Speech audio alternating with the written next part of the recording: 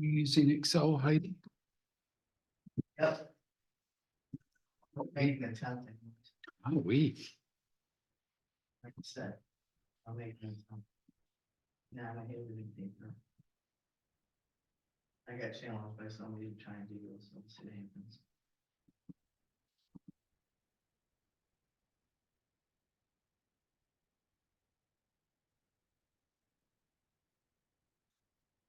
Are you ready to go, Heidi? Yep. Cheryl? Sure. Ardella? Don? Yes. All right, we'll call this meeting to order at 11 o'clock. Special meeting of the Whitewater Township Board. Roll call when ready.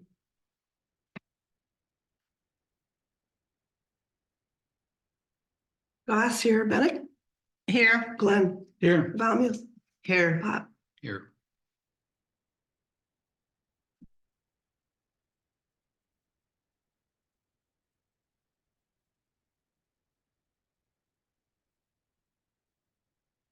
Changes to the agenda.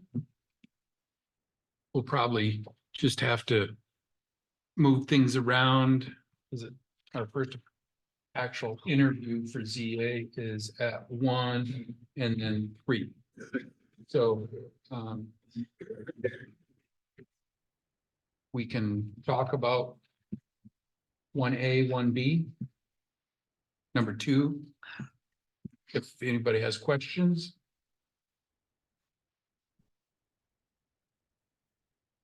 So a flexible schedule, maybe? Does that work for everybody? Think so. I'm okay with that. Ardella? Okay. Any conflicts of interest this morning? Any public comment?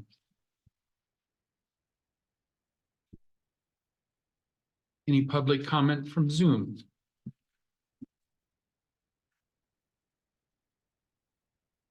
Hearing none, we can move right into our business items.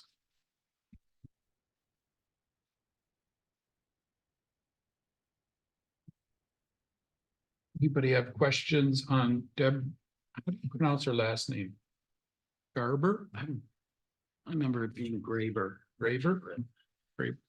Anybody have any questions on that resume?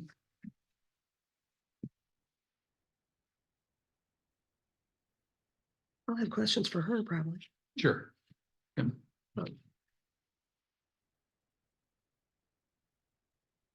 Any She's questions? applied several times here. Right, for various positions. Yeah. I think met with both you and Ardella at one point in time. Not with me, only at a hearing, only in public. Any questions or comments on Christina Deanren?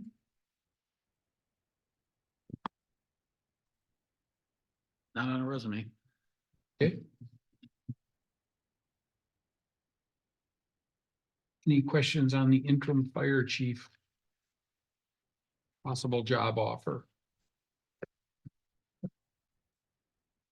That's on the 21st. That looks like it, yeah.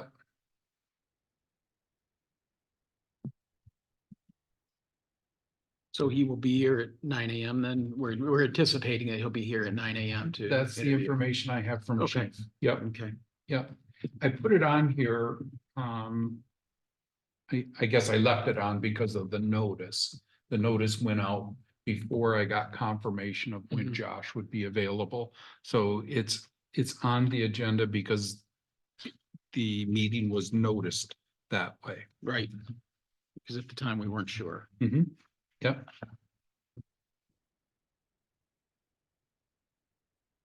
Okay, well then we will move into budget work session, all funds. I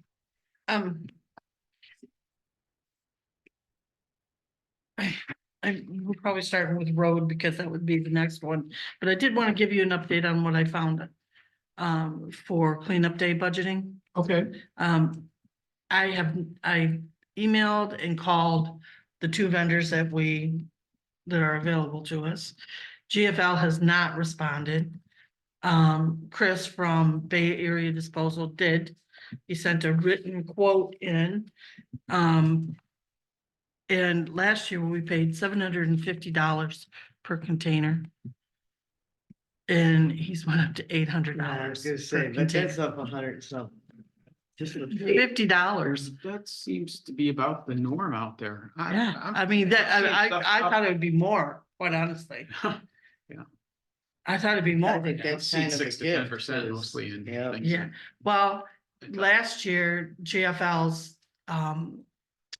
cost went up 76%. We're looking at over $20,000. And I questioned it and emailed him back and I went through all the things. I said, am I getting this right? And he said, yep, absolutely.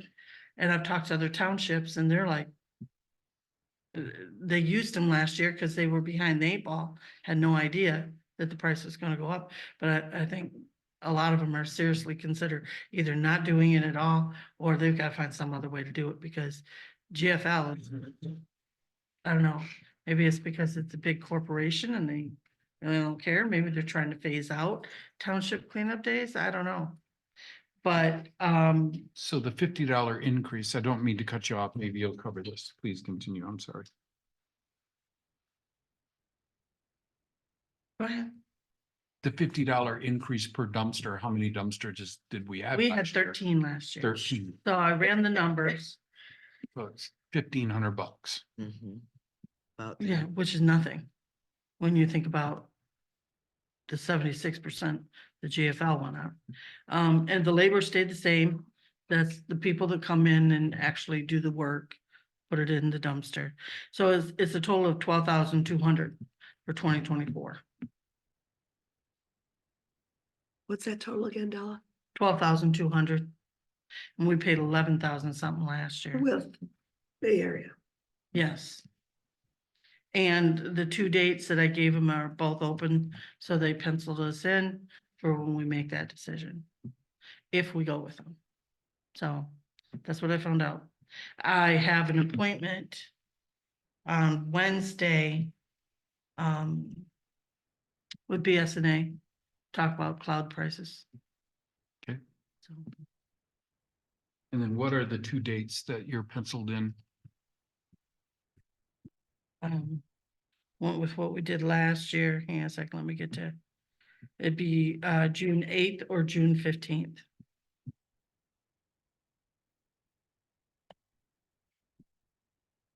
We did the second week last year, which was on the 10th.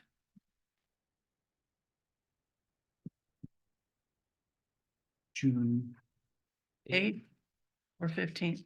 or So second Saturday or third Saturday in June.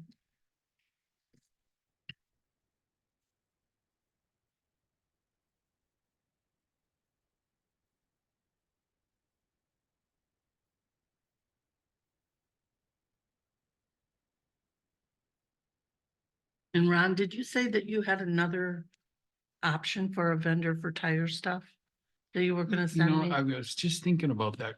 I believe I did say that and, so I need to look for that information. Yeah. Where was I when I saw that? I'll think of it. I'll Alright. think of it. Yeah.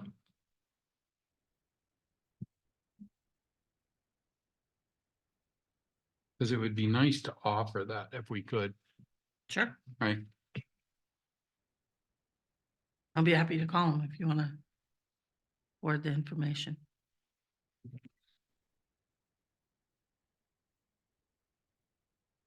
Well, right now, we don't have a tire vendor. Correct. Tire guy. Tire, closed his business down.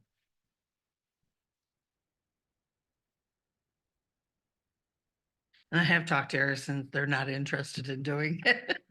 Yeah, so, right.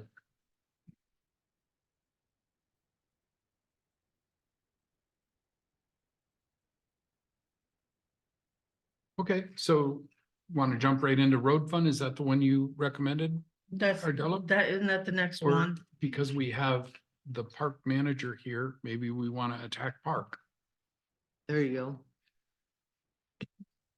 just out of curiosity.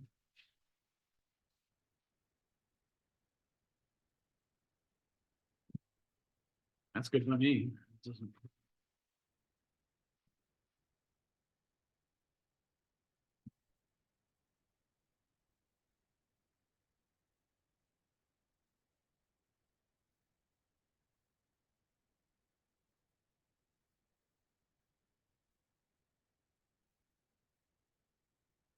Did you find the park tab, Heidi, in the Excel? I'm doing paper right now, so Okay, I just wanna see where my notes are, and that's where I put it. I'm good, you can start, I'll catch up.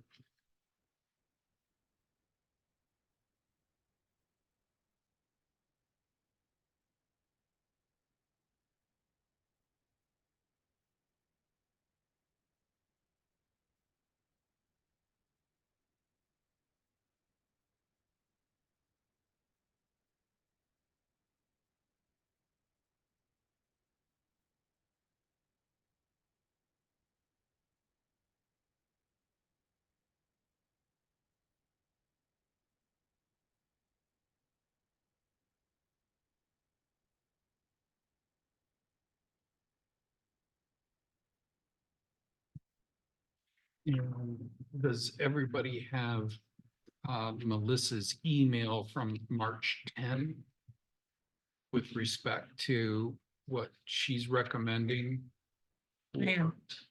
for her group? Would have been nice to put it in budget form, but okay. Well, you know, No, whatever. actually, this will probably be turned over to Andrew at some point in time. I think it should And be so- already. He'll collaborate with that group, I would think, at some point in time, and then create a budget, much like fire chief does. But, you know, we got lots of things happening. Her email says that, Andrew, you worked with them on this? Ask me ideas of things that I think that would be beneficial. You gotta go here, because Zoom can't hear you in the chair. Sorry. We talked briefly about items I thought would be helpful at the park, ways to improve it and ways to just make it easier for people to enjoy. These really need to be split into what is facility repairs and maintenance and capital expenditure. Yeah, and that's kind of our job here, right? So, okay. You know what? I never forwarded you an Excel copy, did I? I did not do that. My apologies. Yeah. You should have to complain and scream for one.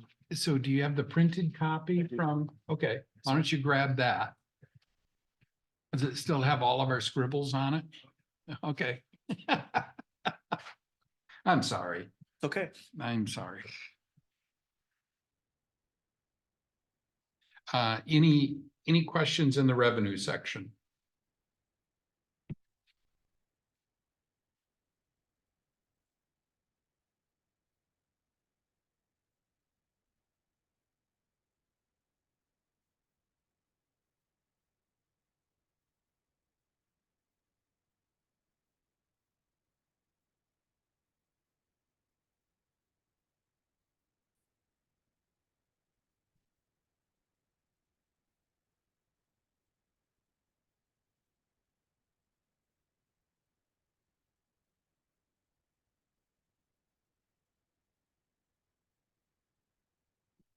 With the increase in fees, do you think that 185 is light? So I took a look at that, right? And there are several factors that I took into account. The first being, as we move further away from COVID, I think less and less people are looking to get outside because they're getting outside in their normal day. So I thought that we would see a slump somewhat in RV activities. And then with fuel prices projected to go above $4 a gallon before the election, I thought that was another, Yeah, Yeah, they already said people are canceling their vacations up here already because Yeah. of the forecast of fuel and costs of staying. so, obviously markets change every day in the petroleum industry, probably the hourly, wouldn't you? You know more about it than I do, Mhm. Don. So I just was trying to be conservative. Okay. Mhm. But, if we wanted to go to the 200 mark, what would it hurt? I just wanted to know the What do you think? rationale in it. I think your thoughts are probably right about gas, and I think that's a pretty accurate number. I think it's gonna be hit or miss. People get good tax returns, could be a nice summer. Remember, Ardell, the fees raised were in the boat ramp side of it, which. Well, that's this year. I meant from the previous year when we raised the They went up- camping rates is what I was referring Yeah. to. They went up 30% last year. I think those are kind of cycled through.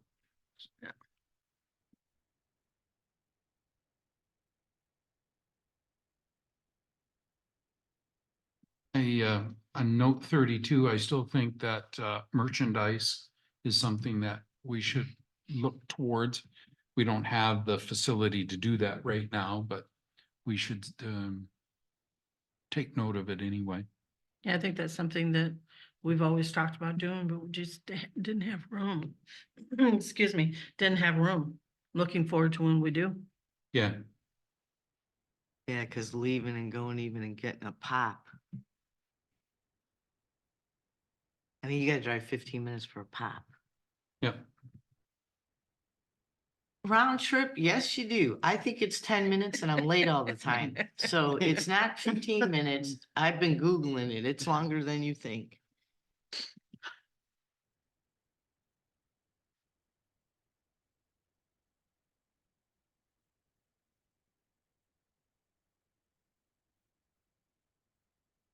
So the next big item is 699 transfers from other funds, right? Note 31 probably has a little more information.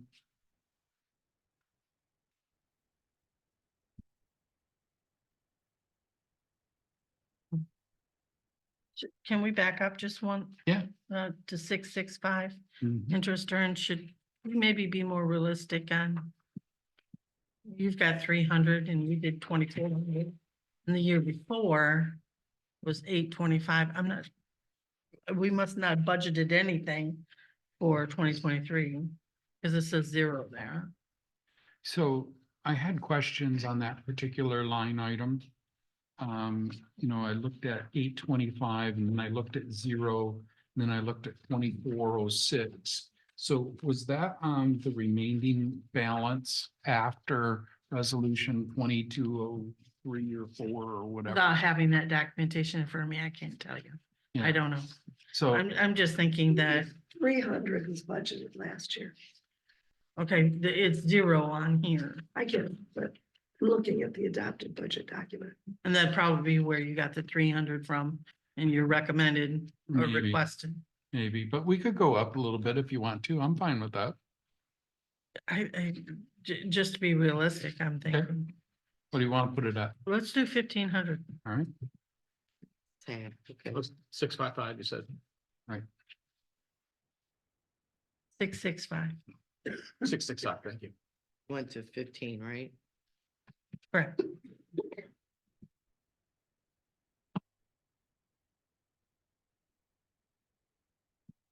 What's the other revenues again? That's like the, fire starters, non-camper dump fees, that type of thing. okay, Trash bags. Ice. No, ice is a separate line item.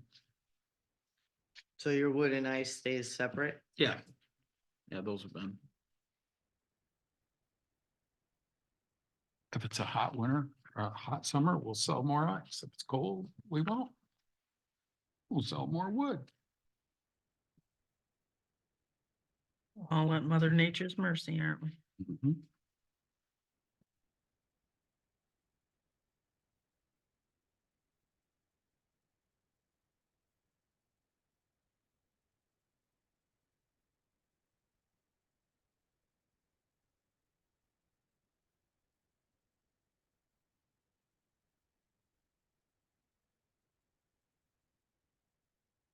transfer from other funds.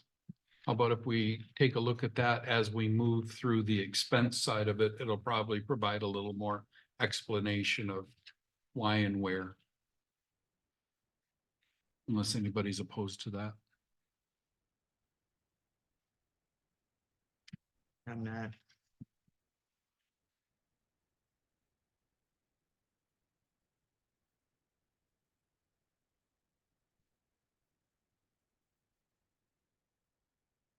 Last year on salaries, it appears we have budgeted about a little over $40,000 and we spent just under 30. I'm sure wages will go up and we could Wait a probably, minute. No, these are old figures. You did this from a budget, I think, only through January. Expenses through no, you had this budget done before January. I think. no, it's expenses through 131. Yeah, Okay, well, Yeah. I'm just saying, it's gonna be close to 40,000. will it? Well, yeah, because. that's Salaries what- is, It's a salary. So. Yeah. right?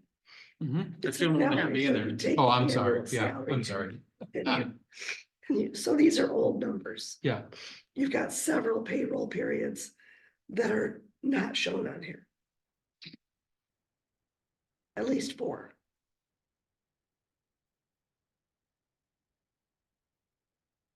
so I think with Andrew.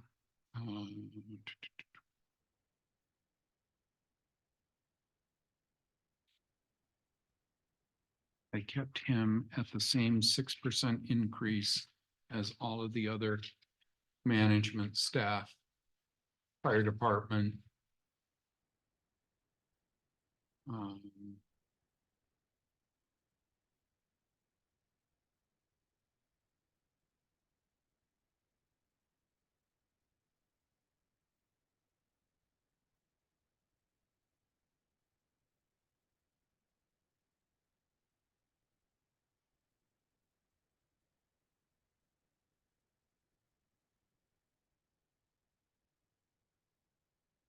Actually, the 6% takes him to 45,000. Well, he makes 45,000 right now. I'm sorry, And yeah, 90% of it comes out of the park fund. And 10% of it comes out of the rec fund.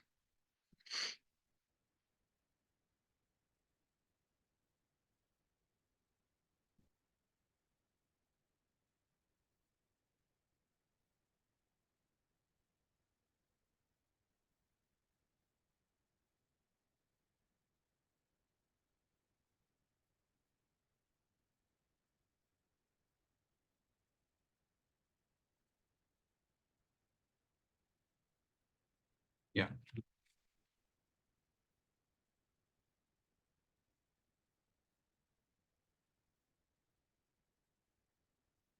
So what's his new salary?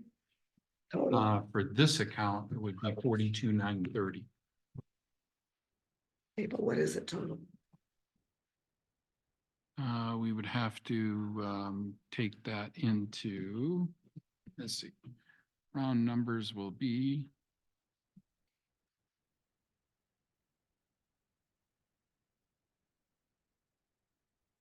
$47,700.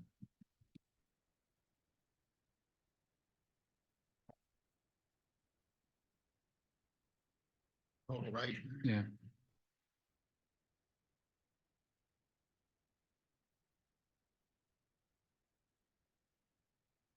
So that's where the 42,930 came from. yeah.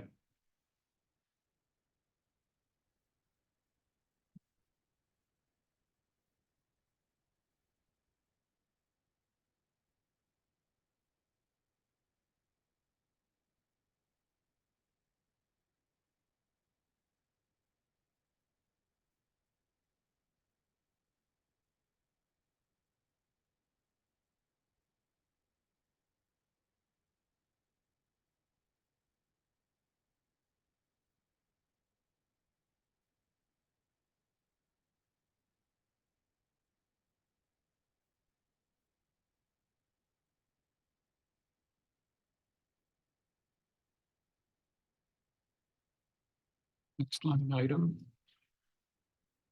Has anybody had the opportunity to explore note 54?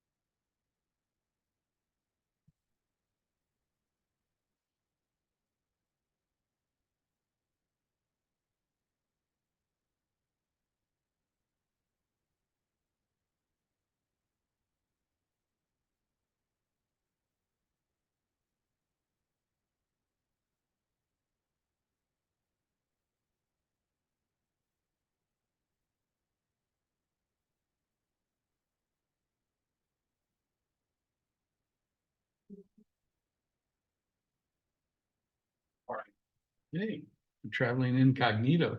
Oh, right. We'll give that to Andrew. Oh, very good. Yeah. Hi, Andrew. Yeah. Wait, you're done. It'll be a while.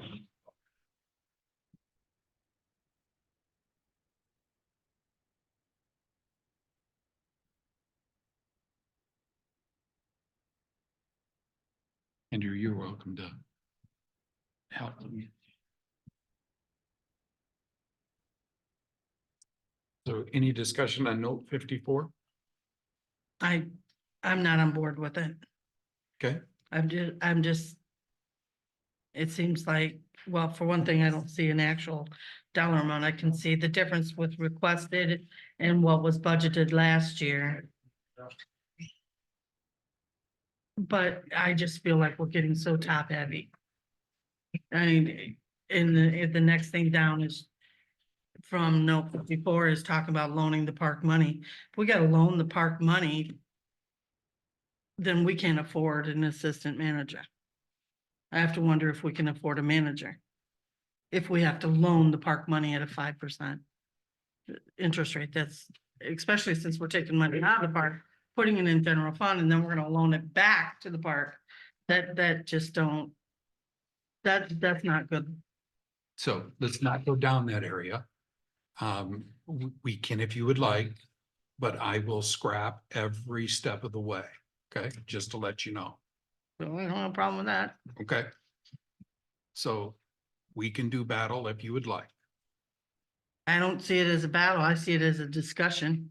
I would hate to think that it has to turn adversarial because I disagree with something. I understand. So, just like what we went through with the fire department, if nobody has an idea of what needs to be done, Andrew's absence could be devastating to arguably the largest revenue stream this township has. And with his ideas, potentially making this a year-round venue, 3-season, let's go 3-season.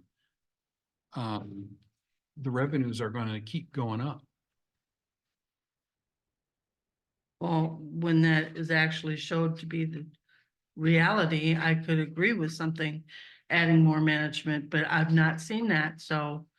And as far as succession is concerned, much like the chief, Andrew should be developing procedural manuals so that other people can step in and take over if he wants to go on vacation.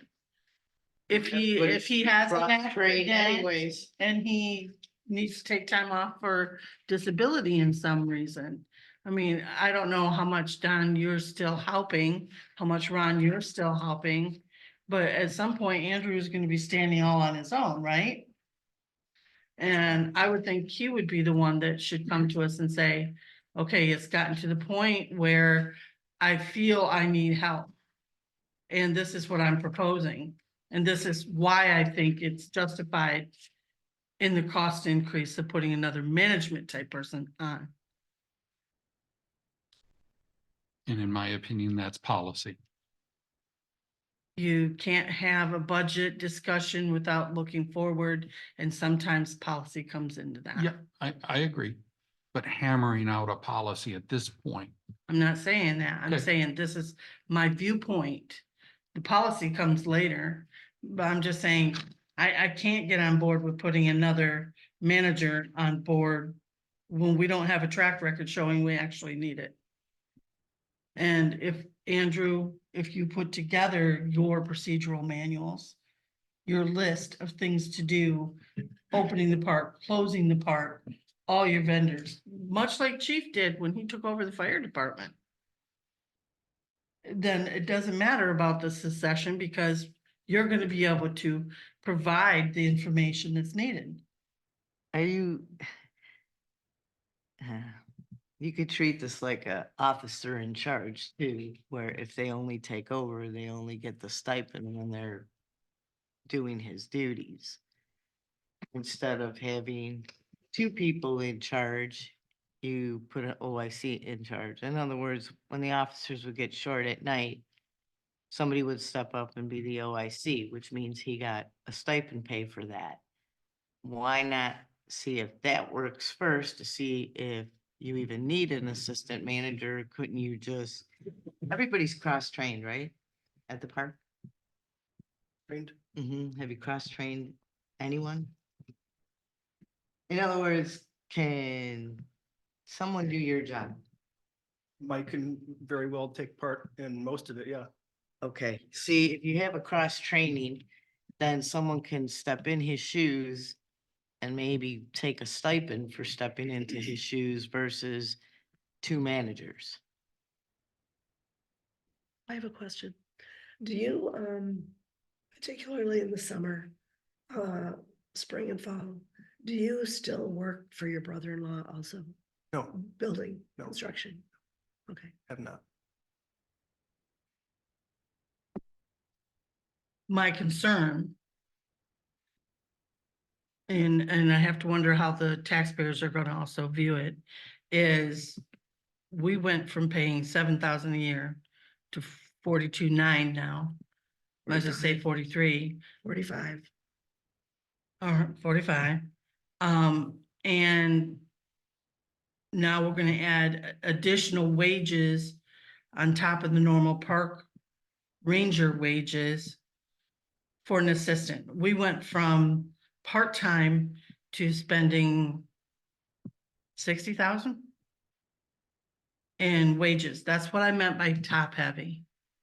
And I just, I can't support it. You take it for what it is. I can't support it. What's your idea of a second in command? I would say that Mike is that person already. I mean, he would be, Right, but do you see that? I understand where she's coming from. You're getting a little top heavy here because in my opinion, it's a job that could be, in other words, you could be the assistant when you need to be the assistant, otherwise you're a park ranger. I don't see two jobs here.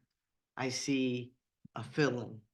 understandable. So what do you need to make that fill-in happen? Do you need a stipend? Do you, we have to throw some more ideas out here on the table because I don't think the job warrants two people making that amount of money. I think a stipend would be very helpful. I mean, I think we should look at it how the police officers look at it when they're short, or the firefighters look at it when they're short. You put somebody else in charge, that person's cross-trained, and then they might get $2, $3 more an hour. Just a thought. Yes. I have another question. What hours do you work at the park? I mean, when campers are there and you're getting Typically, ready. I mean, are you there 9 to 5, 7 to 3? I would say probably 9 to 5, How many days a week? 5, 6. Okay, typically, yeah. yeah, okay. Cause I know your rangers go home fairly early. Yeah, that was on slow days. So I think we're gonna stick to a more concrete Yeah. timeframe this year. Yeah, well, it's hard to enforce quiet time when you're not there. When no Yeah. one's there at 10 o'clock at night, 10, 11. Okay, so are you thinking you want somebody at the park 24 hours, Cheryl? No, I didn't Say hear that. that. You said it's kind You of do hard have to to keep. comply with, I don't know if the law has changed. There is supposed to be somebody there. That's in the campground law. What campground law? State of Michigan, federal law, which law? The campground law with the state of Michigan. Well, apparently we haven't been following that for years then, so. That's interesting. Well, I think they. I know we used to have rangers there. We have a quiet time at 10 o'clock and there was rangers there. And one of the last things they did was clean the bathrooms. So the bathrooms are clean in the morning. And one of the biggest complaints I've heard is how filthy the bathrooms are. So if we're putting extra money in, That. hang on. Well, I have. Heidi. Okay, So if we're putting extra people on, I'd like to be able to at least provide that to our campers, a cleaner situation. Yeah, And if they're there checking at the 10 o'clock mark for quiet time and then they leave. I don't know, maybe that's what your stipend person does. He's the last person in the campground at night. Because if you're working the full shift during the day. This is all stuff that I'm sure you've thought about and worked on. Just, I don't know anything about it because I'm not in the loop. And if there is a manual out there that says this, I haven't seen it. And maybe I will, Well, sometime. we're asking Andrew what his day-to-day chores are, as if he were a park ranger. He is not. He is answerable though to this He township board, is Yeah. the park manager. but he's and still we're- answerable. I'm sorry, allow me to continue. Sure. And so he is in charge of directing the vision of the park and recreation venues. Now, if he happens to fill in while campers are there, so be it. So I didn't hire a park manager to do day-to-day stuff. Now, did he do that last year to get his feet wet? Absolutely. But just like chief, I mean, his duties are administrative. Now, because we don't have anybody else to respond during the day, he responds. And so, this is not an additional position. It is an additional classification of people that already work there. So, are we adding more dollars? Yep, we are. And so if we looked at this person in the $24 an hour range, and I'm just guessing,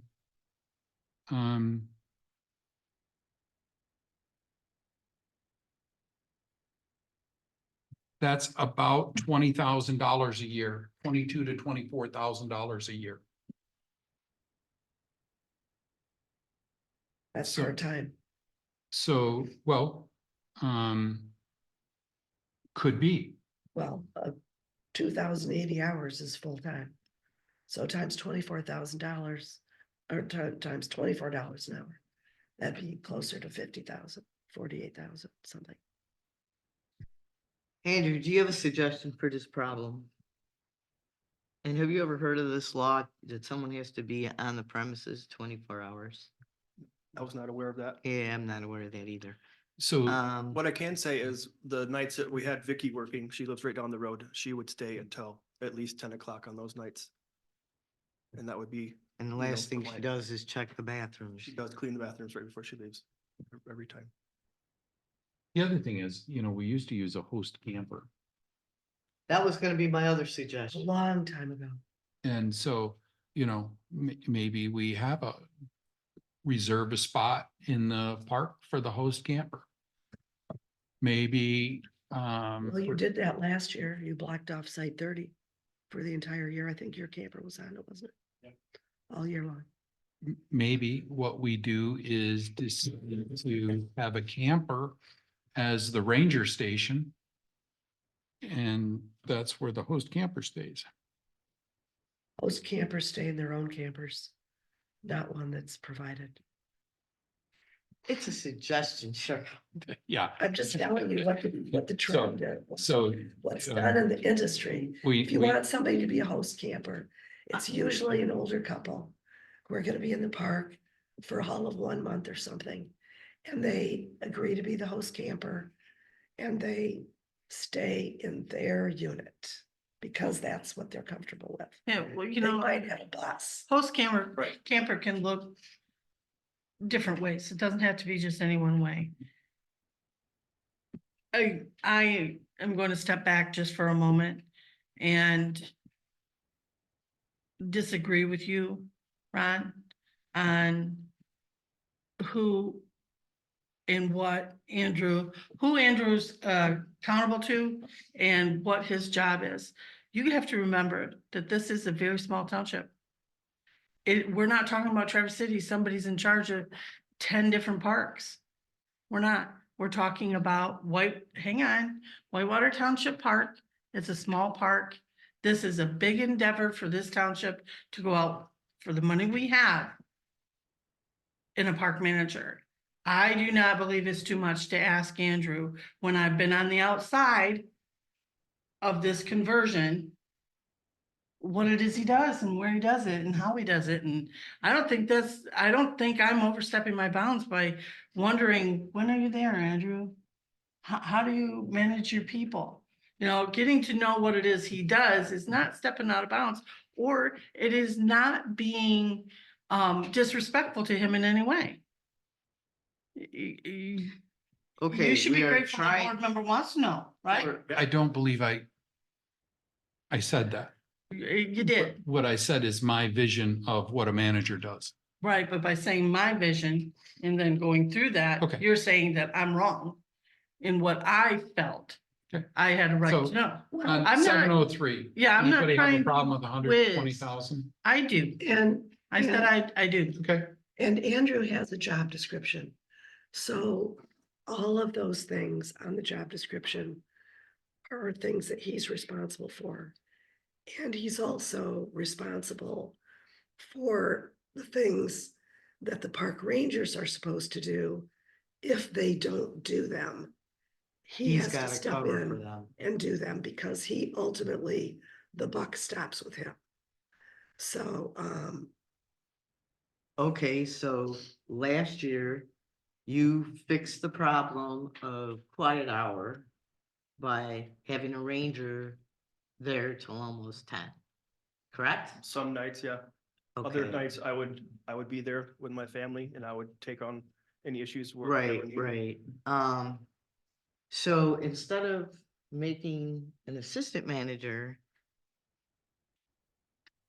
can you come back to me with some form of stipend? I mean, what would a good stipend be? An extra, when we stepped up and what are they making an hour? 20 something an hour? What are your rangers making? They start at 1802, I believe. All right, let's just round it to $18 an hour. Around that ballpark. What do you think a stipend would be? $3 an hour? how 3 to would, 5. probably. how would you pay an hourly employee A stipend to do the same job? to? Are we talking about like a time shift thing? Like if you work second A shift, it'd be a premium? different Maybe. wage than But you first get, shift? no, you get a stipend by in other words, he turns the command, just like when you pay the police officers for an officer in charge. As soon as that officer in charge comes to roll call, he's on the clock as the OIC.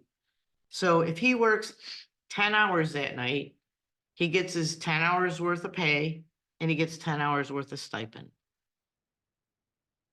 So I'm looking at this a little different.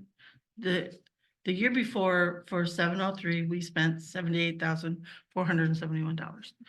The 2023, we budgeted 109. We've come nowhere near close to that. Well, again, as Cheryl pointed out, you know, this number is only good through the end of January. Correct? But why are we still paying people in January and February Because, for a park that's closed? Because there's lots of work to do when something's closed. You might not think there, but there is. I'd like to weigh in on this, just for a second, a little more in the abstract, because I hear loud and clear what you're saying, Ardell, in terms of. I think this is a question of stepping forward into future planning. Because if we go back, and I can authoritatively obviously speak to this, because I took on the responsibility for getting that park open. And there's no succession planning, and if that were to happen again, I rightly or wrongly, I happen to think that the only reason I survived that experience was because of my convenience store background. It gave me at least some sense of order in terms of the customer service. And granted, there's not anywhere near the SKUs or the product lines, but it was still some basic blocking and tackling. And so the intricacies, it's not a question of that there are a million of them, but there is enough to cause a problem. And not having a backup to Andrew if something were to happen to him, God help us that, I've gone through that experience. I don't see me doing that again. And in terms of future boards, I think you're going to have to get really lucky that there's somebody that has some ability to do that type of thing and fill in the pinch. I see a lot of parallels between this and the fire chief situation. The park generates an awful lot of revenue and has extreme potential for I don't know where the limit is. I think it's substantially higher. So I think it's worth exploring putting that investment in there. We look at the fire chief, and by his own admission, he's 24/7. He never gets a break. He's always, I'm not sure that when we start looking at potential fire chief candidates, that's going to be a detriment to hiring somebody without an assistant chief. When do they get a respite? When do they get any downtime? Exactly. When do you have to put the pager off? I think you have a situation that, because of the small nature of our township and no bench to speak of, manuals aside, you can have all the fire manuals in the world, you can have all the park manuals in the world. There's still institutional knowledge from doing the job. I mean, he spent all last summer just learning blocking and tackling. For him to now move past that into some more strategic planning and develop overall plans for the parks, I think that'll come. But he still is faced with a second season, and there is just no substitute for that hands-on experience. And I think that we have to look at this and say, okay, we're not. I would liken it parallels to me would be if we had a maintenance person wanted to hire an assistant maintenance person. That would depend on the workload. It doesn't seem like that would be there. You have a park that generates an awful lot of revenue and can continue to grow that revenue stream by having a continuous stream of management. The fire department is extremely vital to the community, but you need a succession plan in there. Look at what we're faced with the chief today. And I get that, that it is what it is, but I think we need to start being a little more forward thinking on those two positions, both an assistant fire chief and an assistant parks and rec. We have an assistant fire chief. So Don, I'm hearing what you're saying. My only objection here is that I think we're top heavy. I don't think we're at a point where an assistant is needed.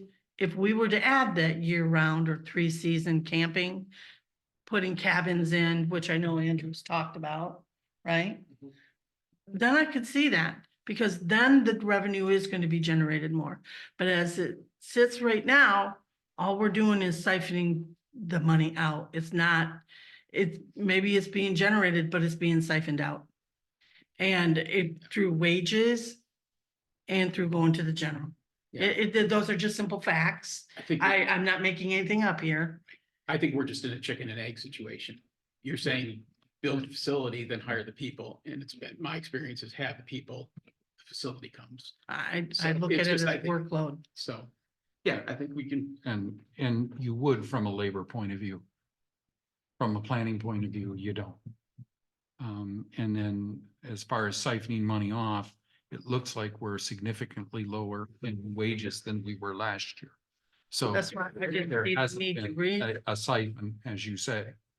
No, we're talking about revenue. In note 54, My goodness. I also provided the possible option of getting the park outside of the government sector, because we don't do a good job of planning. Let's hire a private company to come in and just give us 10 or 15 or 20% of whatever the park generates. I don't know if you can do that, Ron, legally. I don't either, So, that would have to be investigated. per the deeds. The deeds just say that it has to be operated as a park, and the township would still operate it as a park. We just hire an outside third source manager. Yeah, Here's a thought. How about this, Andrew? How many park rangers do you have? Probably gonna have 6 this season. 6. Yeah. Okay, and is it a possibility to cross-train all those 6 people? Yes. That's 6 people plus you, that's 7. Now you've covered every single day. So if you cross-train everyone, then all your park rangers get to take advantage of a stipend, not just one person.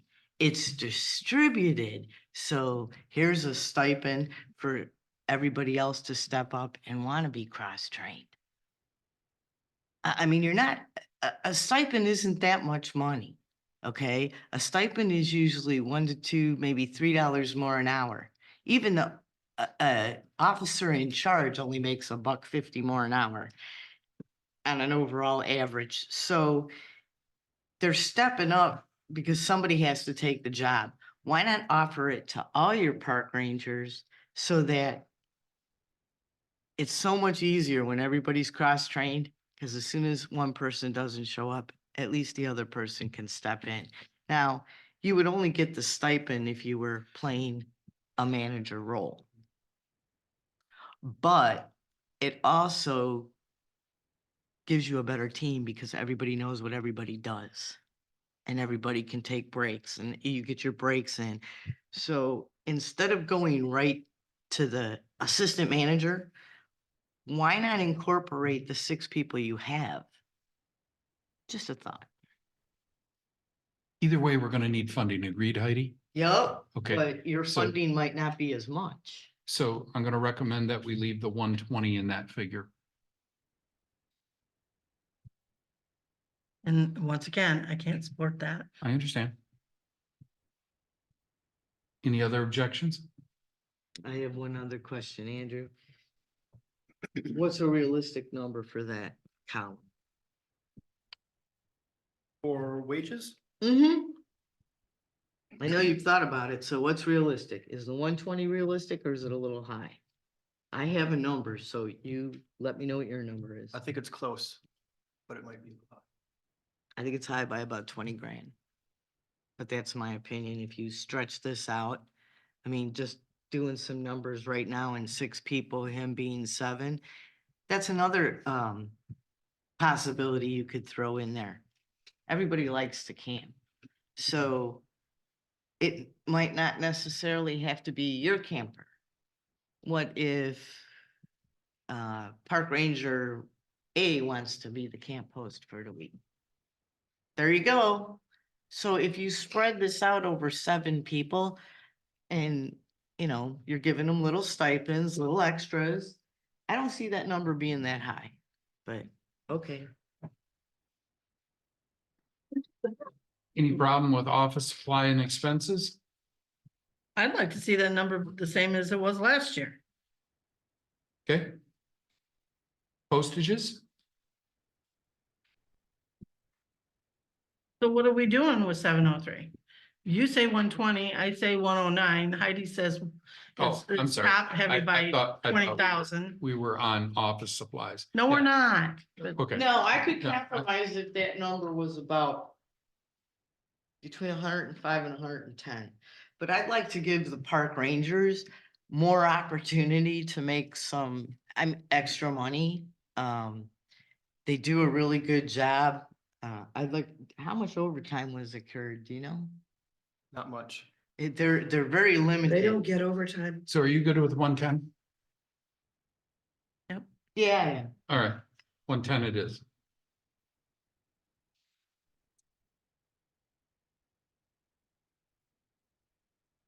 Everybody good with office supplies? Postage? License fees?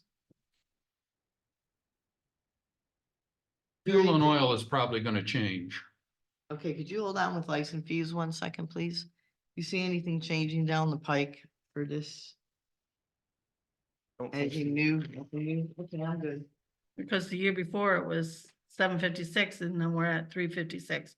So Mhm. what was, What's the difference? yeah, I mean, Potentially, Well, the question is, did the camping renewals hit in January? There's 2 annual licenses that come due and typically they come out in December and then get processed in January. So the question is whether those expenses showed up there or. Oh, and then another, want to go to 800 to cover that's it? what I was thinking. All right, So- we'll go to 800 to cover it. And I think I want to do a little more in fuel and oil. Especially as park staff begins to expand into the other venues. Lawn mowing comes to mind. Later on down, we'll be asked to look at potentially some equipment. So fuel and oil, depending on, let's revisit fuel and oil. We'll leave it at 100. And once we decide where we're going to go with lawn maintenance, then we'll come back to that.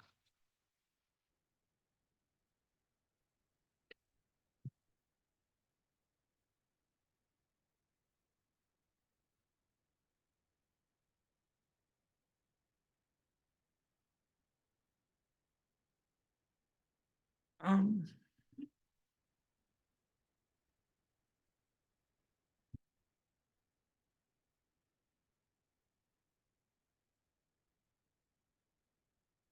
your boat launch in your budget. Boat launch in this budget somewhere, or is it separate? What is your question, Heidi? Is the boat launch in his budget, or is it Boat somewhere launch, separate? what? The boat launch project, the boat? No, Okay, no, it it would just- not be in the park budget. so any supplies for that, he wouldn't take care of, it would He fall wouldn't. under that. Okay. wouldn't.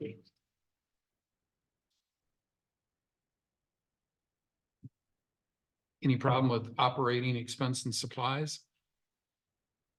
Best guess on the additional parking. Yeah, I don't know. Yeah, I don't know either. That's a crapshoot there. What would come out of operating expense and supplies for the additional parking? Well, I think that we're going to need to have additional material brought in. So water can be directed. I think we're going to have a constant nightmare of water washouts in the grassed area. Wouldn't that be facility repairs and maintenance? that's what I was wondering. Could be, I think that's where we put road repairs before. Yes. versus office supplies. Okay, so Move that 10 to, okay, that's fine. So we'll bump this back to 13. And we'll add an extra 10.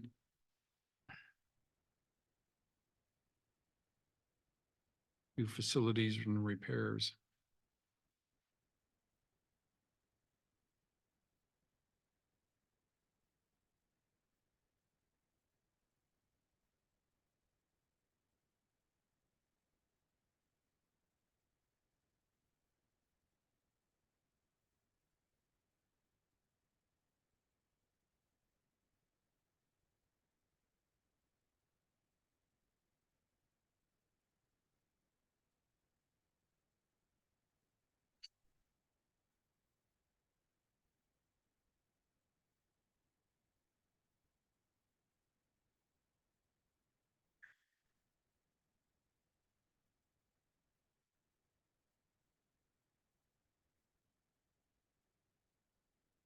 John? Looking at this ICE 741 reminds me that we had talked about getting our own box. ice yeah, box. I have I guess I had a note here when we were talking about capital, doing the research. There is a Lear ice chest, something similar to, Lear's a manufacturer of it, and checking into, basically, it's a 73-inch outdoor cold wall ice merchandiser. It $4,000, which is the cost of the unit, including delivery. And then we So- could use anybody we And want. then, yeah, then we would have a secondary account, but more importantly, if we get Home City to deliver, they'll deliver on June 10th, and then we won't see them again until July 20th. That will give us an attempt at that point in time to double our inventory and take that inventory in hand. Okay, so that's further down then, right? I'm not sure where it's Yeah. gonna go, but yeah, but, It just, I don't know seeing what- that just reminded me we had talked about it. yeah, and and that, if again, that $4,000, the question is, would would it be a capital expense? Would it be an operating expense? Would it be a maintenance? Like, I'm not sure where it goes, but Okay. it's roughly $4,000 to.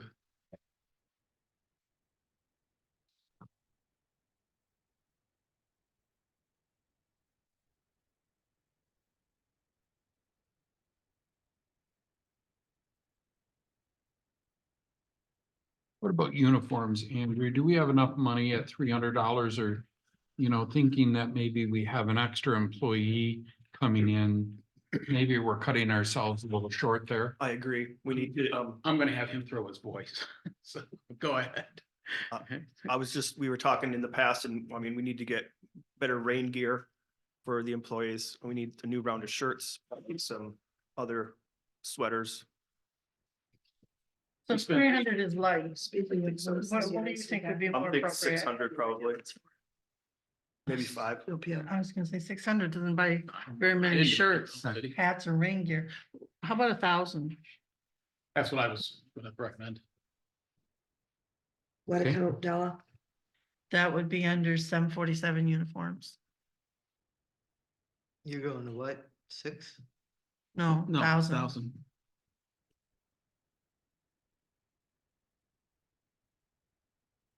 Do you have any PPE in that? Do you issue gloves or a hat or ear protection? We have ear protection at the station. We have PPE at the janitorial closet. we use, and also the cart shed. Eye protection also.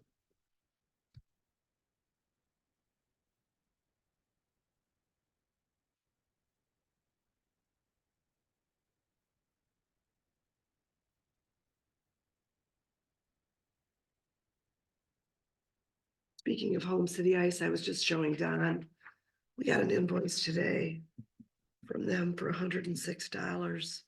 I have no idea what this is for. No PO to cover it.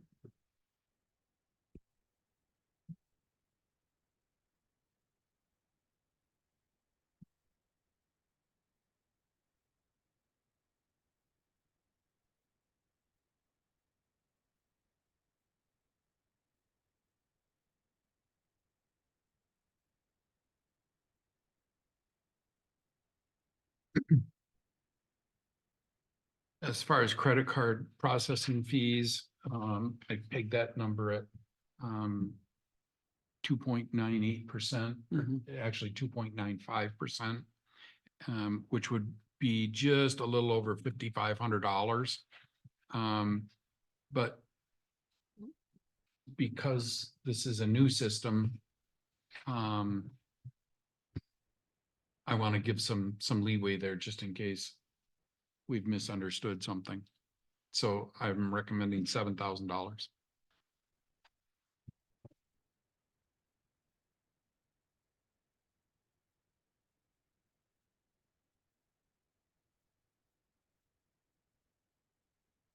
Question. Yeah. I want to make sure I'm getting this right. The credit card processing fee will be broke out from our new website, correct? Because that is all in one now, right? The credit card itself and the new Beds 24, it's not Beds 24.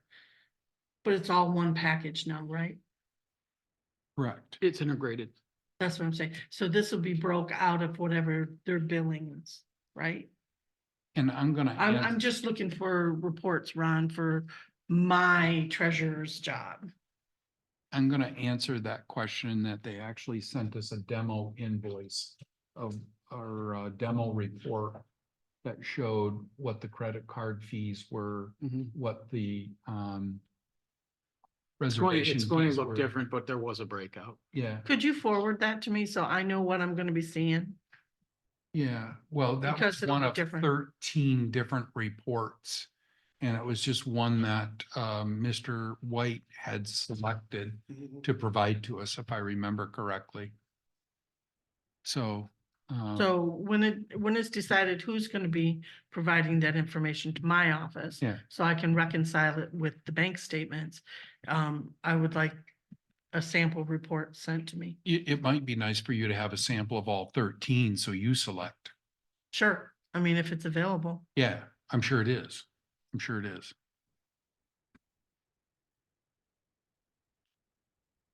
Medical professional, how often do we do medicals annually, like we do at the fire department? No, we do not. They're just new employees Okay, and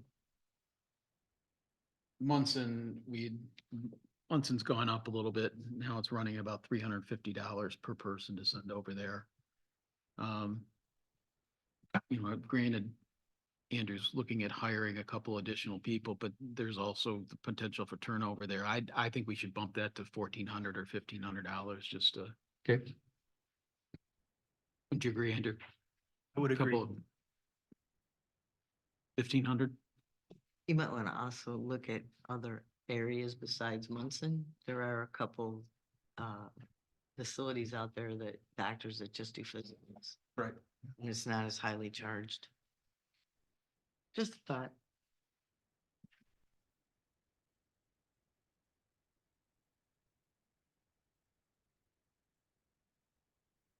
Note 34, electrical site plan.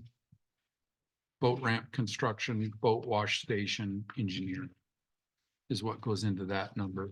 And speaking of park electrical, we might as well, I think we got a proposal from Voltage Electric to run electric to the proposed location of the ranger station and the boat wash and the cart shed. We might as well get that done because obviously we're not going to have consumers out there set when we don't even have a plan yet. So we might as well move forward on that. I don't know if we have a purchase order on that yet or not. I think we were at the point of requesting a purchase order, Andrew. And that's when we found out we couldn't move the buildings. That is correct, yes. Is this where the bumpers would get thrown into or no? The what? If you're talking about electricity, is this where you would throw in your bumpers? Because you're throwing it in for the ranger station and everything else or no? Bumpers for what? the boat launch? Or does everything for the boat launch, including the wash station, stay under the boat launch? Then I'll quit asking my question. I don't understand your That's question. okay. I'll figure it out. Forget it. I do have a question. Yeah. The, electrical site plan Yeah. development, is that to replace all of the? No, Mm-mm. what is that exactly for? Good question, good question. So we have a documented load issue out there. Right? And so I was trying to formulate a way to alleviate that without doing a lot of replacement. And so I think it's the 30 loop is real close to the road. Correct. Is that, am I thinking right? And so consumers would set a transformer within about 100 feet of the 30 loop, which would make it very efficient to run power. Right now, it's running 300 feet. And then what backs up to the 30 loop? What's further north from the 30 loop?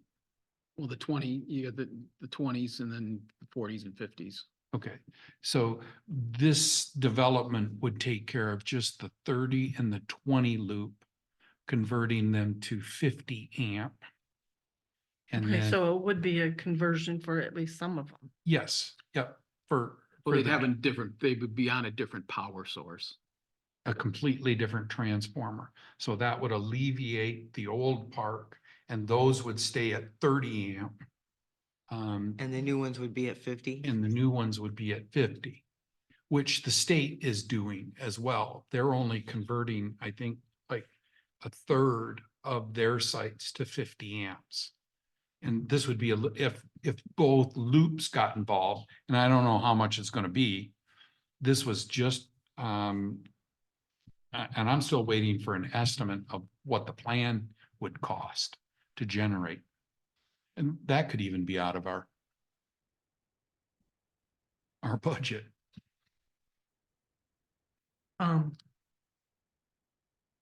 Looking, planning versus expenses, as you put it.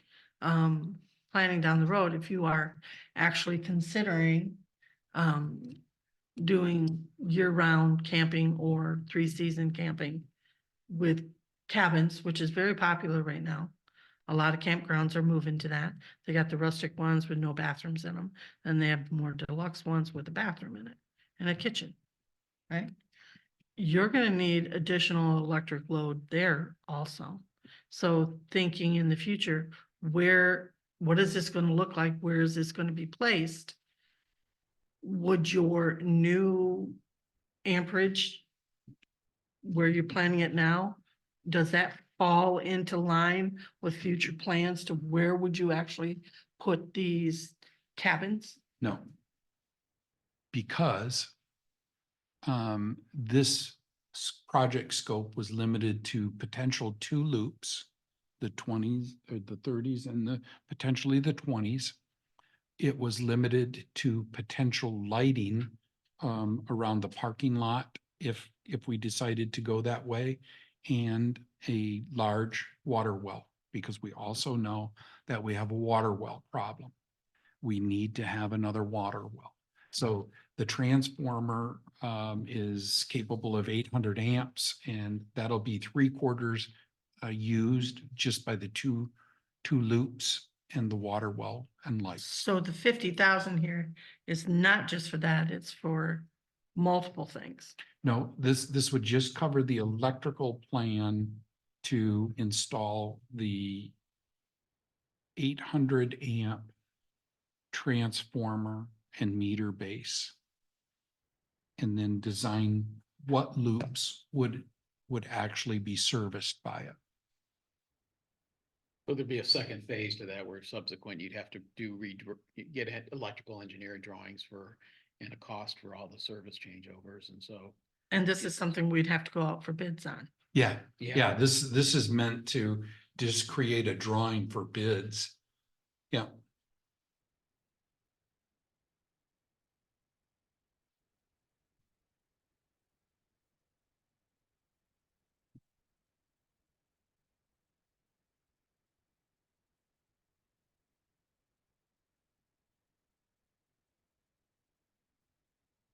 So that doesn't really solve the whole electrical plan. It solves about half of it. 3/4. Two hoops. It solves nothing. But it is a step towards a resolution. You know, where would I guess an electrical service for the 30 loop to hit? Probably 150,000. By the time we add the 20 in it, it's probably gonna be 220. Ron, Mhm. was line item 804, 50,000 Yes, professional services. Did you say that was also to plan the line to go to the new ranger station and the boat wash? no, we already have a bid to do that. Okay, I'm mixing two lines Yeah, together. yeah, yeah.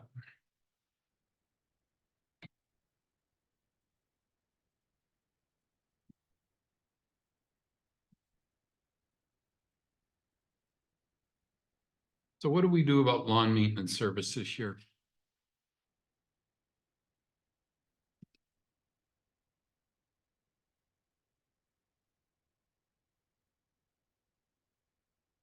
Is there a cost savings of throwing it your way, Andrew, versus giving it to a service?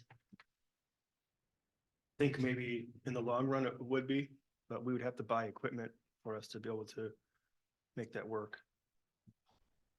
And you'd have to have the manpower, and you're already still working on getting your feet under you. Well, I mean, Is could it too split soon that- to do this? Maybe in another year, go out on our own?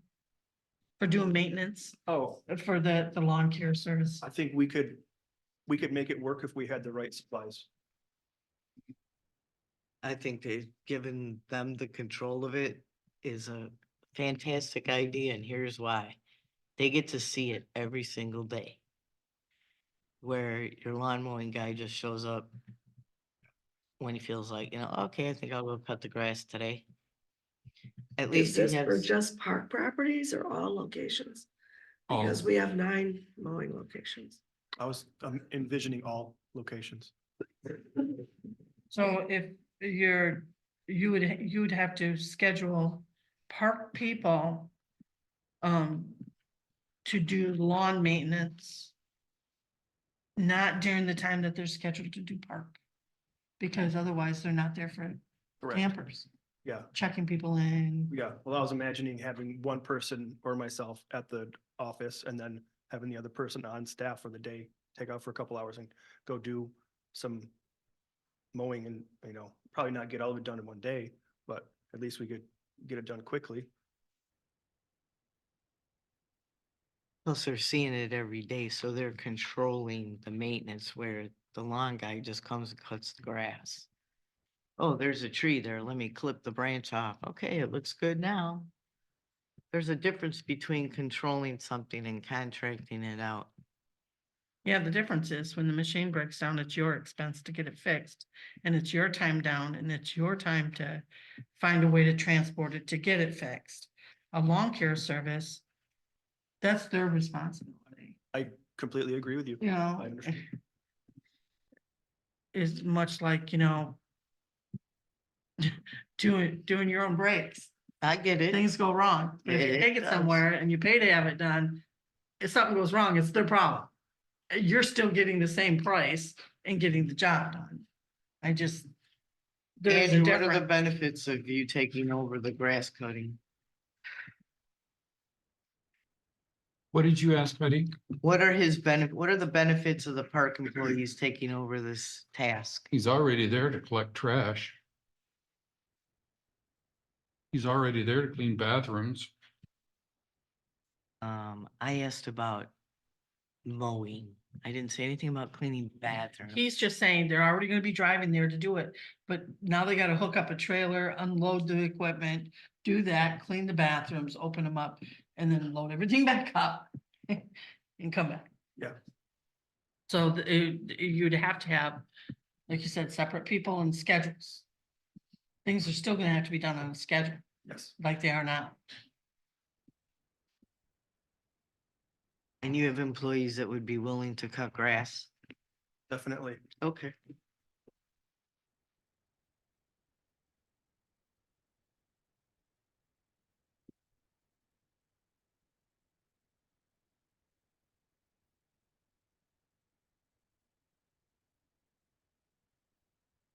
Could this also help you keep employees? Because you would be keeping people more busy? Very possible. Okay. Did you have any scheduling problems last year? Being able to cover time zones and stuff? So you're not short employees then, so that's why you feel like you could do the maintenance, the Correct. lawn care maintenance. I know for a fact that Trip would be great at it, Mike would be great at it, Vicky can run a heavy equipment, so those three people would definitely be able to. Get out of her way when the forklifts are on that tractor. So you know for sure that those three people are coming back this year? Yes, Okay. Are all your people coming back this year? I believe Thomas, Trip, and Vicky, yes, And Mike? and Mike, yes. Rod isn't coming back, is he? He left mid-season You know, last year. I don't think he's going to. He mentioned to Mike he might want to, but I don't know. What about Ally? I don't believe so. I haven't spoken with her since Yeah. she left. I mean, I would love for her to come back, but I think she's got school and Yeah. everything else.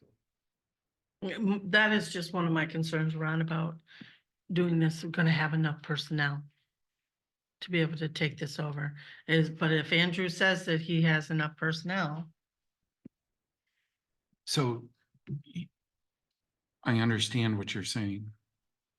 And I will tell you that labor is a concern for every business out there. sure. And so I totally understand, and we don't know what problems we're gonna have getting labor. But I also know that if Andrew hires a young person, for example, to be a park ranger, they may not have the skills of towing a trailer, taking equipment off the trailer, putting it back on safely, Understood? okay? Yeah. It requires a So, lot of training, no It doubt about it. does, it does, Yep. and maybe more mature people Yep. that has actually had real life experience with that would be the ones that he would assign to it. I just want to make sure that he has it in his mind scope that, am I going to have enough people or not? Yep. Wouldn't matter, it doesn't matter if we fund it or not, if he doesn't have the people, So jobs don't get done. He just told you he has the people. though.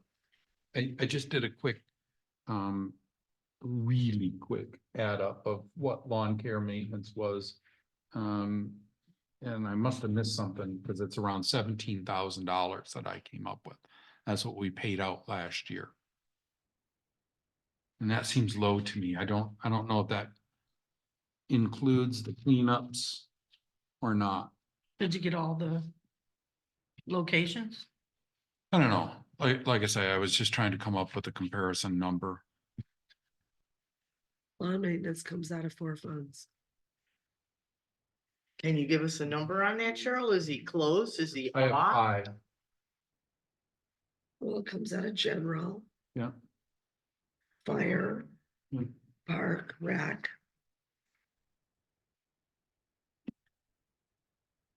Well, for the fire station, it's split between fire and Yeah. ambulance, but.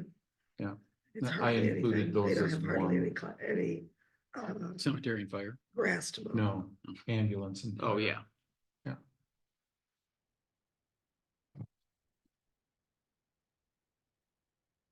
It's broken down like 21, 42, 21, But it's- depending on each department. I mean, you got 2 big parks. You got 2 parking lots. Township hall, 2 cemeteries, fire station. Seems like I'm missing. Well, something. sure, do you have what we paid last year up to this point? Like I said, about $17,000, Heidi, Okay. but that's a very rough calculation.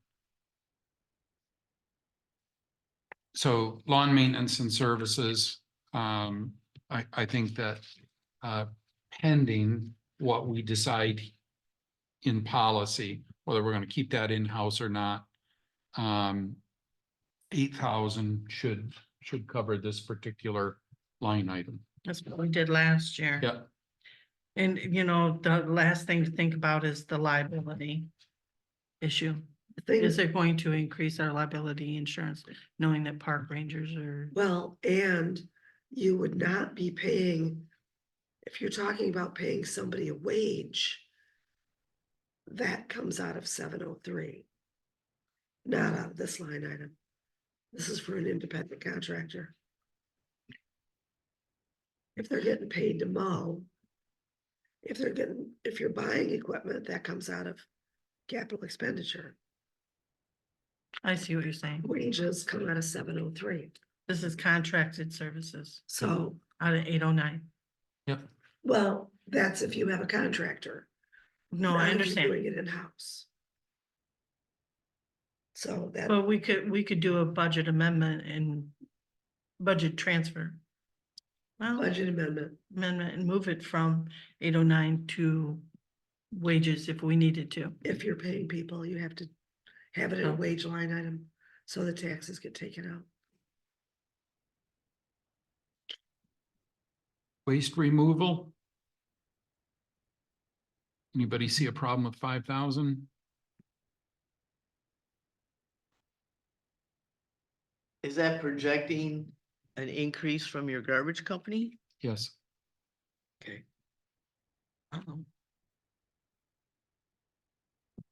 Anybody have a problem with septic services?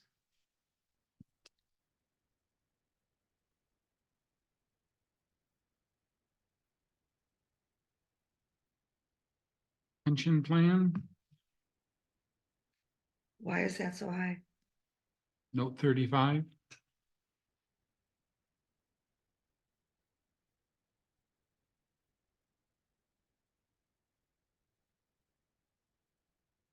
We never budgeted for all wages.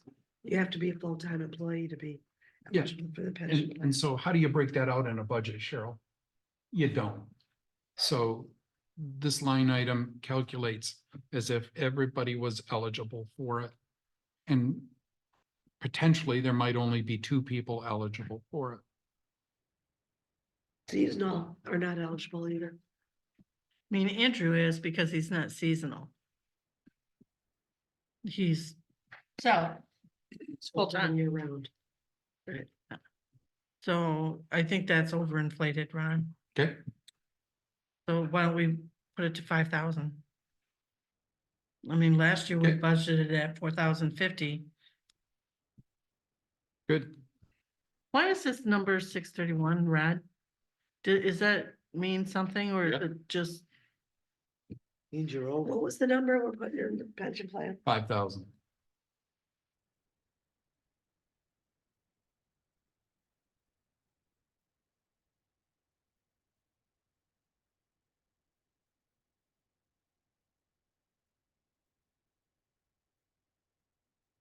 I'm not sure internet and website, 3,000 is gonna make that. I'm gonna recommend that we go to 5,000.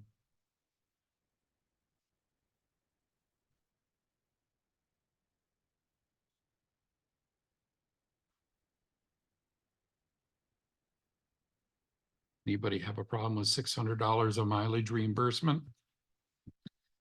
Why nothing in promotional expenses for advertising? what's that? What line item, Heidi? Promotional expenses, you got 0. But I don't see anything in here for advertising. Do you put it under publishing? Do you not do any advertising? Are you sticking it under the internet? PR is important. So I don't think typically we have done much as far as promotional type items. But our publishing does take care of the handouts and stuff like that. Wouldn't promotional expenses be like if we advertised in magazines or Pure Michigan in some way? imagine. Okay, are we doing any of that now on camping sites or anything? So we have the opportunity to go on Rover Pass's marketing website. If we upgrade to their multi-page website, they will put us on with 2,700 other camping facilities throughout the country. And you just click whatever state you're headed to and it shows you all the campsites there. But that website hosting and maintenance fee is like $125 a month. It's pretty interactive. And I think it's just above where we are right now. As we get some additional venues coming into the park, either fishing tournaments or RC tournaments, different uses of the park. That might be a possibility. We already have fishing tournaments, so shouldn't we give, Yeah, something, Andrew, could you look into the different types of websites that we could be on? Advertising on? And if, Mhm. yeah, and if there's Maybe any some costs magazines associated or- with it. Maybe that's something we've not done before, but why not? I'm just thinking the fishing tournaments and stuff usually have some forms of brochures. Maybe make sure you're getting included in their advertising, that they're coming here to fish. PR is important. Any problems with $1,000 in publishing? It's twice as much as you used. Why is it going up? We didn't even plan for any last year, did we? Mm-mm. Are you out of brochures or you getting a new brochure or what's We the still reason have for quite the a few brochures left. publishing? I'm asking what the reason is for that amount in publishing. Well, as Probably Richard, just to get, I mean, we might need boat passes, new boat passes. We might want to upgrade the brochure, you know, maybe just new pictures, update it with more up-to-date information. I could see you doing something with the boat passes, cause it's pretty easy. Well, the boat passes would come out of printing. Okay. It's a printing thing. where Well, are if you we- don't use it, you Not don't if you use have it. to, not if you have to have it redone. That would where are we with electricity for the year, Cheryl? I don't know, all the expenses are posted through yesterday. I just have to run a report. Can we get the report today or tomorrow, or should we put it on the calendar sometime? Depends what time I get out of this meeting. So I'm gonna recommend we go up to probably $12,000 on electricity.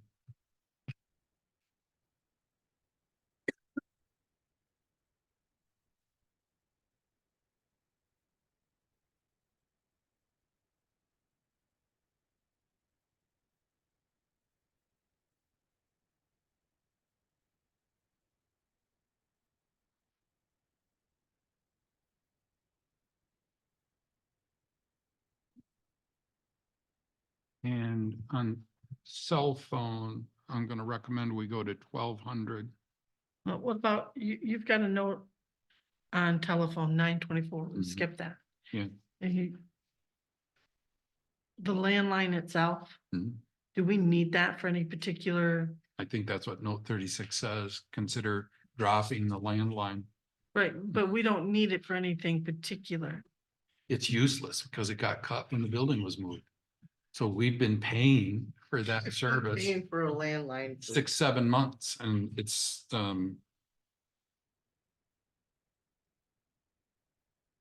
yeah, pending what this new website requires. I don't want to necessarily get rid of the landline just in case we do need a copper carrier.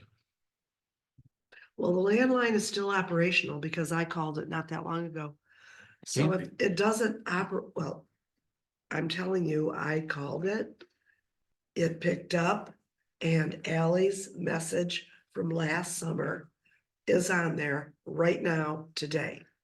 So if you're not gonna use that, you need to just cancel it. So people aren't thinking somebody's gonna call them back, or that's gonna be updated. So if you pick that phone up in that office right now and dial 911, am I gonna get 911 operator? You said the line's cut. You said you're still getting someone. If I'm physically standing at that phone, is it gonna work? Apples and oranges here, Heidi. Two different things. She made a phone call from the phone line to that telephone number. And it still says it's active and it's taking messages. You're saying go stand in a building where it's been cut and you This is can't the pick up the landline line. right now, That's not a landline. 267-5091. That's the number I dialed. That's a voice over protocol number. I'm just telling you, that is what That is never- on there. that Last gets year's to- message. That never gets to the park. And there's no way of retrieving it. But the because public is hearing it. That's Yeah, what it- I'm trying to tell you. it needs to Put be that on your addressed. to-do list. Yeah, I just, the reason I'm if you don't asking, want a landline, just cancel it. Just the reason, disconnect the number. The question I had was, do we need a landline for any particular equipment or services? that would, That was my question. and I'm gonna tag on to her question. If you only have certain cell phones in certain people's pockets, and it might not always be in the office, if I need 911, do I need to have that landline in that office so that there's a phone?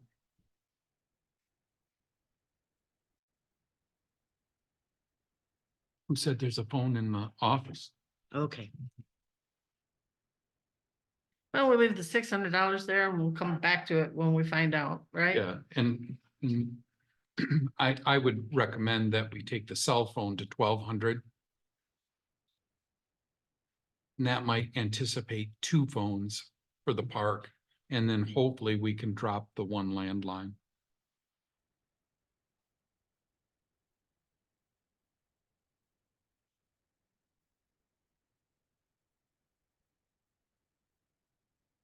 Propane, I think I would take that back up to 2,000 from my recommended 1,500. Futures on that look like they're going similar to fuel.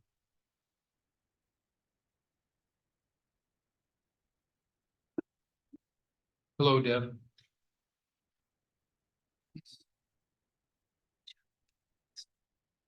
Facility repairs and maintenance Need to have that 10 in that we took out from. should be 55,000 now. What note was that? I know it's listed above. It was in note 53, operating expense 740. You said note 53, On that line, yeah, 13K, 10K. and we moved the 10 down to 930.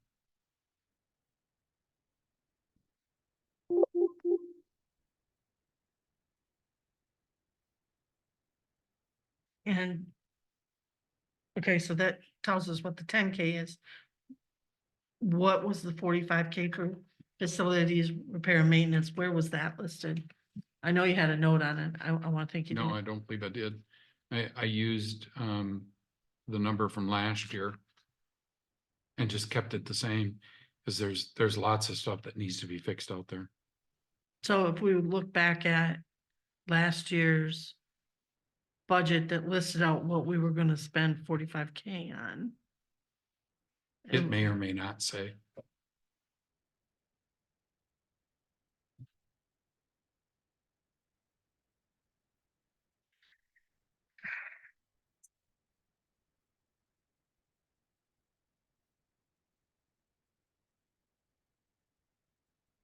And note 53 is correct, Don, if that's what you said.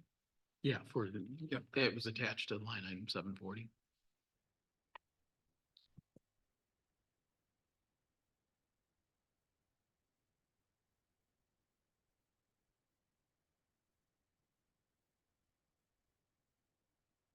Anybody see any other problems there? About note number 37? Capital expenditures. I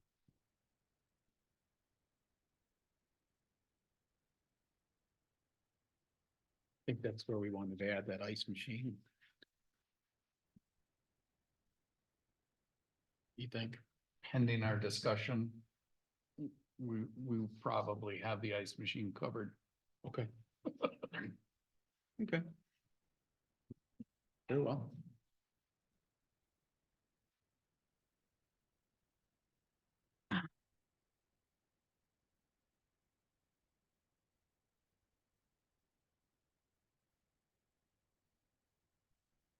So since this budget came out, I'm looking at note 37.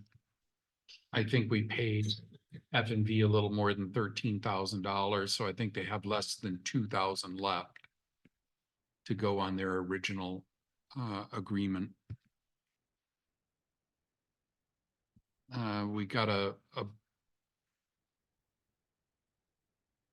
bird's eye estimate from Elmer's, about $42,000, I think it was, to correct the drainage up on top. Is that right, Andrew? Am I That's right. remembering that correctly? Did Eric Sanborn provide something like $42,000 to correct Right in that the area. upper? Yeah. Yeah, and so I can't in good faith move forward with that until we get a little time under our belt and maybe a little boots on the ground to see if we can direct some of the water ourselves to different areas.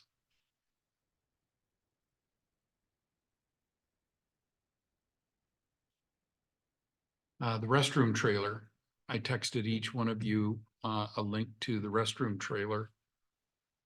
I really like the used handicap ADA unit that's for sale. I think it's a little over 93,000. They have a brand new one that's just a 2-station handicap. These trailers kneel and they have an attached aluminum ADA ramp.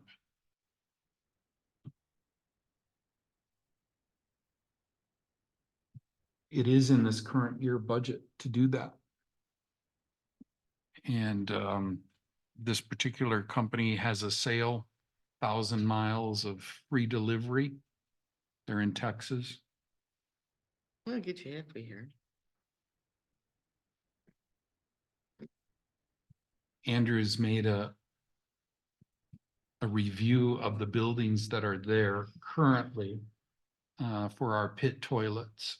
And I believe we've decided they're not worth repairing. Is that correct? I would agree. Yes, it would take a lot of work and they look shabby, I think, Right. So this trailer would sit right on top of that concrete pad of the 2 tanks.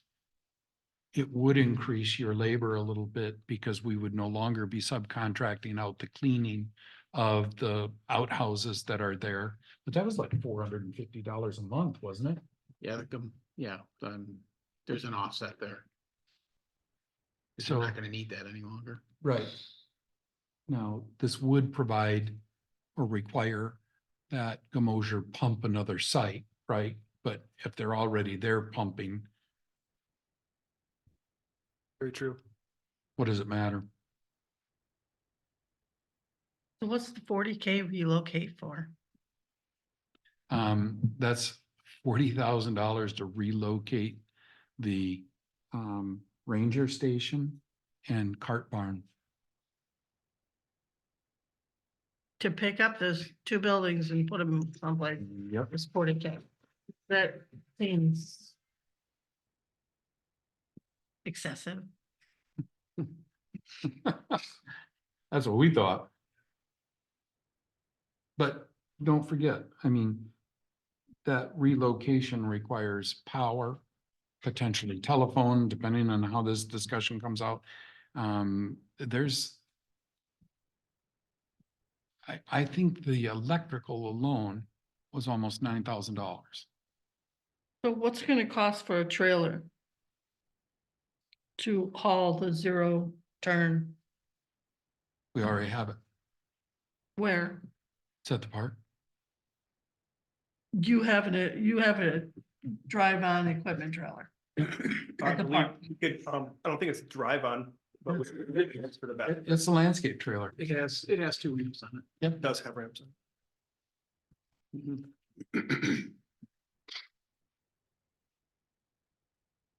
Okay. I don't know if you've already talked about this and I don't see it anywhere, but it could have been talked about. Where are you gonna house this Yeah, equipment? And, that's a good concern.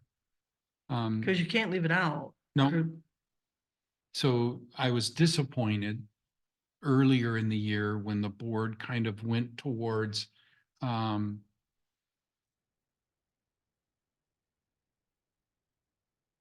let's see, the road rather than a building, right?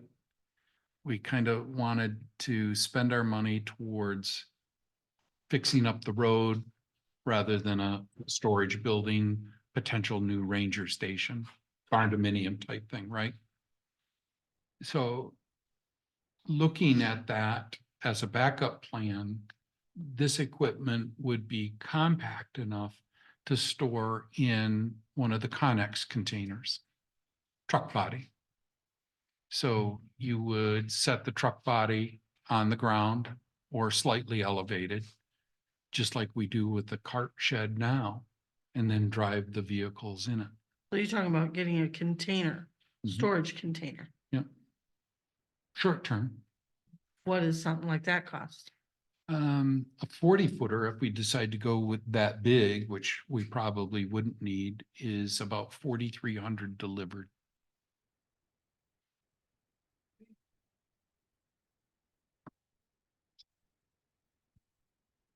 I think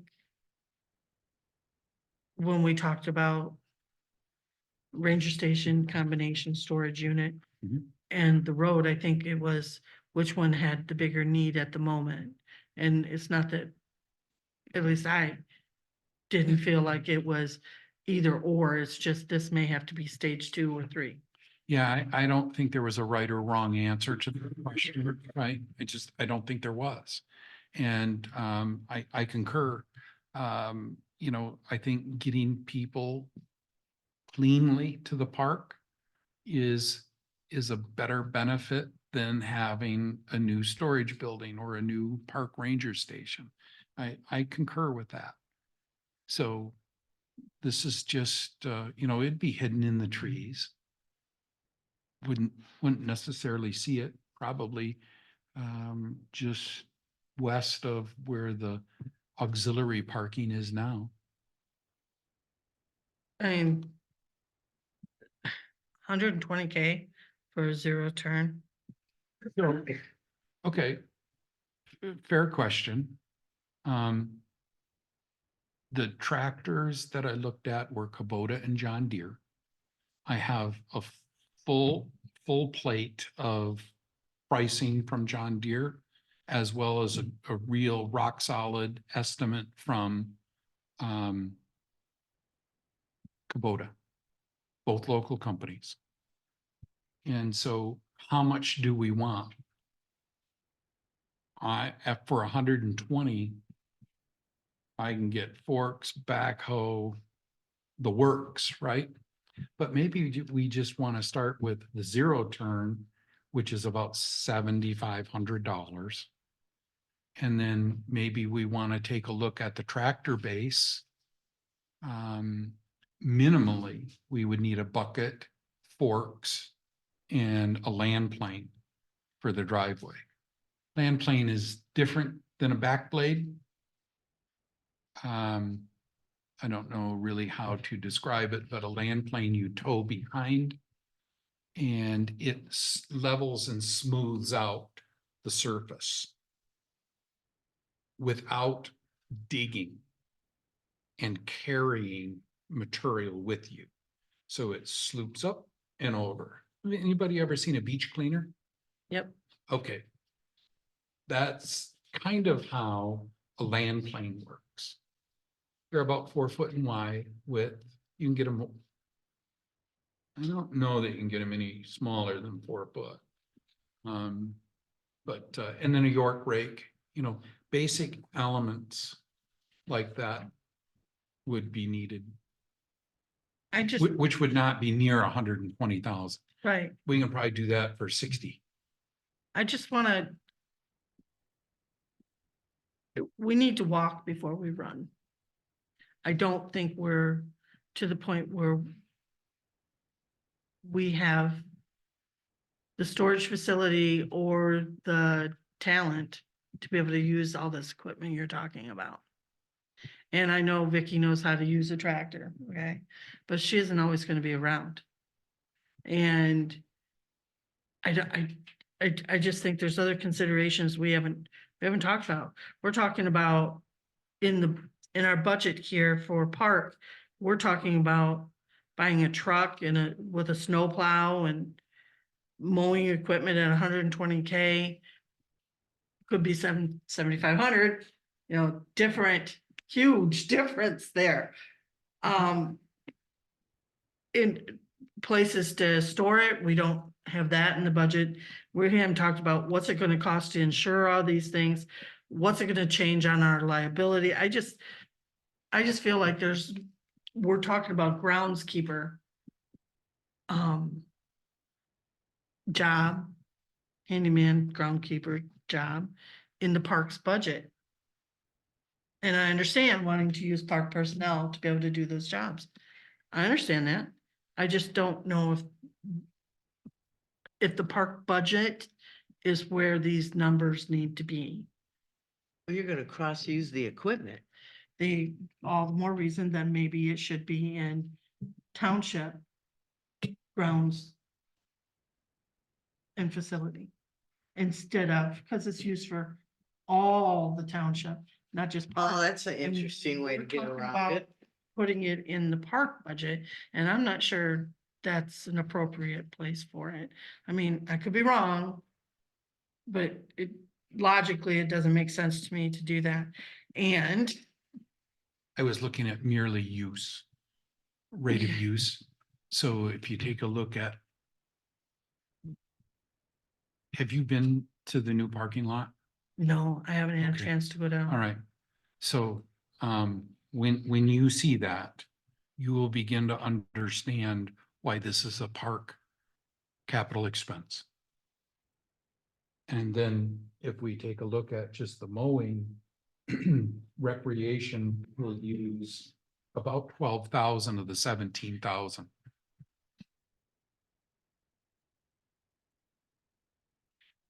I'm sorry, let me clarify.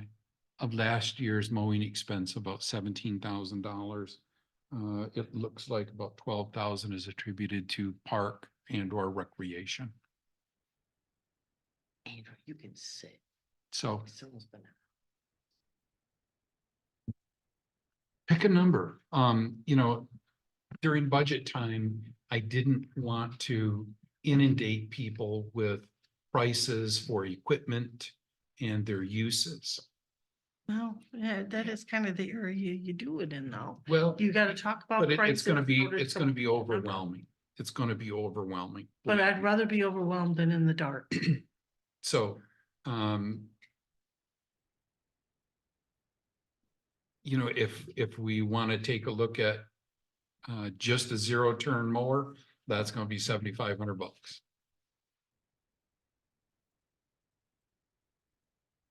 But we're gonna need some type of equipment for trail maintenance, some type of equipment for road and parking lot maintenance out there. I'm not opposed to buying used stuff. But then I think we're into the fix-it market, which we don't have any qualified people to do. I don't think at this point you should look at well, maybe a plow truck, used plow truck, I could see that, but not a lawnmower. You're gonna get you too much use out of it. Plus, government writes stuff off every year, so you end up Yeah, the John Deere has a my purchase program. Mhm. And Kubota has something similar. It's not my purchase or it's called something else, but Whitewater Township participates in that. Must be we bought something from them a long time ago. So what number are you comfortable with there, Ardella? Note 37.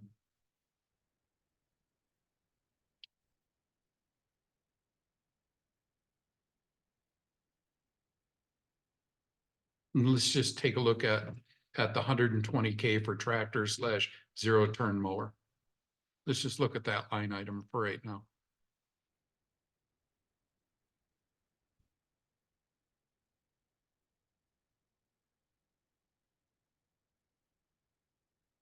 $60.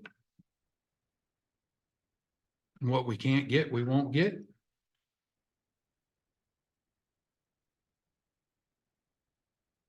And that's covering just for lawn maintenance?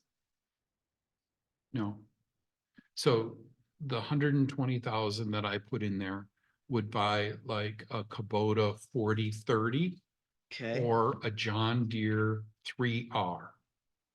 That's the basic tractor frame. This also contemplates, All done?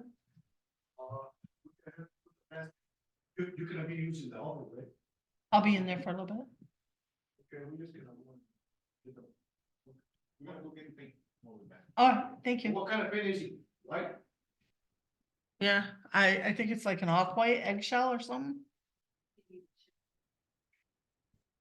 just take a chip off the floor, then you do some sanding. they're gonna paint. It doesn't matter. It doesn't matter.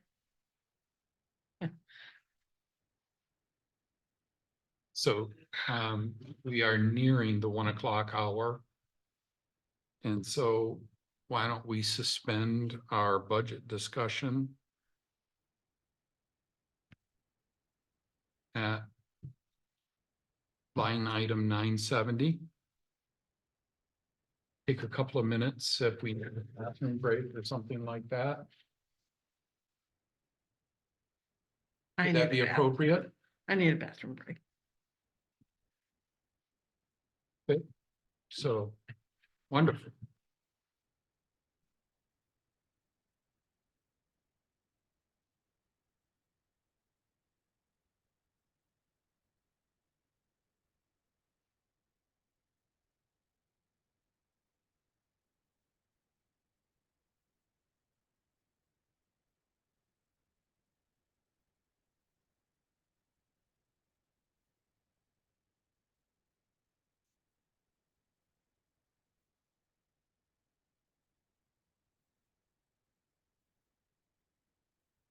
Recorded. You're recorded.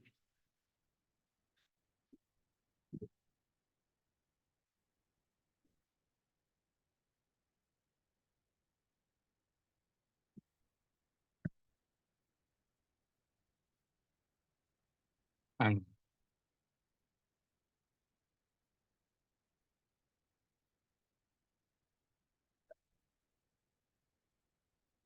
grant deadlines are now a year away. Yeah, and like I said, a year away. Yeah, a year away.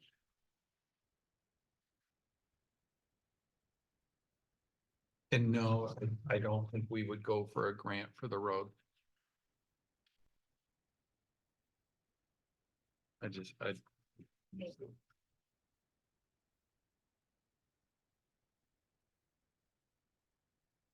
The problem with grants, Denise, is that there's too much planning involved and we're not capable of it.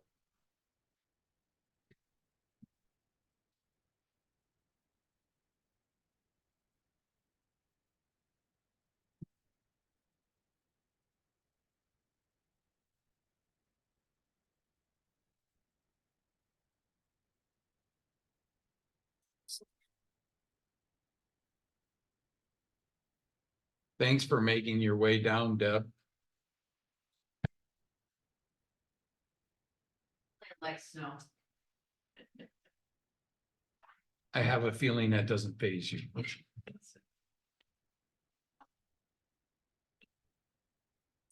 There's four references and there's my zoning. Oh, okay, Okay. all right.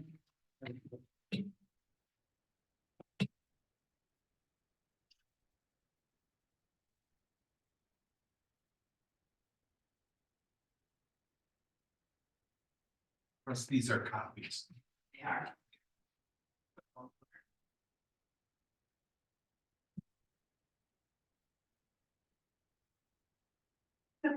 That's not dry back there.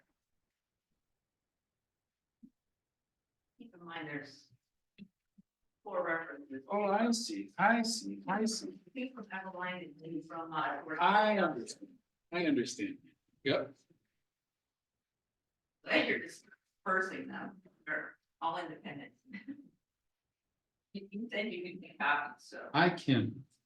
And so now I know what my task is. Yes, I'm a slow learner.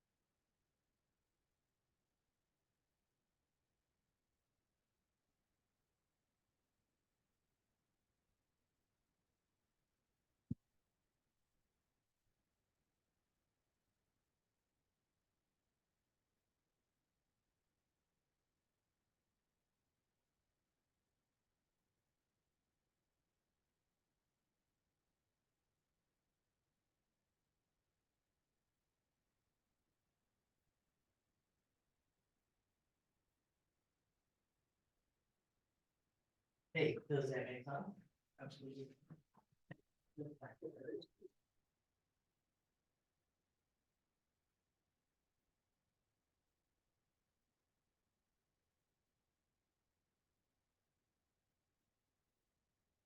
She see about outside? I don't know, I wasn't listening.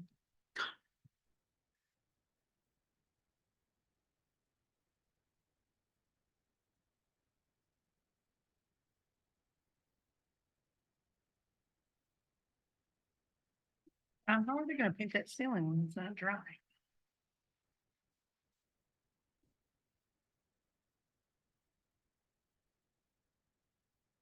Uh-oh. Maybe they get waterproof paint.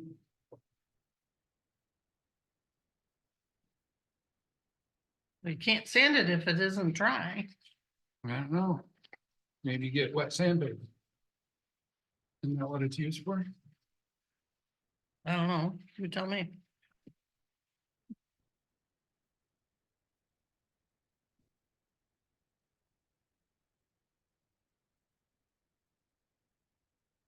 Everybody ready?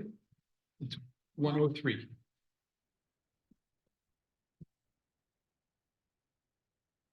Come on up, Deb. On down. Come on down. Next contestant. Price is right. Yeah.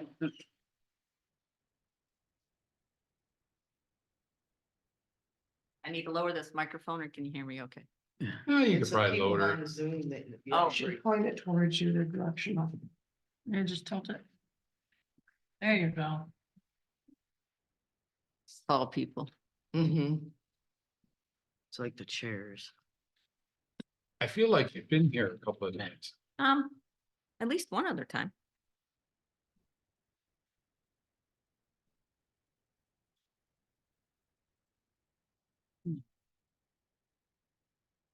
Driven through the community a lot. Yeah. It's my shortcut to get to Grand Rapids.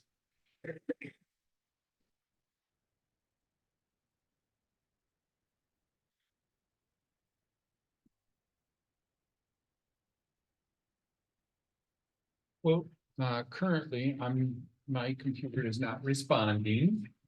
So, oh, there it goes. was gonna say, if anybody has an opening salvo line of questions. I'll start. If you could describe yourself as a color, what would it be? Just one? It can be, I'm gonna go with turquoise. yellow because I'm a pretty sunny, bright, optimistic type of person. And I like yellow because I prefer it when the sun's shining outside than it's like it is today. Yellow over gray. Yes. Okay, and if you walked into a room that was very cold as far as mannerisms in the room or proximity in a room, describe yourself as the cartoon character. How would you break the ice? You got a couple minutes to think about that one. You know, I It's, really like Scooby-Doo personally, but you know, in a situation like that, I don't know. I don't know. That would be maybe Yogi Bear. He's always greeting people, carrying a picnic basket, and everybody's pretty happy as long as he's not stealing theirs. Hey, your ice has been broken, sir. You're I not gonna get put more me- questions, but I'd rather wait, but I've broken your Not ice. gonna put me on a desert island and No. what no, 3 items I have to have with me? No, no. Ardella? I need a minute. I want to finish looking at the references. I'll jump. Okay. Hi, Deb. Hi. Don Glenn. So good to see you again. Good to see you. Uh, Different topic. Yeah, different topic. Thank you for getting your resume over to us, and these recommendation letters are certainly a big help as well. Obviously, there's a wealth of experience there, but you're an unknown entity to us in that regards. And so I guess I'd like to hear a little bit about what strategies you have employed to ensure compliance with zoning regulations, while balancing the needs and interests of property owners in the community. What types of approaches do you take to that type of? You know, obviously the community has approved a master plan and you've approved zoning ordinances and, you know, police power ordinances or municipality ordinances. So you've got the groundwork. I was an internal auditor for a while with Dean Witter, so, you know, that's your guide. You know, the red book that's published by MTA. Most of it is just educating the public, you know, people buy property. Obviously, farmers have the Right to Farm Act, but, you know, they still have to understand what they need to get permits for, what they're allowed to do, what the setbacks are. And most people can go through their entire life and never have to deal with a township or ordinances or compliance with ordinances. And so a lot of it's just education and sitting them down, having a little conversation with them, walk them through the ordinances, where to find them, what the application consists of. Sometimes it's sending it to them via email or talking it through with them on the phone, let them kind of figure it out and then sit down and talk it through with them. But education's probably the biggest thing. Probably every town, both townships I've worked for in the past, educating the planning commission and educating your zoning board of appeals so that they understand what their role is. You know, they're representing the public to in a condensed version to make sure that those ordinances are upheld, basically. But the biggest thing is probably just educating people. Well, it kind of leads me into my second question. Yep. Fortunately, not all people take well to education. Some are better students than others. So I guess, can you recount or can you describe a challenging zoning issue that you've encountered in obviously a lot of this previous work history that you have and how you handled that? Obviously, there's rules. And that's what your ordinances are, basically your laws for your township. So you go through those ordinances, you have the individual apply. What do they want to do? Does it comply? Does it not comply? If it complies, great. You write a permit, you go through the process, you go out, you walk the site, You look at, you stake it out, you go out when the footers are being poured, you go out, look at the finished product, make sure that they actually built what they said they were gonna build. Otherwise, you look at it and say, well, it doesn't meet this setback requirement, or you're exceeding this height requirement, or you're exceeding this, and these are the rules I have that I'm allowed to give you a permit for. And then I pass the buck to your zoning board of appeals, or you say, you know, you can apply for an appeal, or you can go to the zoning board of appeals and they can interpret the ordinance and see if they can make a change or make an exception to it. Hopefully your zoning board of appeals is only doing exceptions because of unique circumstances, be it the slope of the property, or if there's a cliff midway through and they can't meet that setback requirement, or it could be a non-conforming parcel. But that's where the education comes in. And to be honest, most people are pretty good about understanding that there's an avenue to get to what they want, but there's a process to go through. I've had people who have tried to build in critical dunes. It's a bigger issue along Lake Michigan. But if they sit down with Eagle and they sit down with soil erosion and they look at how much damage they could do, I mean, just look at all the rains and the water levels up, down in the last few years, and homes are falling into the lake. Well, do you really want to invest a couple $1 million in a new home to have it start washing into the lake? There was a build up on off San Marino Trail where they decided to bust through the critical dune, no permission, violated Eagle, violated. And then they couldn't understand why they were getting water in their basement. Well, guess what they had to do? They had to start filling in. They lost the entire the basement level of that house that they had started. So there's ramifications, and the reasons you put these ordinances into play is so that you are protecting those properties and you're protecting the property values for the neighboring properties. So there's a reason behind everything that you do. So thank you for that answer. Early on in that answer, you referenced that site visits. Is it a practice of yours that if a permit is issued that you'll go do a site visit once, more than once? And Well, when I read your ordinance, you're supposed to be out there 3 times. I don't even issue a permit unless I go to the site and look at it, because everybody's relative when you have a white piece of paper, it's 8.5 by 11, and they put a little drawing on it, and here's a little box, and I want to build this. I can't tell you how many times I've gone out and said, well, you got 4 other little boxes on here that didn't make the piece of paper.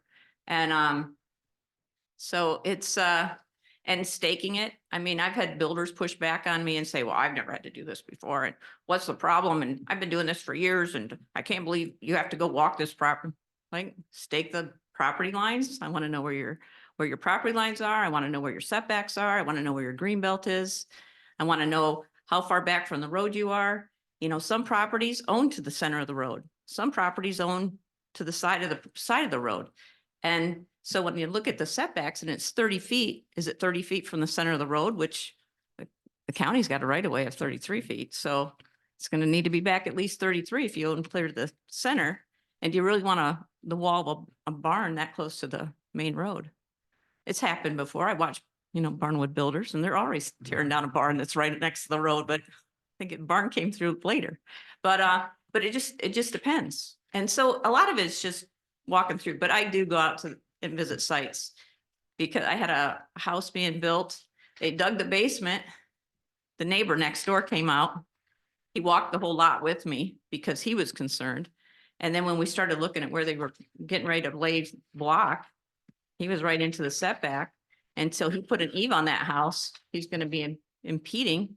So it's going to cost him a whole lot more, rather than redig that hole and move it over. It's going to cost him a whole lot more if he's got to push the whole house. So, and he's not going to go ask for a variance after the fact, because he's the one that made the error.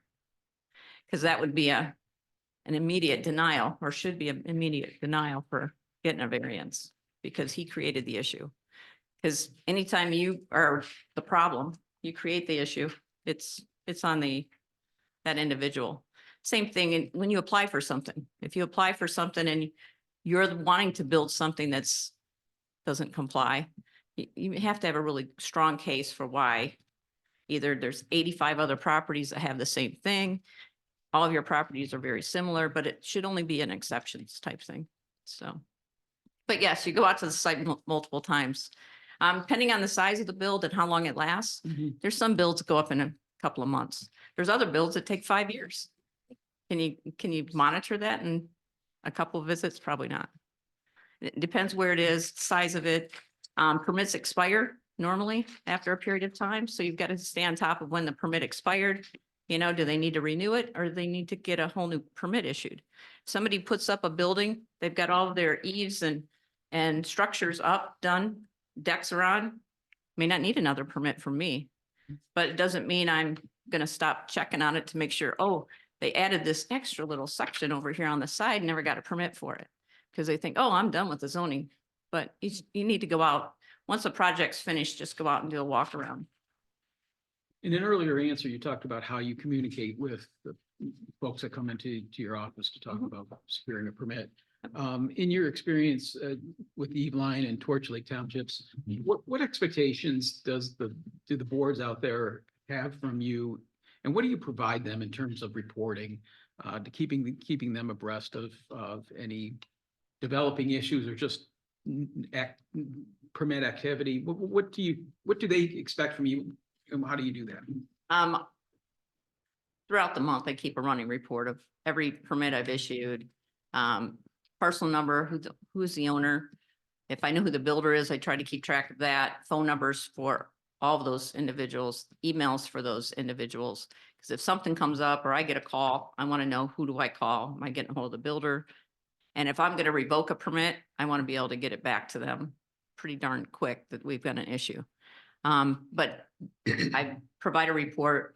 Usually my report would consist of all the permitting, any land divisions that were done during the month. At Eveline, we had 80 short-term rentals that had to be tracked on a monthly basis. And keeping track not only of who owns the property, but who their contact person is that will get to the property within 30 minutes. So it's a lot of tracking. And you go through the zoning process, 85% of the job is documentation and making sure you've got good records, because you should be able to go to any record file, look up a parcel number, and you should be able to track down every permit that's been issued, when something was built, how long it's been there, and hopefully your assessor provides that information to your zoning administrator. You know, what was built, or, hey, you know what, I noticed that when I looked at your log of permits, because at the end of the year, I would do a summary of everything and then submit it, which the clerks usually loved because they had it all in one place. But the assessor I had at Torch Lake, she was really honest with me. She goes, Deb, you know, some zoning administrators want to know if I find some new build out there, and then others just don't want to know. And I said, well, I'm one of those people that I want to know, because even though you're increasing the tax value, if they put up something, does it meet zoning? Was it approved? Did the county approve a permit without approval from zoning? So, you know, I've had to build, well, at Eveline especially, they hadn't had good zoning out there in quite a while. So I had to build a relationship with the building department, because they're like, wow, you got zoning out in Eveline Township again? That's great. Because I would actually get them included in what was going on. Because I had rafters delivered for a barn they gave a permit to, and I said, get out there and red tag them. I haven't given a zoning permit. He's like, oh, sorry, Deb. So he runs out and he red tags them. Well, then the guy just went berserk on me, and How'd you handle that? he reported me to the Michigan State Police, said I was on his property at like midnight. And I said, well, somebody snuck in my garage and stole my Buick out and then drove it, you know, all the way over to Eveline Township, 30 miles away, and then got it back in my garage without me knowing. Basically with that particular individual, I made sure I had someone with me. I dealt with his wife. There was an alcohol issue there too, and an ill father and some other things, but it basically had to pay an after the fact permit fee. I went out, checked everything. He was within, everything was fine, but they have some unique ordinances over there that you can't build a barn just out in the middle of a field. It's got to be zoned properly. It was residential property, and trying to put up a building that didn't have a main house. So there were a few other things. So there had to be a land a merging of properties and some other things that had to happen. So, but it's knowing who your audience is and knowing when and I have been advised that, you can always call the sheriff and take them with you if it really got bad. But usually you try to diffuse the situation, take someone else from the community with you, pull somebody from the board so they get a taste of what I'm dealing with every day sometimes. I'm pretty good at diffusing people though. I don't try to come on too strong and I don't know everything. So you can always play stupid and say, you know what, I have to go back to the office and look that up. And then you go grab somebody and say, hey, you're coming with me next time because I'm not dealing with this guy again. But, and you just evaluate your audience. I was on the fire department at Torch Lake for almost 8 years and you never knew what you were going to come across. And people are usually pretty amped up at those events. So it's just diffusing it. I'll stop monopolizing. Anyone else want to jump in? Cheryl? I have a few questions.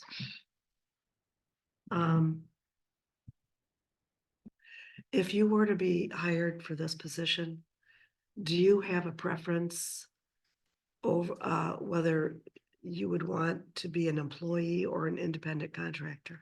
My preference would be to be an employee because I would want to have the reliance and know that the township is behind me as well as the legal side of it.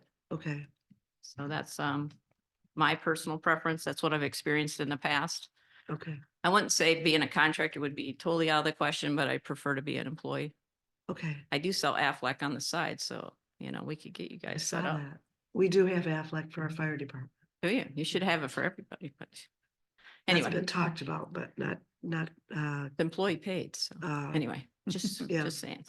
Okay. how many hours per week would you physically be in the township hall here available for residents to meet with you in person? I think it's kind of what you would want me to be. My understanding was from what I read, at least one day a week. But it's what I did with Eveline. I kind of scheduled them a couple days that I would, if I needed to meet with people or go visit sites or do that type of thing, I'd try to lump them all together and kind of knock them out in a day or a half a day Yeah, and just kind of do them all at the same time. Obviously, you go out and do a site visit and you are meeting with people, you've got paperwork to do afterwards. So Yeah. it just depends. So I don't know, pick a day that's lighter here, that's not as busy and right, because at Eveline, I rarely ever ran into anybody in the office and the office was always locked. I had no access to any of the records. So I was kind of just on my own. So How I just did it- met in their meeting room. I So, see. Okay, you didn't have an office? Nope, Okay. I did Eveline not. Township has how many residents? About 1,700, About 26 and a half miles of shoreline Okay. on Lake Charlevoix, upper and lower Lake Charlevoix. We do have people that walk in here Yeah. and they want to see the zoning administrator and they're told that person's only here for one day a week. Uh-huh. But sometimes they drop off plans and Mhm. applications and we get those to the zoning administrator. Do you have other hours that you would be available by phone or email that you wouldn't physically be here? Yeah. Yeah, when I was at Eveline, they actually gave me a phone. So I would get calls on Sundays, Saturday nights, pretty much 24/7. I had that phone with me. Yeah, And if I was available and I didn't have something going on, I was answering it yeah, because I try to treat people the way I would want to be treated as a taxpayer myself. So yeah. What are your salary requirements? as much as I can get. I'm paying for an airport runway. I just shelled out 30 grand on it up at Oh, yeah. Torch Lake. Well, So, I mean, can you you know, give us some idea of I at least so much an hour or something? well, I was hoping in the 40 to 45 range. 40 to 45,000 a year? Yeah. I mean, it's hard to narrow it down to an hourly because if you're only going to pay me when I'm, answering a call, So I may, one Yeah. week I get 40 calls and one week I get 10. Yeah, So that's hard Th- too. And that's difficult. And the Yeah. other side of it, this would be the only township I'm dealing with, so I'm totally focused on what's going on in this particular township, Whitewater. So you're not Excellent. currently working for any Nope, other? I'm not working for any other, I'm doing my Aflac is the only other thing I'm doing right now. In the townships where you have had to enforce short-term rentals, what did they have on the books that gave you the authority to enforce that? There was an entire ordinance written about short-term rentals. In what They had to, township? they had to apply for a license. Was that in both Torch Lake and No, Eveline? Torch Lake did not allow any short-term rentals of less than 30 days. So Eveline had an ordinance written, a standalone ordinance for short-term rentals. Yes. Yeah, as part of their zoning ordinances. Because they had to fill out an application every year. I had to inspect every single property once a year. I had to monitor all the complaints. They left their trash can out. Hey, they're too noisy. The neighbors parked their jet ski on my property, Yeah, blah, blah. Yeah. I mean, and I only enforced the things that were enforceable through the ordinance. Trespassing, call the sheriff's department. I'm not out there to, you know, to coach you on how to, on figuring out trespassing from somebody, you know, coming Right. ashore on your property and not the neighboring property. and then Torch Lake Township, they have an ordinance prohibiting. Right, there's no short-term renting in Torch Lake Township. But do they have that in their zoning ordinance or Yes. is that a Nope, standalone? it's a zoning ordinance. It's one of the exhibits in the ordinance itself. So they have that. But were there any people who attempted to do it? Of course there were. Sure. Yeah, when I actually went to work at Torch Lake Township, and granted, I was living there, so, and on the fire department when I took on the zoning role, so I got a chance to. You drive through the neighborhood, you know who's renting and who's not renting. And the neighbors were really good. And I built really good rapport with neighboring properties where I could actually be on the neighboring property, or a couple of them would just go down and snap photographs of the license plate every time a new renter was there. Yeah, So I would go down and put a little card. One morning I went down, I had breakfast with one group. I mean, I couldn't really fault the people that were staying there. I just left my Yeah. card, said, no, leave this for the owner, have them call me. And then they Yeah. got a letter from me and, you know, working with the, you know, attorneys and municipal civil infractions and yeah, basically shutting them down. But we shut a lot of them down. What we found at Torch Lake, at least what I found, is a lot of property owners were creating LLCs, and it'd be 4 or 5 families. And then they would divvy up who was there when they were there. Is it a short-term rental? yeah. There's a line. But then, you know, I also ran into it where, and I addressed it with the assessor, but where people would be a married couple. One would homestead the property at Lake property. Mhm, I've seen that. Somebody homestead the property downstate. Sure, that's common. But are they truly homesteaded both? Are they both their primary residences? Yeah, If the driver's license and all the others information syncs up, but I don't know. I don't know if it's really been pushed in any legislature.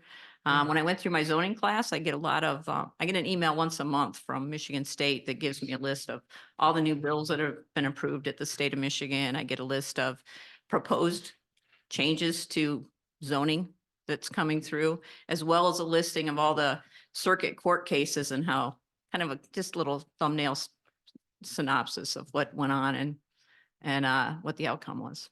So it's interesting, the things that are going to court today that I wouldn't have gone to court 20 years ago.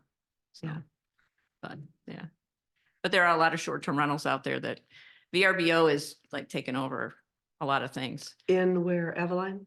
I think they're pretty much everywhere. I don't know. Yeah, And a lot of them are under the radar, you know, some people, there was a company we utilized at Avalon Township. I've got them on my laptop, but they went in and said, oh, you know, we did an analysis of all your properties on everybody that's out, you know, renting, you know, on VRBO or any Yeah. of them. And they came back to Eveline and said, oh, you've got 92 properties doing this. And they're like, oh my gosh, 92. Well, they never went through and looked at the list. Well, if they were on 3 different websites, they were counting them 3 times. Oh. So one property.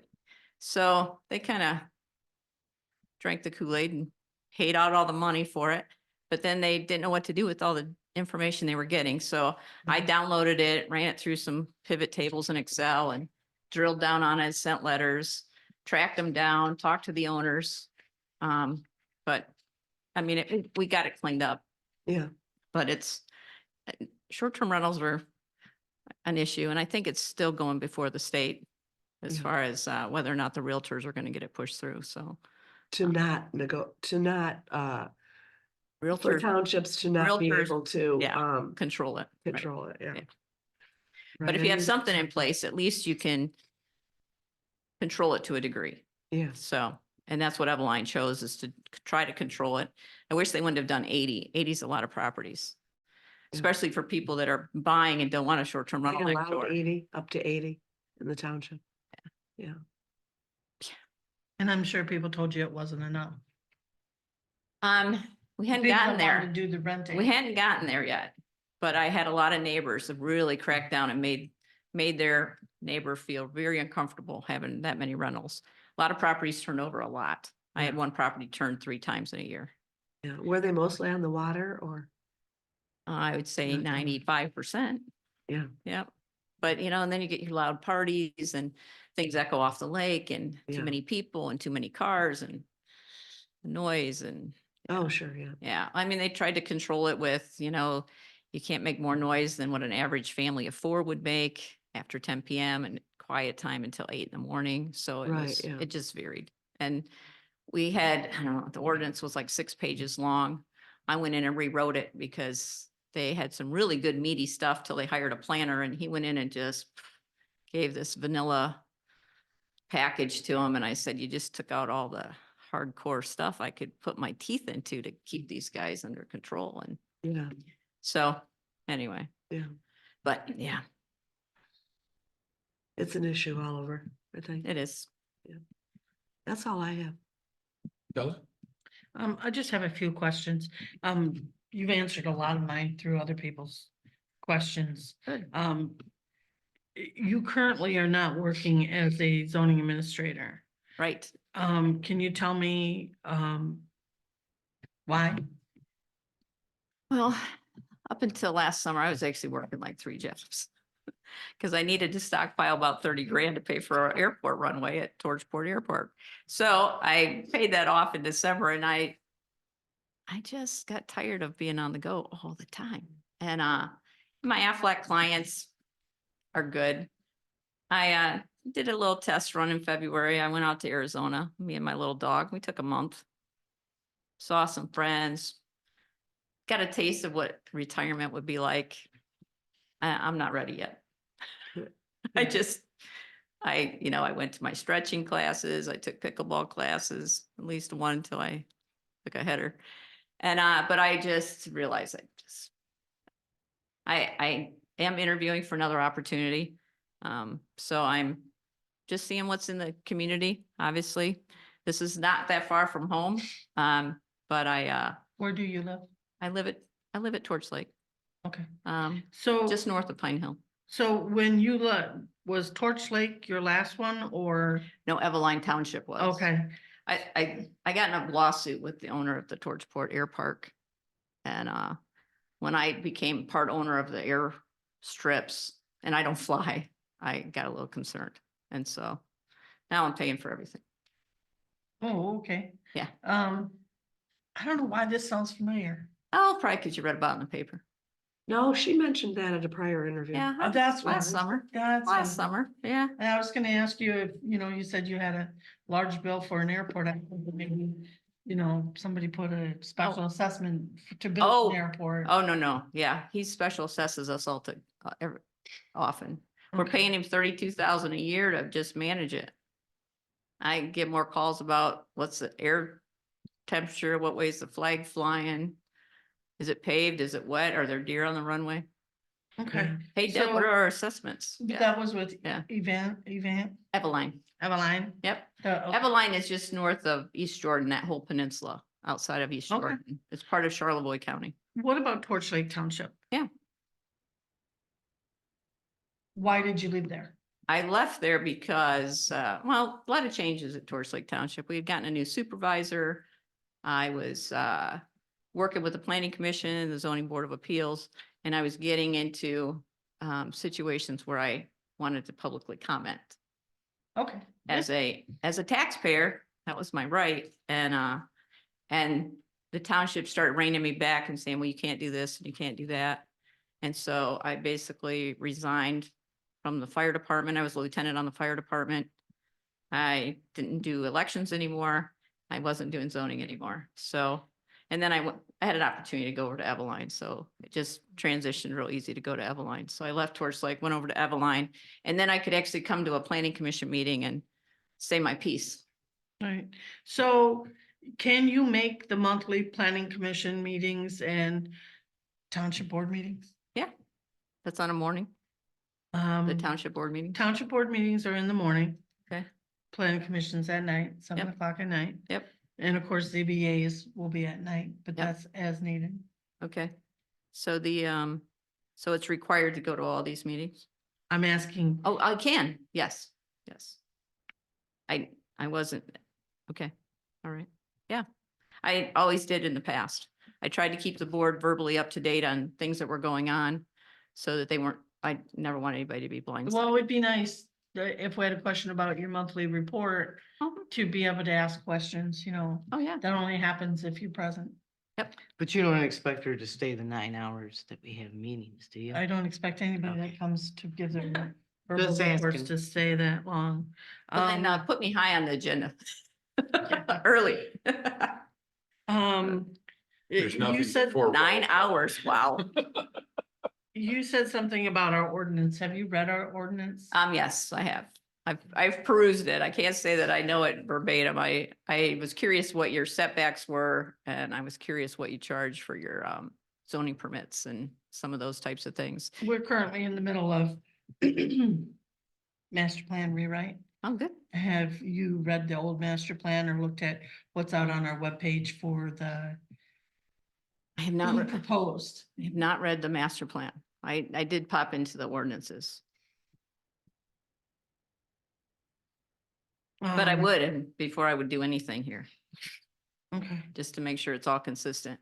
And I'm hoping everyone on your planning commission reads your master plan from beginning to end verbatim, because I've seen so many errors when I've gone to look at different communities.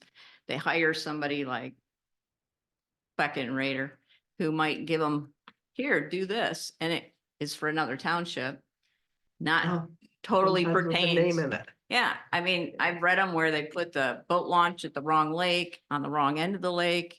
that's not gonna be a problem here. Okay, good. That, the only I hope suggestion not. is make sure that whoever's approving it reads it. Because when I went to Eveline, they had just approved theirs and it didn't jive with their ordinances. And there were several errors and they were like, well, we already approved it. So you're So- familiar with BSNA, Yes, I am. okay? And in the other two, because you work for Milton Township too, didn't Nope. you? I did not. No? Nope. Okay. You talked earlier about organization for land use permits, Mhm. site plan reviews, all those should be in the parcel card file. Have you ever done it electronically? I always do my stuff electronically. Okay, But- so as far as. But I'm hoping, are you electronic here? We have Are you? our zoning administrator keeps track of all his stuff electronically. They're Okay. in file folders electronically, but we also have the physical files. Yeah. The things get filed in. Okay. How long has your zoning administrator been with Whitewater? 2019? So anything is that also electronic or is that Well, hard we copied had, files? what he's doing Mhm. is continuing on with what other zoning administrators have Okay. done. And So, everyone, I cannot tell you who started it. okay, all right. who started the electronic, maybe it was Leslie, I think it was that long ago. maybe, yeah. Does everyone have access? Is it, No, is it open for like the assessor to get in there to get to those files as well, or? I don't know. Oh, I do not know. That is mostly for the zoning administrator. so when you get who does your FOIAs? I do. You do the FOIA. So when you get a FOIA and somebody wants something FOIA, where do you go to find it? Do you just I send it to that Delegate. department. and say, okay? Okay. Do you require when somebody does a FOIA?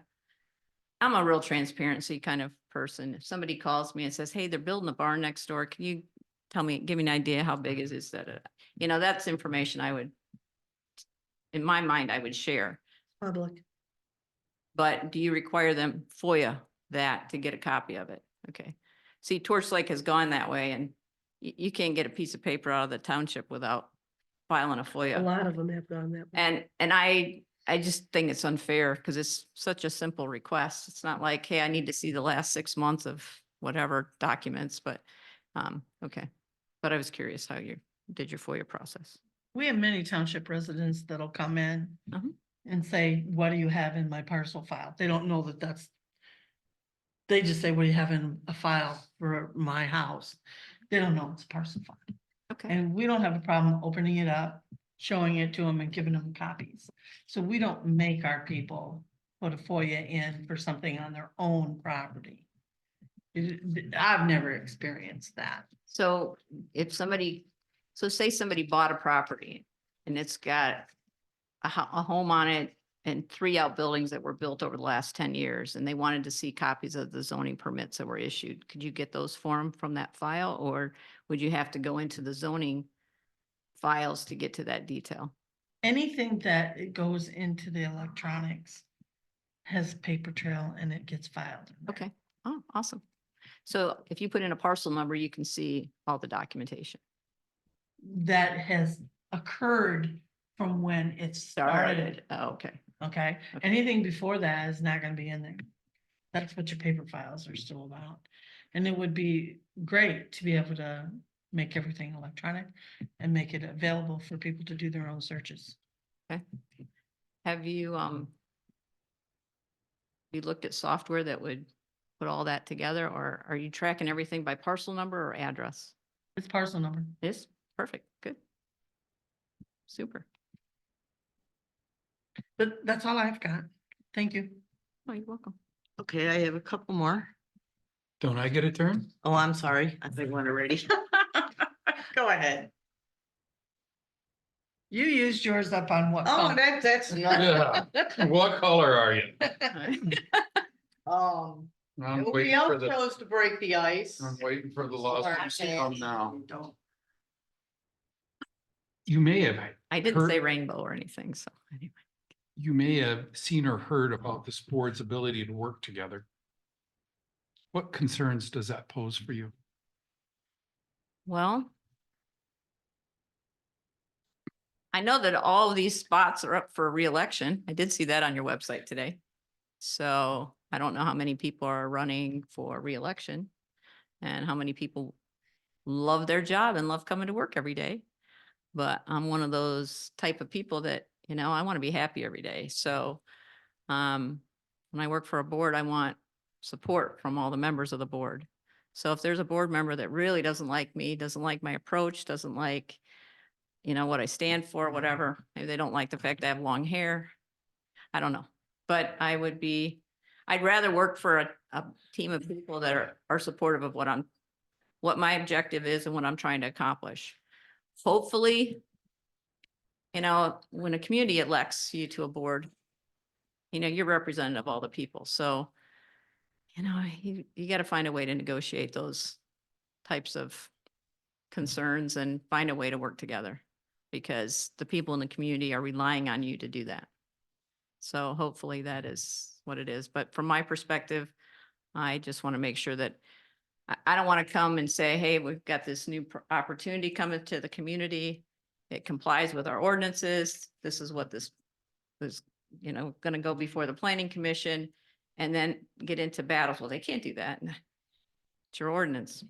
It says you can do it, go be a public speaker or write a letter or whatever. It's, but it works better if I have that village of people that I can go to and ask questions and get buy-in, or if I have concerns about something that I can go to people and, because I do think it takes a village to keep all of this going. Okay. Anyway, so. So this role has kind of grown outside of just zoning ordinance compliance to general ordinance compliance, right? Mhm. The two are somehow related. And so we do have an understanding that we would also be asking you to look at and advise us on and potentially enforce on general ordinance rules. Is that kind of similar with what you've had in the past? I'm at Torch Lake. I did all of that, Okay, everything. I think they have 3 people doing it now. yeah, So yeah, got it. just depends on the individual. So we talked a lot about your reports and what they contain and their electronic abilities. So what programs have you used in the past that allowed the remote access for various board members or whatever? Is that the BSNA zoning module? I've never worked for a company that ever paid for the BSNA zoning module. Okay, Do you have it? Do you pay for it? No, we don't I have- heard it's extremely expensive. And so I've never gotten to work in that module because I heard the expense is huge. So I am obviously proficient in all the, Outlook, Okay. emails, Word, Excel. I'm very proficient in Excel as far as running pivot tables, highlighting columns, fitting things to pages, creating PDFs. I've worked in BSNA, I've worked in M3, I've worked in Oracle, I've worked in a lot of manufacturing systems. Mhm. I okay. really haven't met a system I haven't been able to figure out. You talked about site visits following up on, and this was from your resume, not from Don Glenn's questioning. But you had talked about site visits following up on permits, documentations of events, photos, and progress reports, along with dealing with other entities, Mhm. I believe it was soil erosion and maybe Eagle. Yep. Is this the process for a land use permit? Depends on the land. Are they on the water? Are they, is there enough of a slope that whatever they're building could impede a property next to them? If they're within a certain number of feet of the lakes, there's rules that everybody has. So it's making sure that all of that's done. It's not personally my responsibility to make sure a soil erosion permit is done, requested, or Eagles contacted. But they're all questions that I ask, just so that I know. But, site visits are, people expand their footprint a little bit. The Mhm. excavator goes out and starts digging and, oh, you started in the wrong place. Mhm. So if you don't get out there before they start pouring. Yep. It could be a problem. So take us through an inspection process, specifically heavy on the emphasis of documentation. So, you may provide, as you say, documentation of events. That might be at the time of staking, or that might be at the time of footing digging, and so on and so forth. So walk us through what that might entail. It's kind of whatever you dictate to me of what you want to see. How much detail do you want? If you want that detail, we can do that. I normally go out and take photos. In my mind, a photo speaks 1,000 words. Mhm. But at the end of a project, I might go in on pull the file and put, tracking dates, times when you were on site to visit them, and then the final, inspection, all the exterior requested items were completed and sign off on it in the file. I had a property on, on Lake Michigan that was a new build. And I was just happened to be in the area and I thought, oh, it looks like they're done with that project. So I started walking around the house. All of a sudden, this man's talking to me because he's got video cameras on everything.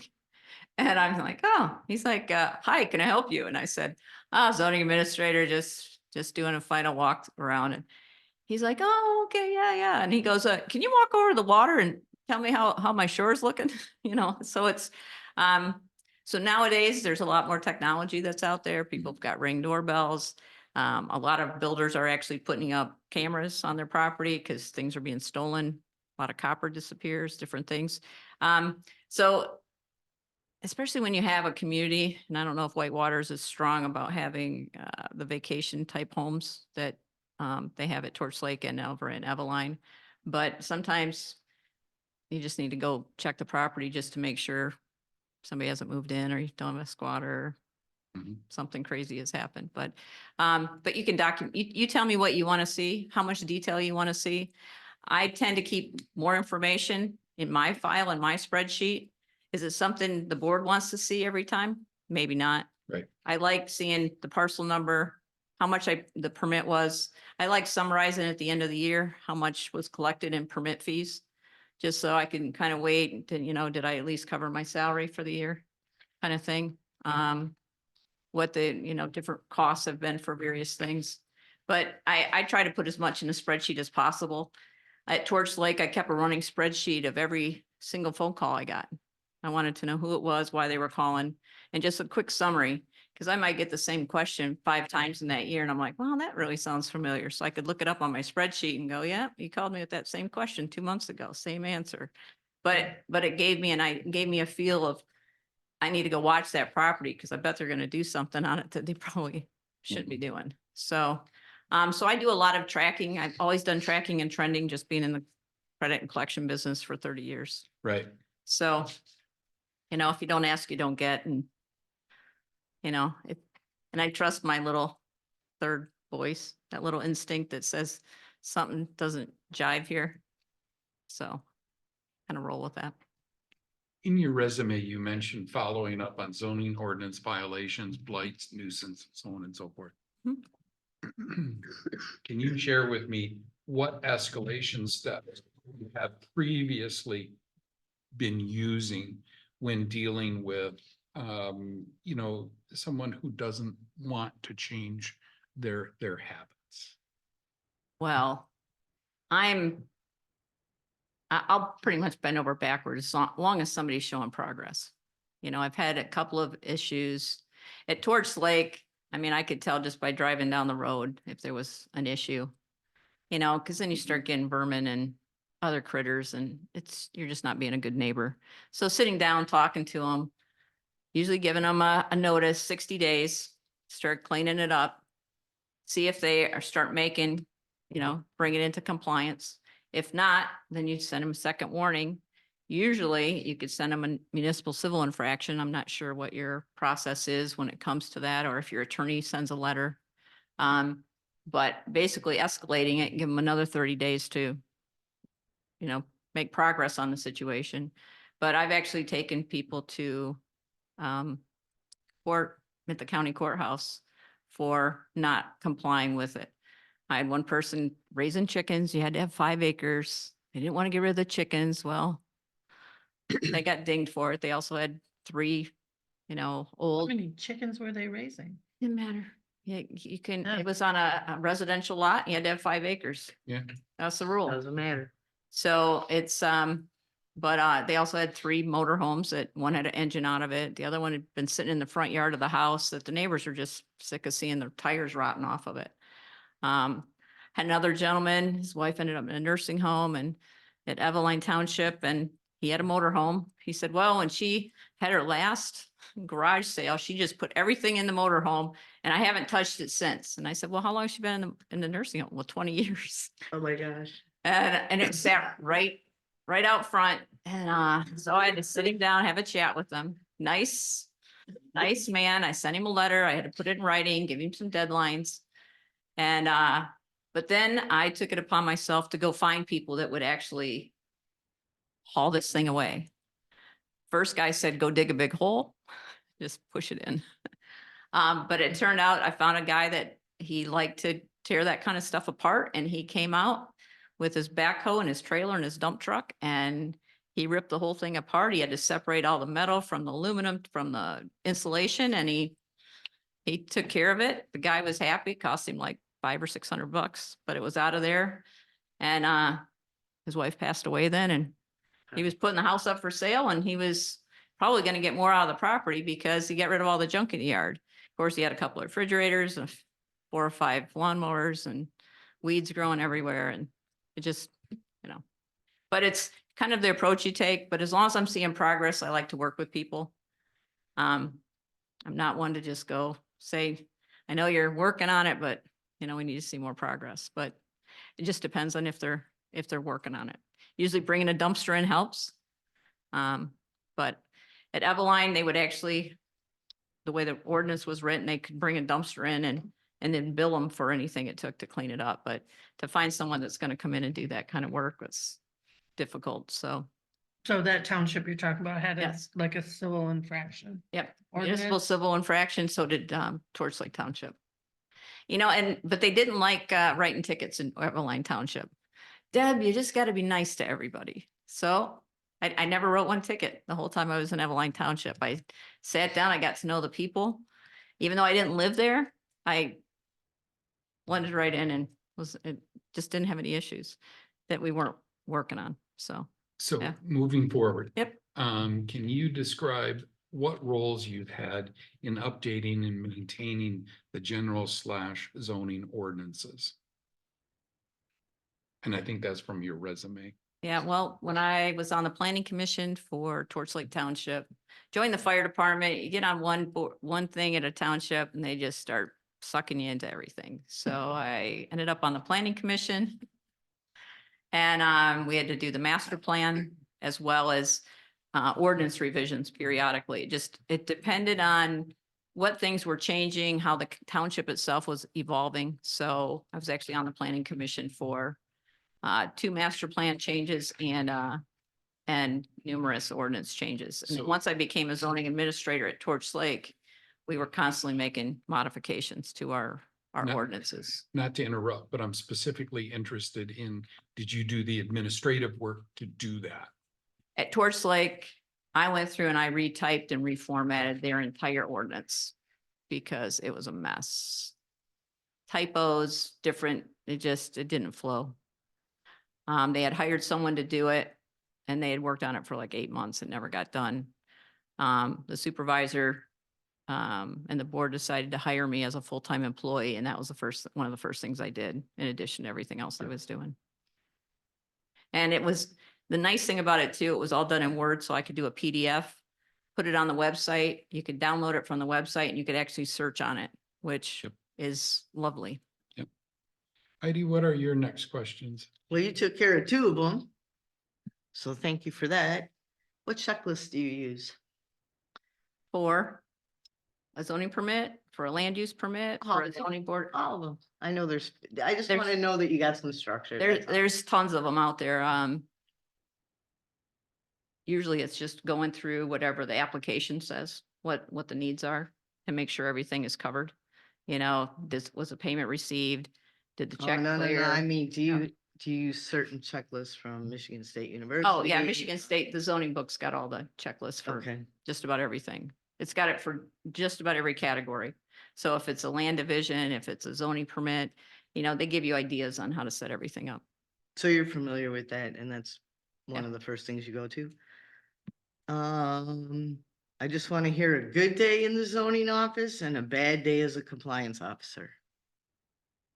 Oh, a good day in a zoning office is where, sun's shining, everybody's applying for something, payments came in and, you go out, it's exactly what they said they were gonna build and life's good. Compliance.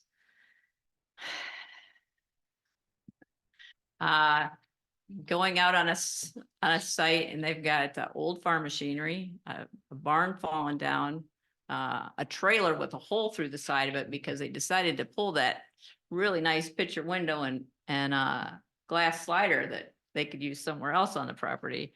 And and they haven't mowed it in years. And then the lady who's probably 75, who owns everything, even though it's her grandkids and her kids that are doing all these things, calls you up and just starts screaming at you. And why? I can't believe this has not been a problem in the past. And do you know what this is going to cost me? And da, da, da, da, da. So when it comes to compliance, it's basically diffusing the situation, sitting them down and going through the, what they need to do and working with them. But I had to get a verbal complaint or a written complaint in Eveline Township for a compliance issue. One thing I do like is to have whoever's complaining to tell me what ordinance are they violating.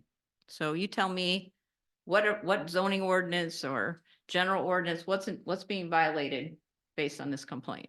So that I know that the person who's complaining Actually knows what they're knows what complaining they're talking about, and they know the ordinances, not that just, hey, I don't like that guy and I'm just start writing complaints about him. But I want to know what they're actually violating. You know, I know you have a noise ordinance here. I'm not sure how you track and test your noises here. Any other township I've been in says it's really difficult to track noise, decibels and all of that, but barking dogs all day long, is that a noise ordinance complaint? I don't know, but compliance is compliance. It's just like, you know, speeding down the road. Somebody's got to Write the ticket. write it. You know anything about that? I think the people that leave their dogs tied up outside and they bark all day, they should have to be tied outside and let them bark all day. That's what I think. Dogs should be sitting inside looking out the window with them. My dog would prefer to be Take outside. that out, that's not a question. No, it's not a question. And I have but one other question. Can you explain the difference if I came to you and was asking for a variance or a use variance, or I was coming to you for some kind of variance? Can you explain to me the difference between my wants and needs? Well, I would go back to, what do you want to do? What's the ordinance say you can do? And then and where is the miss? That's going to define if this is something that is even open for a variance request. When I went through my training with Michigan State, there was a man who put 89 on the wall, and he always had this big 89 on the wall, and they'd come in and they'd say, what's that 89 mean? It says, well, that's the number of times a variance is going to be denied, because rarely should a variance ever be approved. It should be unique. And if you have a variance that's approved a lot, then your planning commission should be taking all of that data, and the ZBA should make a recommendation to your planning commission and say, hey, you know what? We've seen this variance request 45 times in the last 5 years. You need to rewrite this, or we've seen it twice in the last month. You need to go in and take a look at this ordinance and see if it just needs to be modified slightly. And that's what it kind of comes down to. You know, everybody wants what they want. You move up north, you don't think there's any rules, but there's a lot of zone communities, but there's a lot of unzoned communities too. So I kind of encourage people that if this is not something you do in our community, go find an unzoned community and you do whatever you want. Can you give us an example of an unzoned community? I know one that pops in my head immediately. There's Central Lake Township is unzoned. That's what I was just There's a thinking lot about. outside of Mansalona and around it. Mansalona is zoned, but there's a lot around it. I think- Custard Township. Any Um, final questions? I have one. Sure. The penalty for violating the Whitewater Township zoning ordinance is a misdemeanor. Have you ever had to do enforcement on a zoning ordinance with only that option? Not per se, no, not to say it's a misdemeanor. So I would think I would, have to have some basic authority to write a ticket for a misdemeanor. So I'm guessing somebody in your township does have that authority. So that would have to be, figured out if that's a team effort or if it's something that would need to be done by a zoning administrator. Because I think, the attorney's office would have to get involved in that, and that would become quite costly most of the time to have the attorney's office involved in prosecuting a misdemeanor. Well, in the past, I've usually been able to contact an attorney at kind of at my whim, just to make sure that everything is syncing up before it really gets to a point where it's a misdemeanor, be it I send a letter, they send a follow-up letter, meetings, whatever. So, and I always encourage people to go to board meetings. And if you really have a concern about something I've done or an ordinance that's the way it's written, you know, go share it with your planning commission, your township board. Mhm. Any final questions? I'm good. Have a couple. Okay, Why are you looking for a new zoning administrator?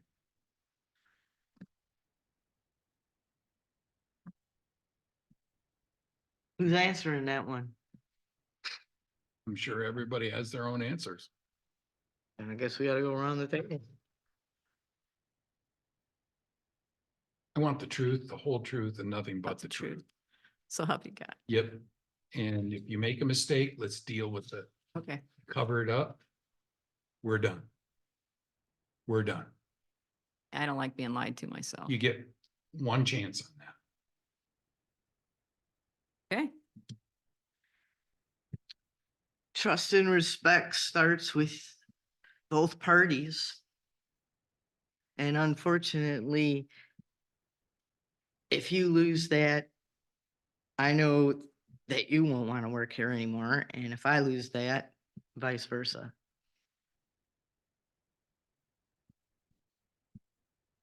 I am not a believer of just status quo is the status quo, just because what we do is always the way we've done it, and the current contract has come up, and I think it'd be a disservice to the citizens of this community to not explore options out there and see what might be different than what we do today. Okay.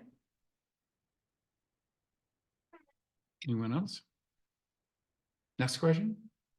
What do you think the biggest challenge is in your community right now?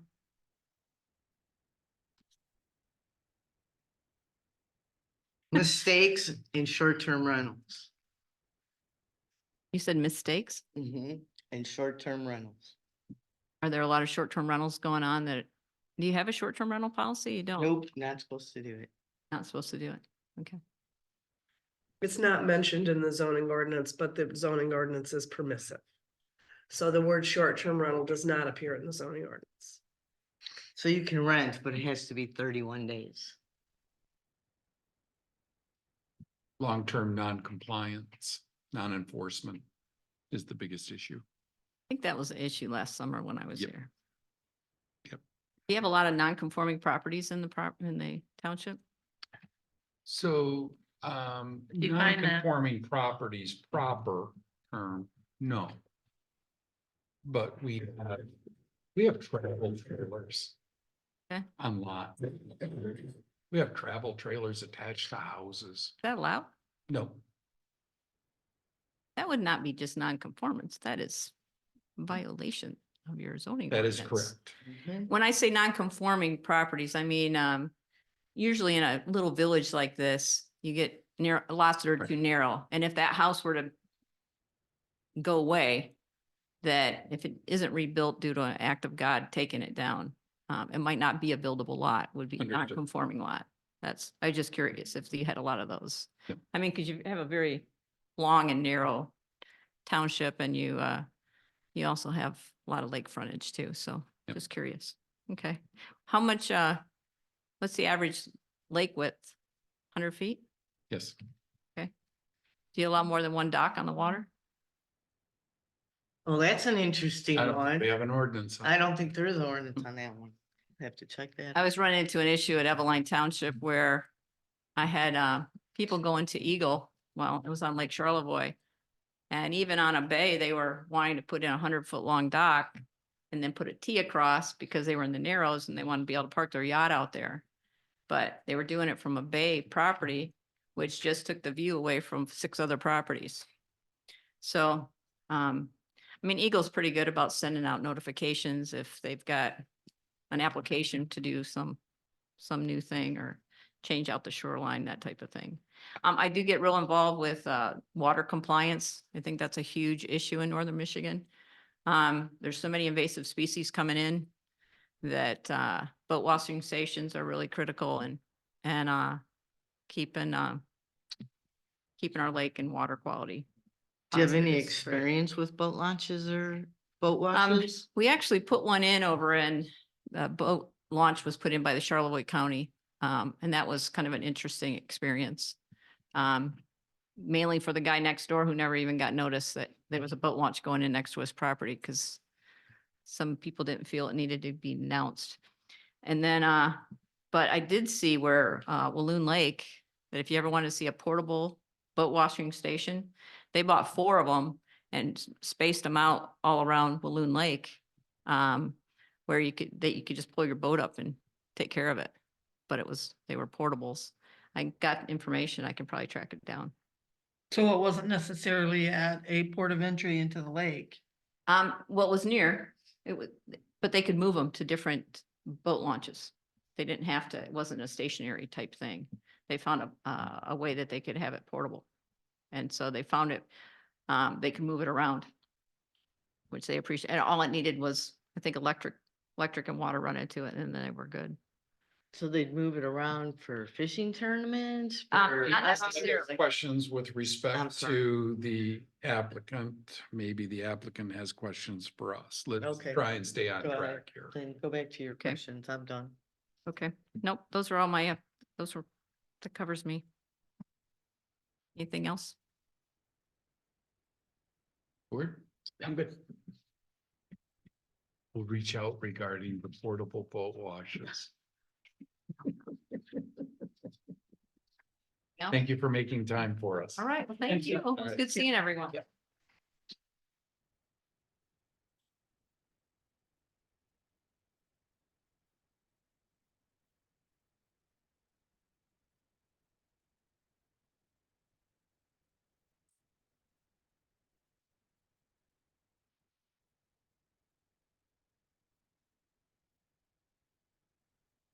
So we are at our 3-hour mark for board meeting.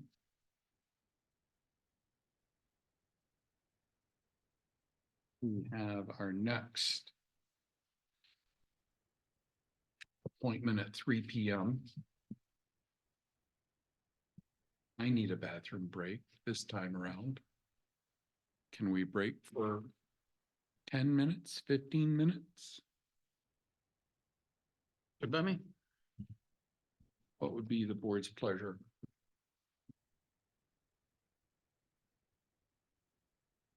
So we have what, 45 minutes before the next one, or come back and do some more budget? I'm sorry? Do whatever you want to do. We have another appointment at 3 o'clock. She's wanting to know if after the 15 minutes, are we gonna come back here and work on budget and then stop again? Or just wait until the next? Correct. Oh, so you want contemplating a longer break, 45 minutes? It's up Well, to we you. need to get this budget done. We have a budget public hearing a week from tomorrow. And we It need was- to get the budget done. It was my intent to come back and do budget stuff. Okay. Yeah, I think that's all she wanted to know, right? Yep, it was it. How long you wanted to do it?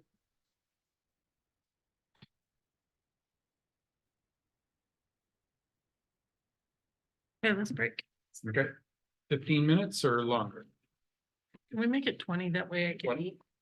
Okay, All right. so we'll be back here at 2:30, we'll call it. Well, that's only 15 minutes, I'm sorry, 2:45, 2:35, okay.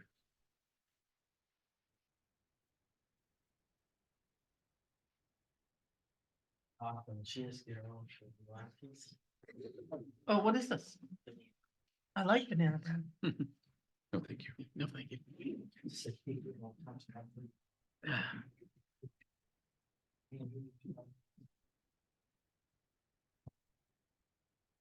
Okay, it's not as good as mine. Nothing beats homemade. Mhm.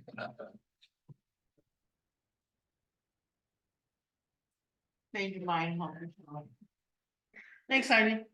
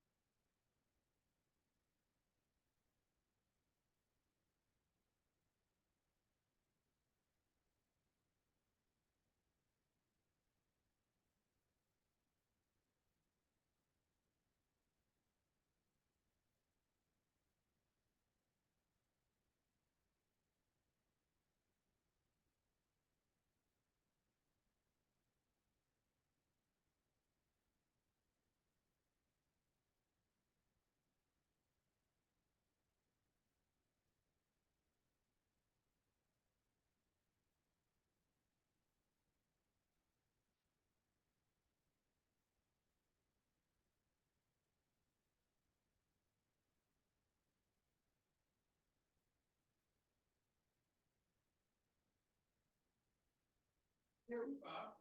What? Good to see you. See you.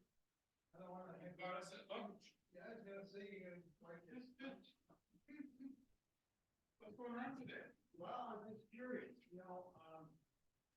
article.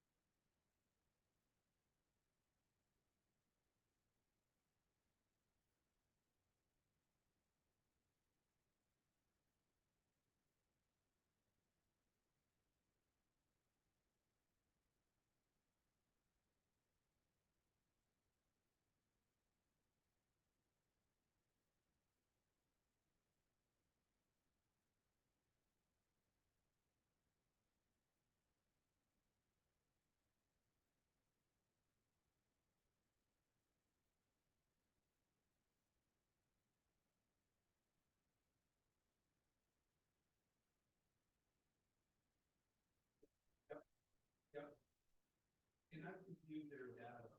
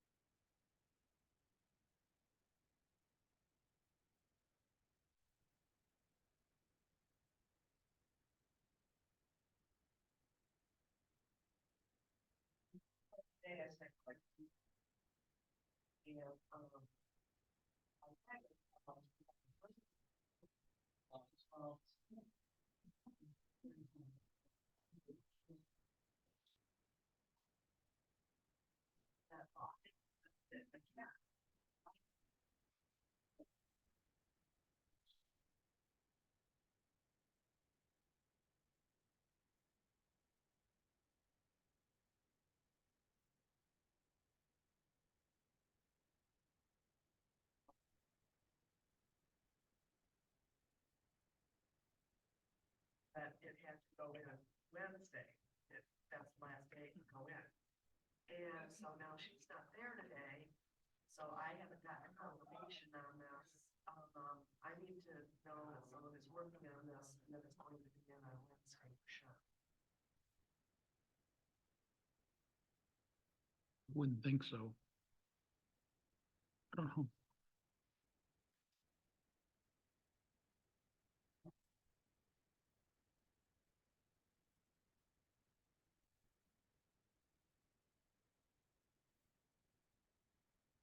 You know, why not try and see what happens? Mhm.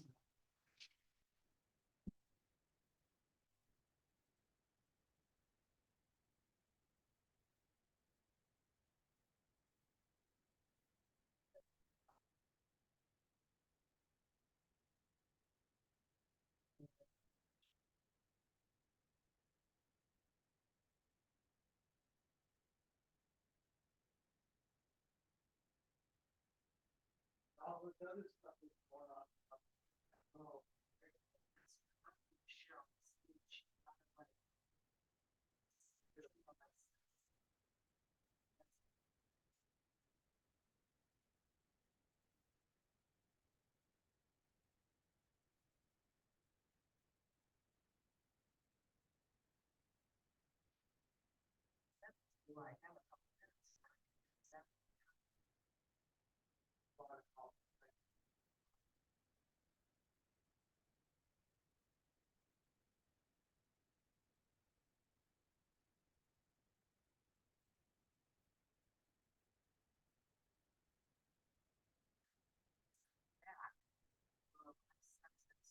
Her and to see ready my legals. I sent it to your, I didn't just send it to her, I also sent it to both staff. Okay, finish your sandwich.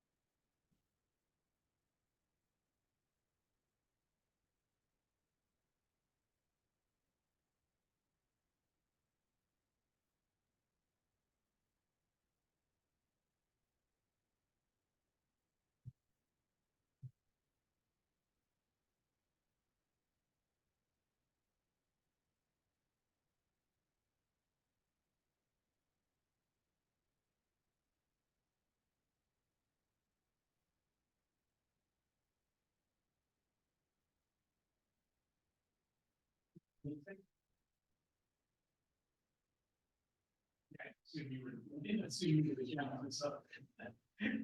don't know, I mean, 2 kids in school and then, how it is when you're in the same house, it's just bouncing, it's just, I know, it's just bouncing around.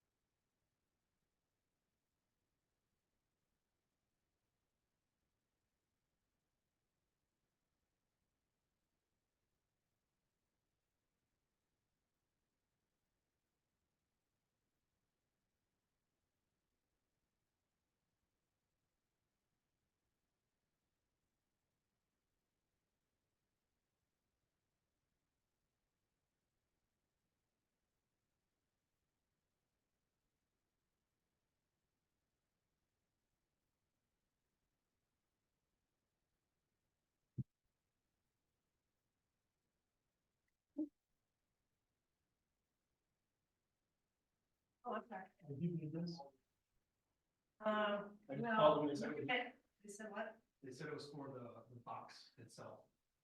Was it? Okay, well, nobody's requested a PO for that, we've never paid that before that I know of. Okay. So you need to send me an email for a PO.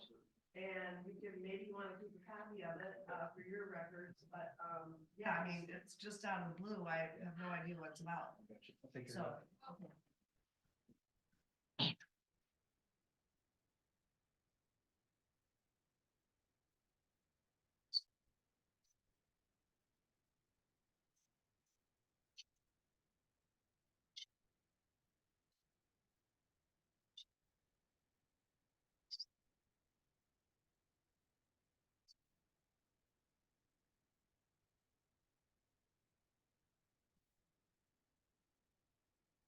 That wouldn't be my first rodeo.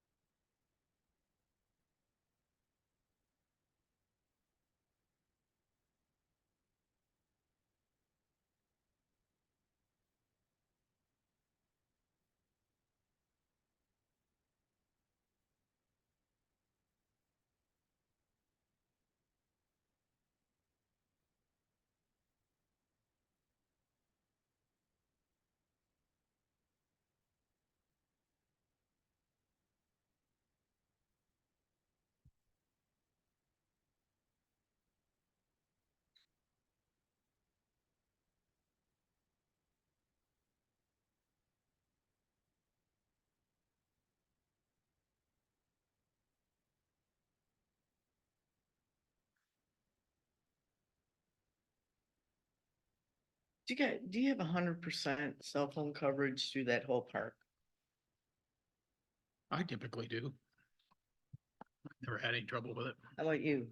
I never had a drop off from Park Road on. Yeah. I'm just saying, cause people cheap on their phone programs. Like they buy the cheapest phone program. I just wondered, would a payphone be needed out there because, No, so you think anywhere in that park you could call I 911? never and put a it would work? payphone in there. Okay. Payphones are from the convenience store industry. That's why they ripped them out everywhere. They are, Well, they still- I they know, are but used they- for illicit activity and Well, that true too. there is, we took them out of all of our convenience stores and a lot of shit. Well, and I know why.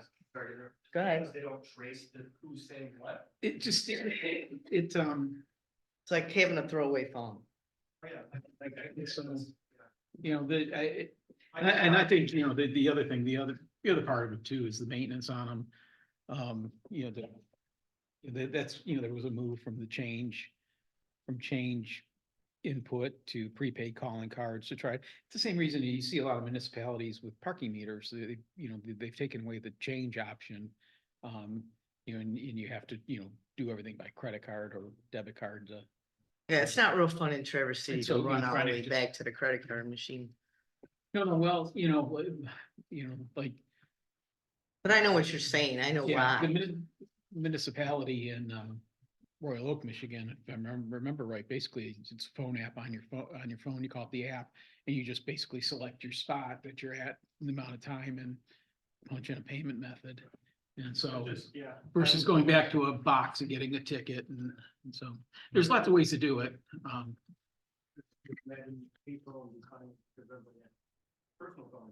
Well, I think that certainly was a contributor. I never thought about that. That was, Oh, you mean the being inconspicuous? You could just do, yeah.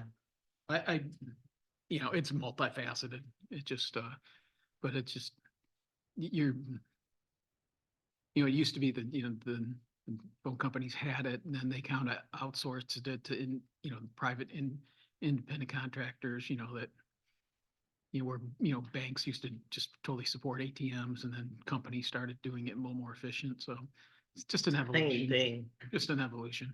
So to your point, cell phones are so prolific.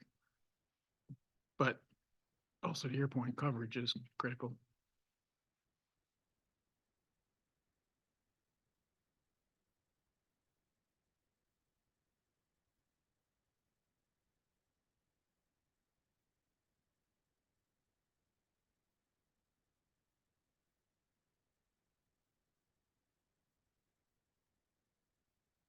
Everybody ready?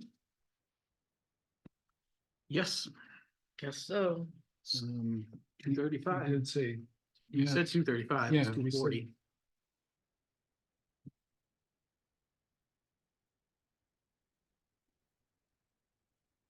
okay, so we'll go back to budget, I guess, and we're on capital line item 970. Yeah.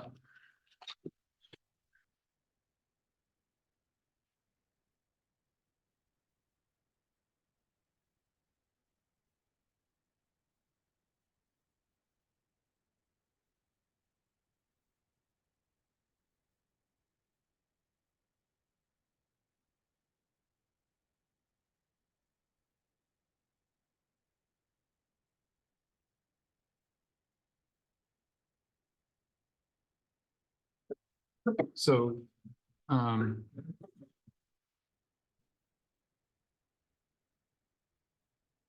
Last note I had is that we were going to move that to, we were talking about some reduction in in the tractor slash zero thing, yeah. the, And is it board consensus maybe to bring the lawn mowing in-house? And make it a park and rec responsibility? It may not be any cost saving, but we may get a better product That's what I'm thinking. and a better Product. product. So we may have some quality control overreaches that we can put in place. Plus, if we have the equipment, that makes those trail expansions, rustic campsite expansions, all of those things that you have ideas to do, it would make it that much easier. So thinking about the 120,000 for the tractor and zero turn mower, it all depends on ultimately what we want to buy in with. For sure, the mower would be required. Do you start with the mower this year and go to the tractor next No, year? no. Just because the parking lot is going to be such, Yeah.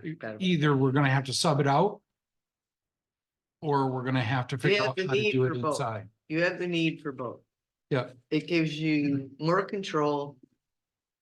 You know where you're dumping the stuff, you know if it's being, the grass clippings are being handled properly.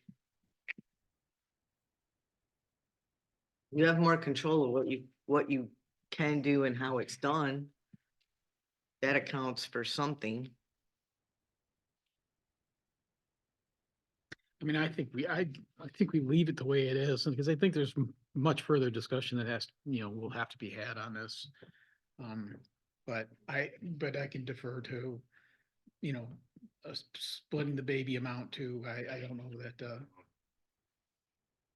that necessarily helps us, you know, to the point that, Ardella always makes, it's just a budget number. It doesn't mean you have to spend it if necessary, so. The only difference would be is if it pushed your bottom line out so far That was an that untainable. it, yeah. You know, if you don't have it, don't spend it. Right. No, I agree with that. I'm not sure there's gonna be $400,000 in the general fund to loan to the park fund either. Guess we'll have to wait and see.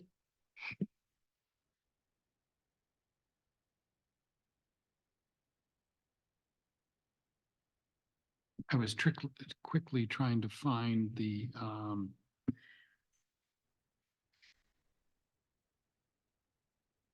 estimate that John Deere provided. Which one were you more comfortable with, Kubota or John Deere? They're both quality pieces. Yeah. You have one employee that's already, doesn't she have a Kubota tractor? Doesn't Vicky have a Kubota? I was gonna say you already have one person trained then. Somewhat. She is a John So, Deere? For So then- example, the Kubota, if we were looking at a 40-20, which was a little bit bigger frame than the one that Vicky uses down there, I'd say about one step up from that.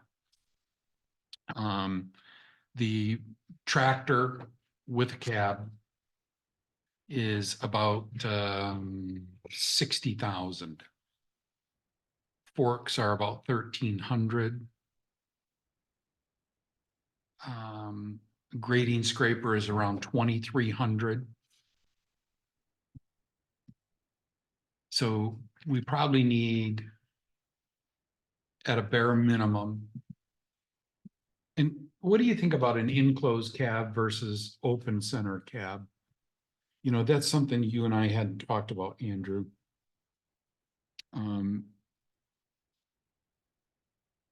If we're going to use this to open up trails, potentially mow Lossy Road, for example, do we want a cab with all that glass running through the branches?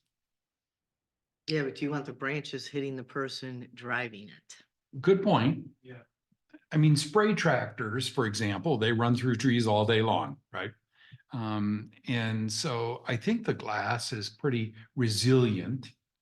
I would look at this as think of being a trail groomer.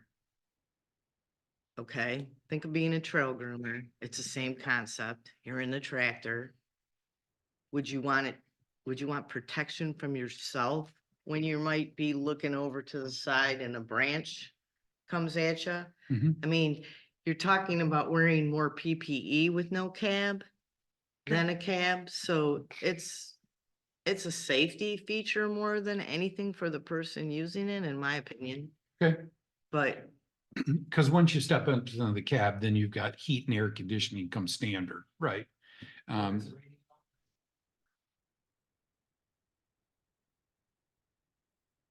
Yeah. So the cab adds around $10,000 to it by the time you get the air conditioning. what's an eye worth? In the heat. No, it was just merely. Oh, for I get it, discussion. but I So- was just trying to think of this as, you know, you got PPE, safety. If you go to an open cab, now people gotta have ear protection, eye protection, head protection, face protection.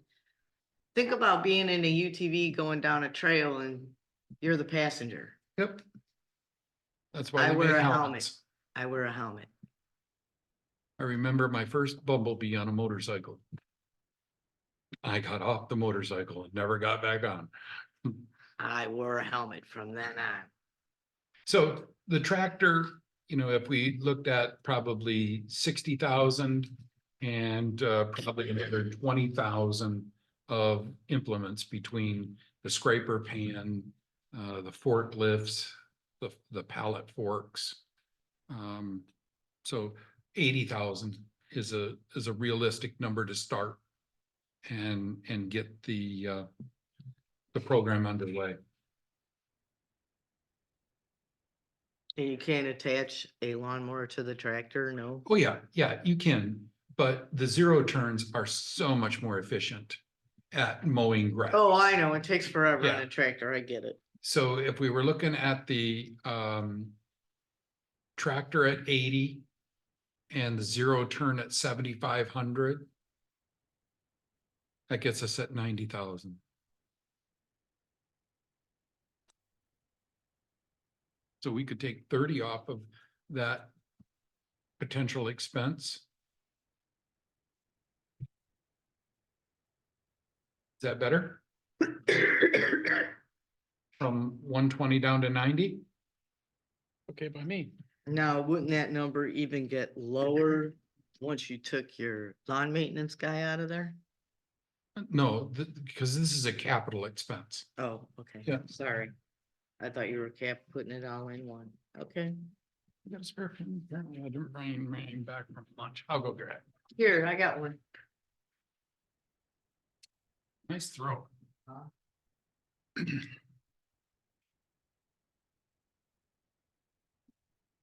I could do that from a moving car too. The next item underneath this category was a truck and snowplow. This actually came up with fire chief. And he would really like to have a truck and snowplow available for the fire department's use. For what reason? So I told him to include it under his budget and he kind of balked at that. I said, we could put one on your nice I new was F-150. Well, that's. And he what I balked was- at that. Well, I was just thinking, what is the difference? Okay. What is the difference if we bought a plow and put it on the 150, his F-150? He didn't want to do that. He didn't want And- to do that. Plowing takes a toll on a vehicle, It does. a lot. And if you're looking at doing a truck and a snowplow situation, why would the fire department want that? So they can plow just their parking lot? No, access to, I assume, scenes. That's what I would assume. Wow, that's. No, it just seems The excessive. scenes? Yeah, No. I would see this more as a plow truck, maybe a $1,500 truck with a plow on it, and either a fireman or somebody gets in it, plows everything we need and then parks it. Well, in this case, the truck would also then pull the lawnmower around. We don't have to put a snowplow on it. Don't have to do that at all. And, we had the opportunity to buy a used piece of equipment from East Bay Township. The one went for over 10,000. The Ford truck that was used in their outdoor maintenance program, I believe that went for 30-some thousand used.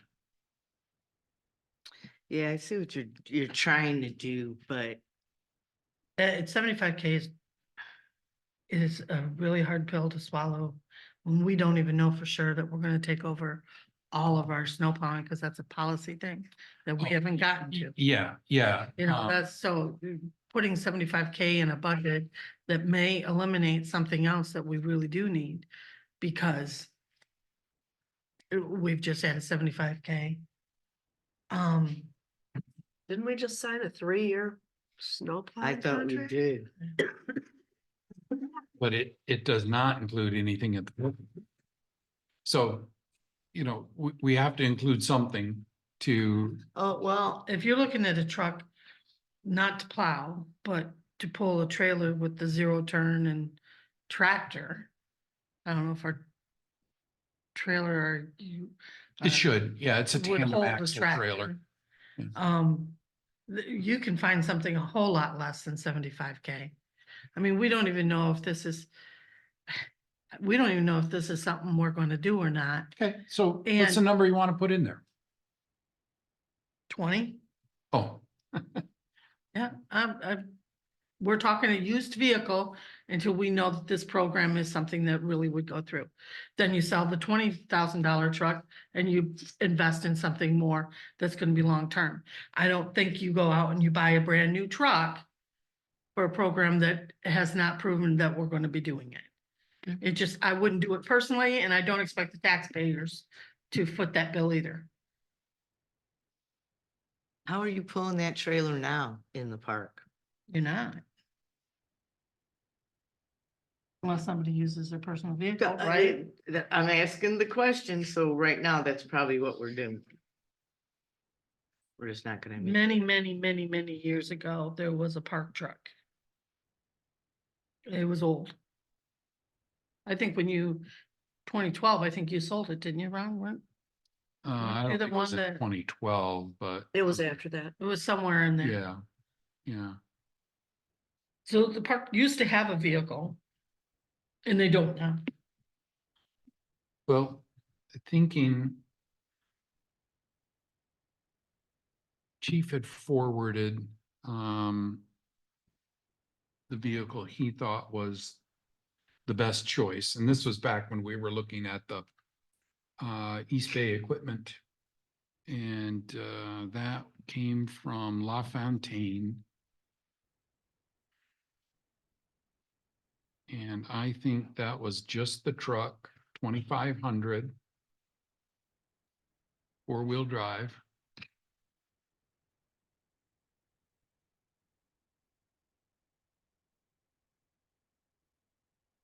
Trying to get to the price.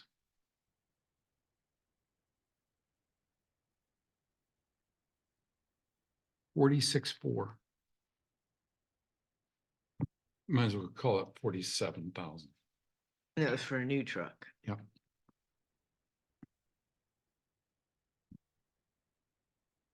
But, I don't think they need a new truck, do they?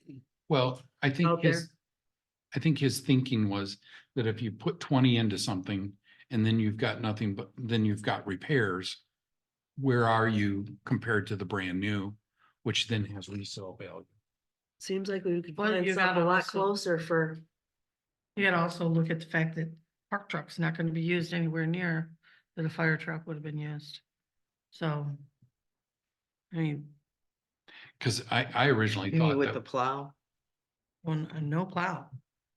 I originally asked Chief to take, um, or receive the old brush truck that just got decommissioned. I mean, that's in the township for free. Mhm. It's four-wheel drive. It's got trailer hitch on it.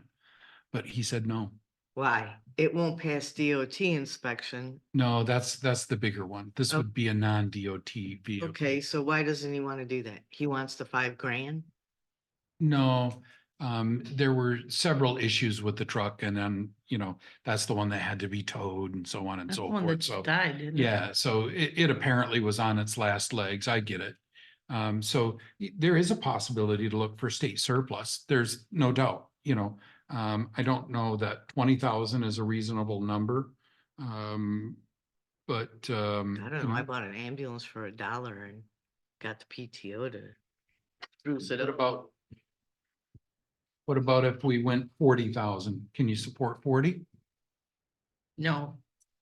Again, for the same reasons I've already stated, and I don't want to take your time up on it. Okay. Board, what do you think? Well, Split the difference in 30? Okay. Heidi? I think you could find a nice used truck for in the 20s, but that's my opinion. The snow plow truck that my husband uses to plow our neighborhood, we paid $2,500 for it. It still runs and everything, it doesn't look the nicest, but, I paid 900 for mine, so what's the point? I'm Well, just it is- saying. Is that it's so- something you want a township employee to run? No, but I think you could Okay. come up with something nice in the 20s, not the 40s, Okay. just to start the process. What Cheryl, if are it you good doesn't with 20? work? 20,000 for what? A For the- truck and snowplow? No And at this snowplow. point, it's just the truck. I'm good with 20. Have we crossed off snowplow? So 75 to 20 would be.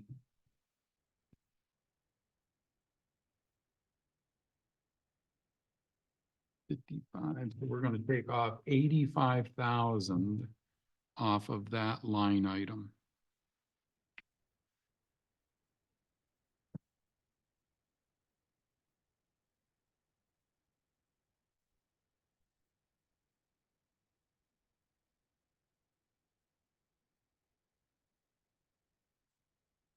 Did we allocate the 5,000 for the ice merchandiser? Yeah, that's what I got on here. I got ice machine.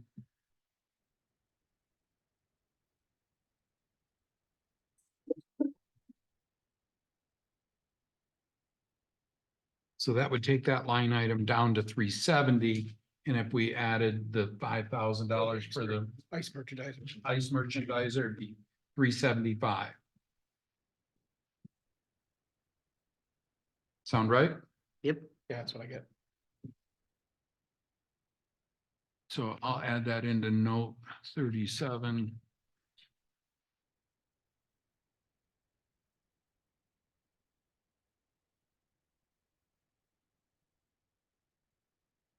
Okay. Well, our 3 o'clock zoning administrator person is here, I think. She is confirming with a positive head shake. So that's a good line item to stop with if we're done with it. Yep. Heidi, I'm good. Cheryl, Yeah, I guess so. Della? Yeah. Don, good place. All right. Are we done with the budget for today then? Or are we coming back to it after the interview? I just need to know so I know if to close out or not. I would like to come back to it, but that'll be a board decision.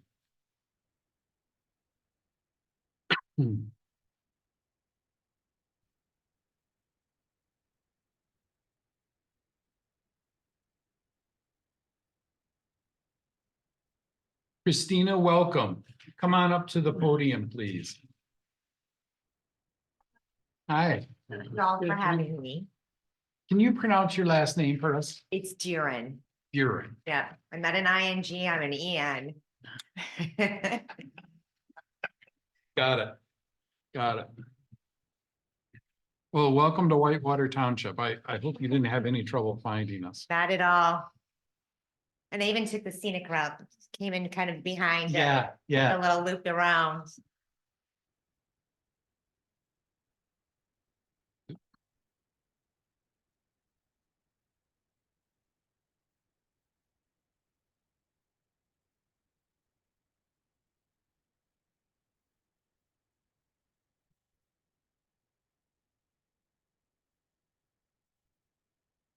Unpleasant time of budgeting, isn't it?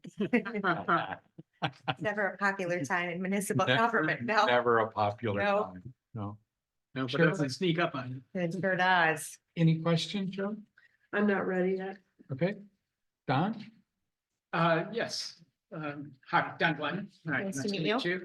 I see in your resume, you've been up until recently with Peninsula Township doing zoning, Correct. the director of zoning. Just so we're kind of on the same, I see what you've got there, but can you talk about that experience and talk about the types of things that you did and the challenges that you found? Well, anybody that knows Peninsula Township knows that there's always challenges. You know, they're in the paper all the time for lawsuit stuff. But my job primarily was basically the keeper of the Bible of the zoning ordinance. And so I was the person that did land use permits and I helped with the planning commission.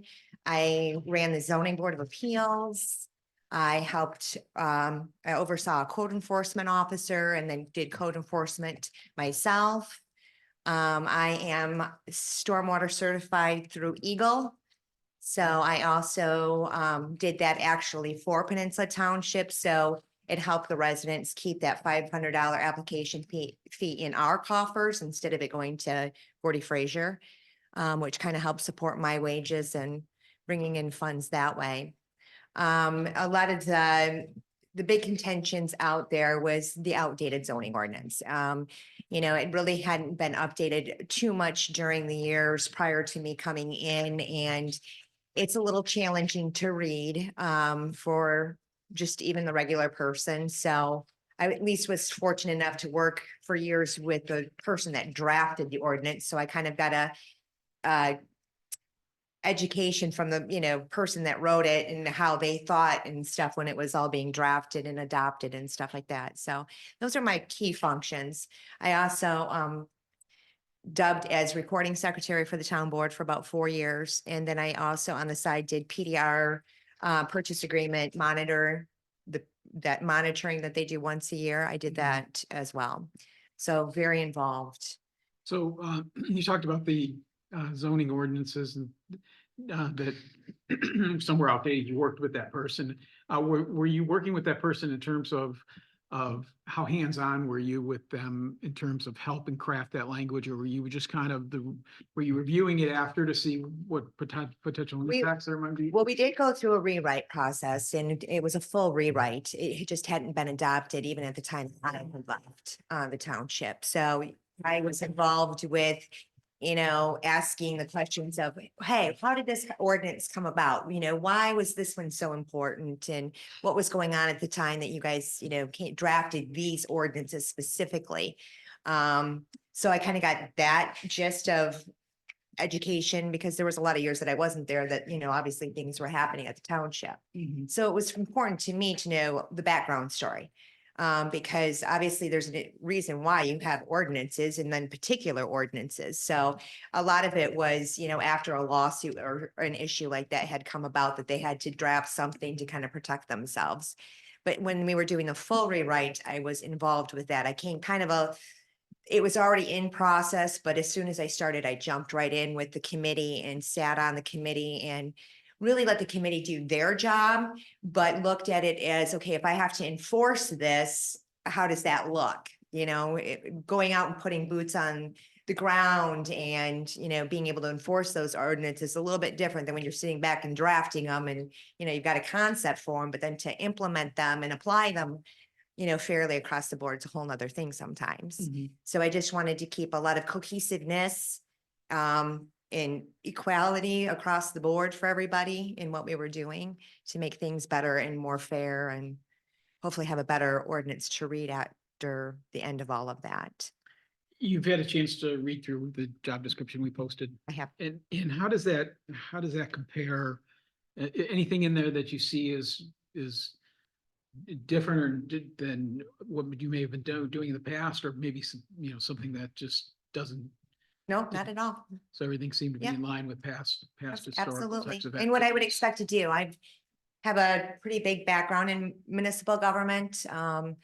Started out as a deputy supervisor, then I went in and became an assessor. And then when I moved back to Traverse City, I thought, you know, assessors aren't all that popular. I think the police are more popular. I think I'll dip out of that and then flip over into zoning because it just seemed to be a good place that I could use a lot of my skills and I could do a lot more in it than I could with assessing. So I like the zoning aspect better because you just have a book to follow. It's kind of a no-brainer, you know, and customer service is really important to me. So I want people in a community that I work with to know that I'm here for them. I always say that I have 3 bosses, and that's the state of Michigan, the township board, and the public. Because if it weren't for the general public, I wouldn't get a paycheck. So I respect the community. I really look to the community to come to me for questions. I want that open door policy. So even when I worked for Peninsula Township, I would get phone calls on the weekend. I would answer them. I felt like I was a 24-hour full service person there for them, but you never know when you have somebody that's going to call you and need something and be in a kind of a desperate situation for an answer. And it's always good to respond back and not let a lot of lag time, you know, happen between that. And even if I don't have an answer for them, I'll tell them, I don't know, but I'm going to find out what it is. But as long as they have somebody that is calling them back, it makes them feel important and that they're heard.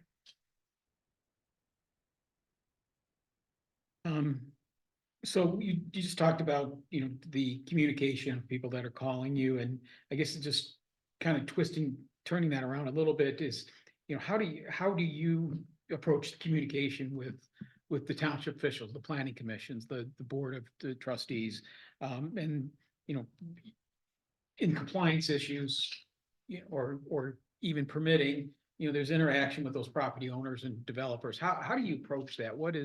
How do you keep yourself organized? How do you do those types of things?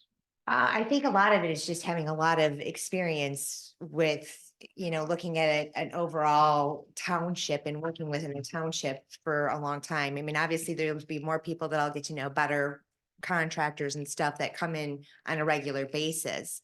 But, you kind of, as you work in a municipality, it's amazing the people that you meet that you would never think to meet. So one of the things is inviting people in to meet me or meet with me, meeting up with them at their homes if they can't get to me, whatever it takes so that we can have a good conversation, that they know how in a process, if they're building a house, how to proceed forward. Here's the steps that you need. Because this is what I'm going to ask you for in order to get a permit from me. It's a open line of communication always.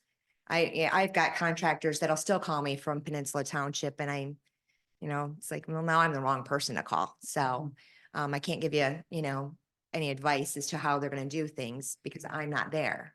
I could just tell you how I did it when I was there. So. So, you obviously dealt with, compliance, and I guess any strategies or how your methodology is, that you employ when you to ensure compliance, with the zoning regulations. But, we've got to balance the needs of the property owners and the community. How do you go about that?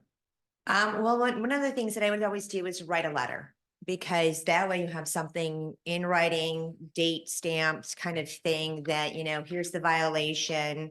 This is what it's going to take. And my thing is as long as somebody is working toward compliance, because you can't always go get compliance tomorrow. If I put in a septic tank and I didn't get a permit, well, now I got to go figure out how to get those those permits. And that takes a time, somebody a little bit of time to get. So as long as I know that somebody's working forward to complying with what they need to do, I'm patient. It's when the people aren't complying that I'll give them the time frame that they need, and then they'll probably get a second letter from me. And if that falls on deaf ears, then we go to the next process, which is usually a trip to the magistrate or to court. And then it all depends too on how much the board wants to see happen, because I obviously need the board's support in going after stuff like that. So, that would be something that I would look to you as a board for, some direction as well. So I give you reports, this is what's out there. What would you like me to do now? Would you like me to kind of let them have another period? Would you like me to, proceed forward with taking this to a civil infraction type of issue? And I've done that a lot, And how have you gone unfortunately. about that in the past, communicating that information, around within the organization? Do you, as it comes up on a regular report, on a Yeah, I would talk, standardization? How do you? I had an open door policy with the supervisor, so we talked often and, there were times where it was like, okay, well, maybe not, back off a little. Somebody's got something else going on in their world, a spouse dying or, who knows? A lot of things happen, and sometimes it's all out of our control. So, but I had an open door with my supervisor. We had day-to-day interaction, conversation. If he saw things, he would tell me about them. If, they were egregious violations or something that he thought that needed to be pursued, I'd go out and look at the evidence and, get pictures, do whatever I had to take to show what my violation is. So speaking of violations, and can you describe to me a challenging zoning issue that you've encountered, in your previous work, and how you went about resolving that issue? Well, the biggest one on the peninsula, it was tender-footed, was the docks and hoist. and storage of those. So that, and of course, they went through a lawsuit and it was determined that they had no jurisdiction over them. But that was after I left. So in the interim, while I was there, I would write letters to people, and it always starts out with a letter because I don't have everybody's phone number. So, I mean, and it's hard to get cell phone numbers and stuff like that. So that letter is that one thing that's, I can submit to that to the court. I can submit, follow-up letters to the court kind of thing. But, those were some of the issues we'd have. We'd have people that would build that didn't know that they needed a permit for something. So a lot of times, if they built it in the wrong spot, they'd have to move it. Because obviously, or go get a variance, but they'd have to halt everything until that happened. But there's always a process through something. And before you have to get to that step of, hey, you gotta rip it down. Because you don't want somebody to have to necessarily put that kind of an investment into something and then all of a sudden they're ripping it out. But we have rules for a reason, and that's for health, safety, and welfare of our general public. And it's important for us to follow what we've written in those guidelines. And like I said before, that's the Bible. That's your Bible. That's what you've adopted. Those are the regulations that you as a community feel important to have. So therefore, that's my job to make sure that whatever happens follows those ordinances. Speaking of those ordinances, the way they are in zoning laws and regulations, how do you stay informed or up to date on any changes that are happening in that? Well, I was doing a lot of MTA, so I was involved with the Michigan Township Association. It's talking to other zoning people, watching the state websites, keeping in a good relationship with the MSU Extension Office is really important because, a lot of good information and material comes out of there. So. Well, anyone else? Heidi? I'll give you an easy one. If you were a color, what color would you be? Well, I hate to tell you, You I can laugh I at hate it to tell all you you that, want. but I'd probably be black. That's okay. It's not a It's bad fine, but answer. it matches everything, right? Well, it's not a bad answer. In the biggest toxic conflict incident that you've occurred while doing a zoning administrating job, what cartoon character would you be? Oh, that's a hard one. Cartoon character. You can pick a different character if you want. I'm not sure I'd have an answer for that because I tried to keep neutral. I want to hear Both what they have sides. to say. I don't want to form an opinion, That's so I an try to be a acceptable very answer. neutral person when dealing with people. Because, when you go to somebody's property and there is a violation, it's usually a little contentious. Right. And of course, you're not the favorite person that they want to see popping up on their property or anything else. So I try to approach everything with kind of soft hands. Right. Because if I saw somebody coming to my house, that's what I'd want, and maybe they didn't know that they had violated the ordinance, or maybe they do know that they have, you don't, I can't assume going into a situation that they automatically knew that they were violating. So I have to kind of walk tenderfootedly and get their side of the story. And then just explain to them that this is the ordinance, this is how it reads. Now we have to figure out how to get you into compliance. And my other question is, why did you leave Peninsula Township?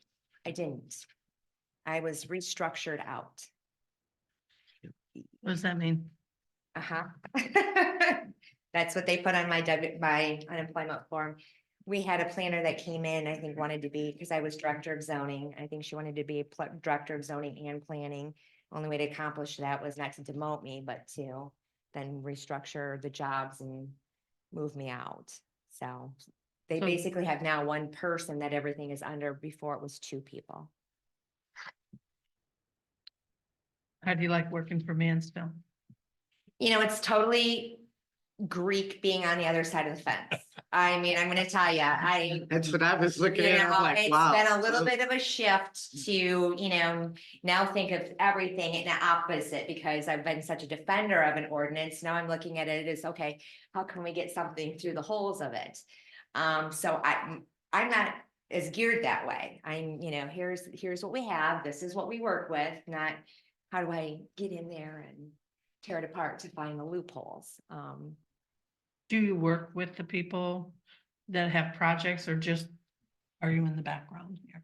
I haven't really had a whole lot of one-on-one with a lot of people that have had big projects. Some I've been more involved with, because, I had a good relationship with a couple of people out on the peninsula.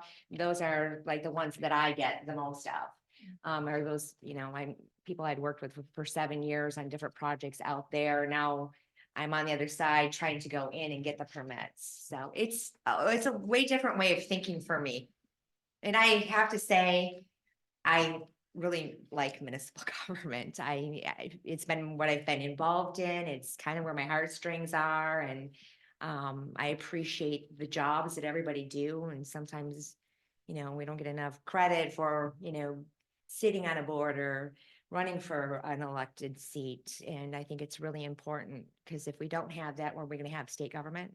So is that why you're looking to get back into? Yeah, I would quit Mansfield. If I got the job here, I would definitely leave Mansfield. And what is your salary requirements? Well, you guys had offered in the ad anywhere between 30 and 50, and I would think I'd probably be at the higher end of that. Only because I do have a certificate for zoning. I did go to school for that. I have citizen planner. I've worked with the ZBA. I've worked with planning commissions. I have a stormwater certificate from Eagle.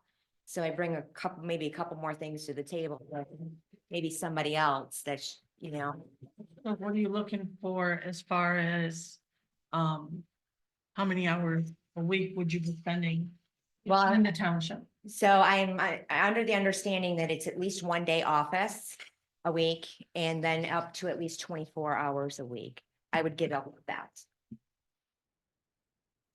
And then, like I said, 24 total? I think is what the advertisement was for, was 24 hours and then 1 day a week in the office. And you're including that in the 24 hours? Yeah. Okay.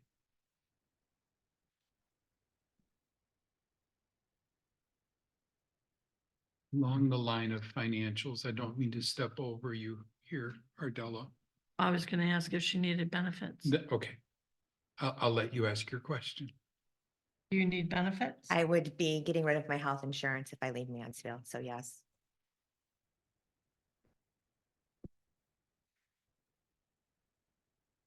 Can you give me an example of, because I see you've got supervised code enforcement officer in a couple different places. Were you not considered the code officer? I was his boss. Okay, So not only did I do code enforcement, I oversaw his code enforcement stuff too. So when he would have a problem, he would come to me and then we would talk about what the issue was and then how to proceed forward with enforcement of things. can you give me an example of a particularly difficult code enforcement that you were involved in and how it was resolved? One of the ones that we had was for somebody that had built a fence. And they dug their heels in that they didn't need a permit. They were right on the property line. And in Peninsula Township, if you're over 4 feet in the fence, it becomes a structure. So then you have bigger setbacks. And they were in violation of that. We ended up writing a citation. We ended up going to court over it, and then it was resolved. But we had quite a few of those kinds of things where we had to, push somebody to take them to court to get the issue taken So care of. is Peninsula Township a civil infraction township or misdemeanor township? It's a civil infraction. Okay. Yeah. And I was trying to get a violations bureau up and running before I had left, because instead of going to the county and paying a violation fee at the county, there's a way for a municipality to create a violations bureau so that if I give them a citation, the money You comes get it here. back, right? It doesn't go And away. yeah, and so we're not paying the court, all of that fee, because I don't think we got anything out of it. I think that they were supposed to give us like 33% of whatever they took in, and I don't know if we ever got a check for that. So. I mean, and what a loss to the municipality, because here it's my hours on the taxpayer's dime. And then the county court gets all the fees, and I didn't like Right. seeing that. I thought it should have stayed right in the township so that it bettered the township. So do you have experience with short-term rentals? I do. We had a lot of short-term rentals illegal. So do they have an ordinance in Peninsula? They sure do. They're not Yeah. allowed. They're not allowed. They're not allowed. That's the ordinance. That's the ordinance. They are not allowed. Okay. And, I mean, that's a tough thing because the state has kind of opened the door for some of that. And I know you guys don't have short-term rentals as well. They're not hard to find. I can tell you that. And, I would find things just sheer dumb luck. I mean, I'm just one of those people that when I drive out, I somehow can find violations very easily. A lot of it's driving the community though, and being a part of what's going on here. Can you be at the planning commission meeting once a month and township board meeting once a month?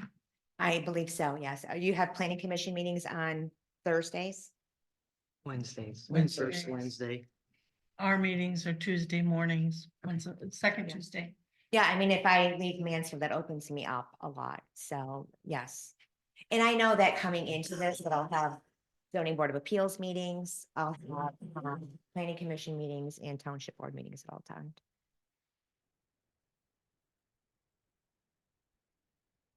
Have you read our zoning ordinance? I've thumbed through it, but not, to the point of absorbing it all yet. I haven't. Have you looked at our master plan out on the website? Yep. The new one or the old one? And you guys have Randy Melnick as your planner. So Mhm. Randy and I worked together at Peninsula Township for a couple of years. We had a great working relationship. So he knows me, I know him, we know how the other person works and is geared, so.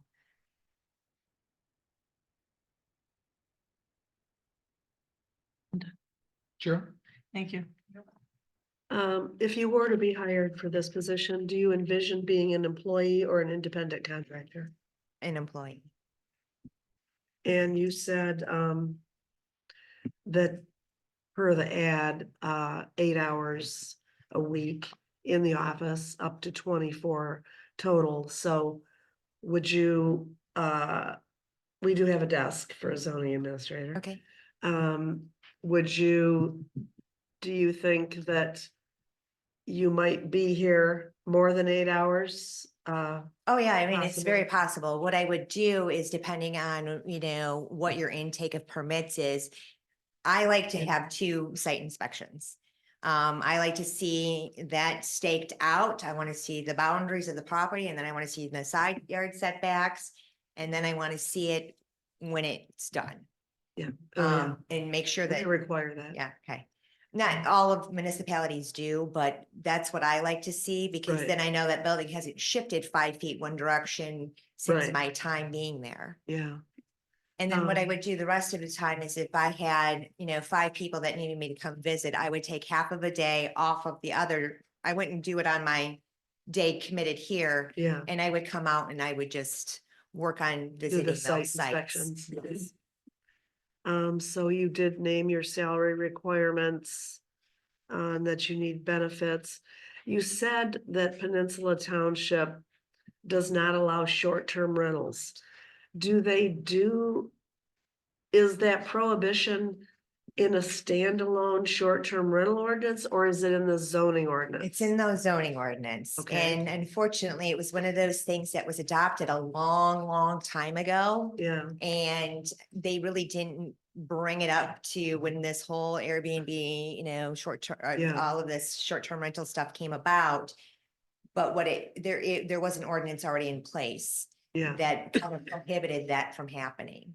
yeah. So it still stands, but Yep. their position on it is no short-term rentals. But we all know that there are some. There's a bunch. Yeah, and so what does the township do about that? Well, that's the problem, not enough. Yeah. It was a little bit of a battle and a fight. Yeah, To try to get those, shut down.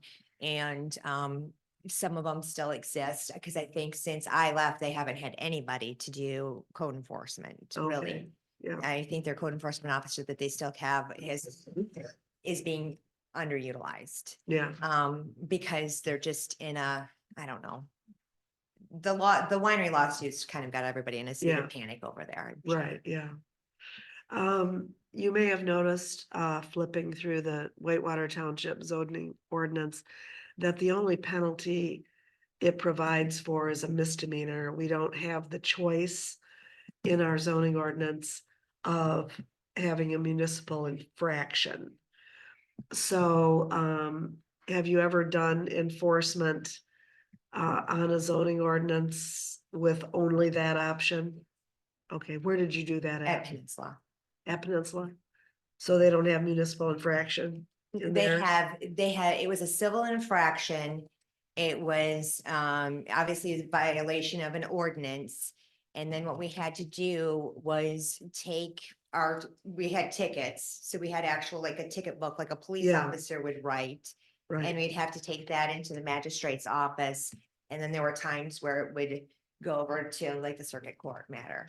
okay, Where they'd have to go to circuit court. So, and unfortunately, I can't take that to circuit court, an attorney has to do that. right, yeah, But I can go to the magistrate and defend that ordinance, right. so. Yeah, that's the civil infraction part of it. Yeah, okay. So did you have any that had to go beyond the magistrate Yeah. and go to, and then the attorney got involved and And that they was took kind of over. out of your hands after that? Yeah. Okay, thank you. You're welcome. My turn?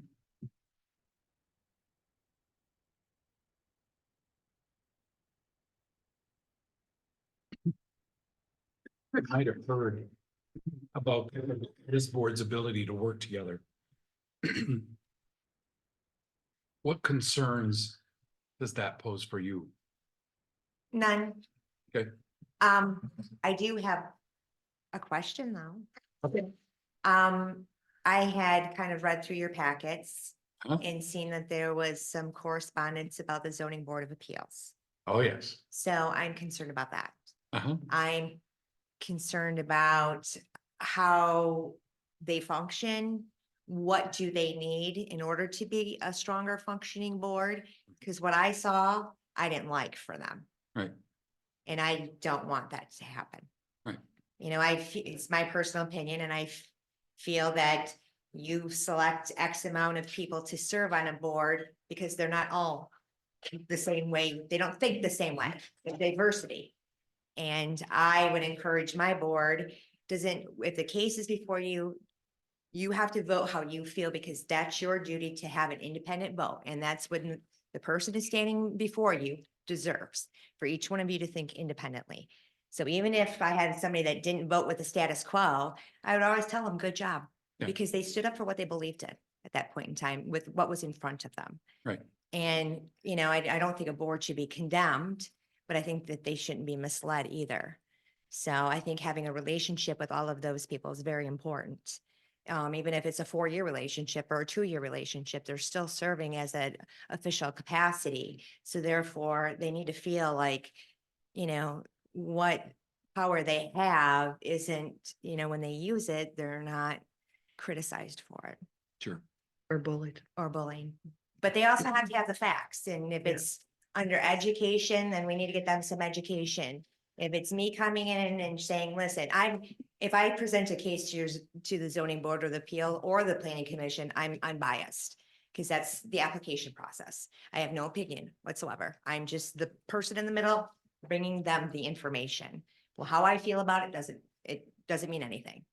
So unless I was really concerned that you were going to put septic next to a wetlands and there was going to be some catastrophic, you know, detriment to health, safety and welfare, you know, I would not step in and say anything. I would let them do their due diligence as a board and vote. But they have to have good material in front of them to be able to act upon. So that's important.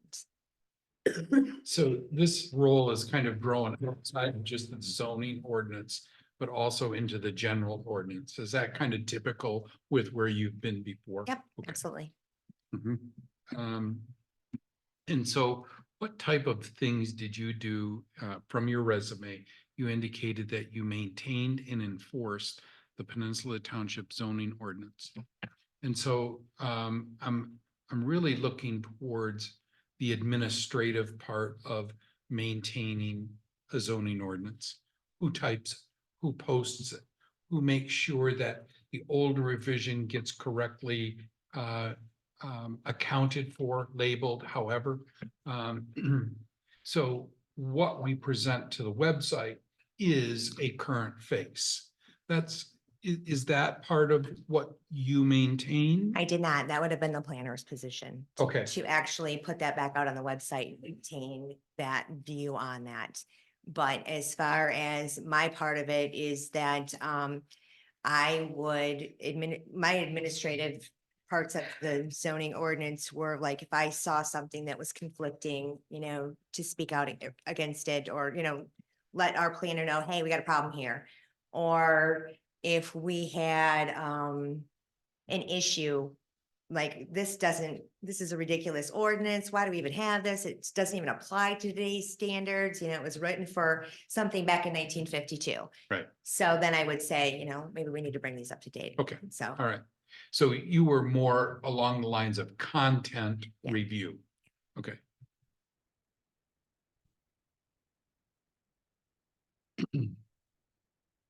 Could you walk us through a typical land use inspection permit?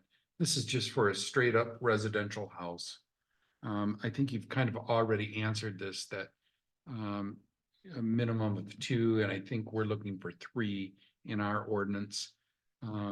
We would like to see, I believe, I shouldn't even be quoting this, I guess. So walk us through your normal site inspection for just a straight up residential house. so, excuse me, what I would do is take a plan with me, obviously. Even though there's always supposed to be plans at the site, you can't ever bank on that. And I would go out, look at the stakes, and then look at the measurements. I measure off of those stakes to make sure that they are where they're supposed to be. A couple of times I stopped right there. They weren't right. You got to go back to the drawing board.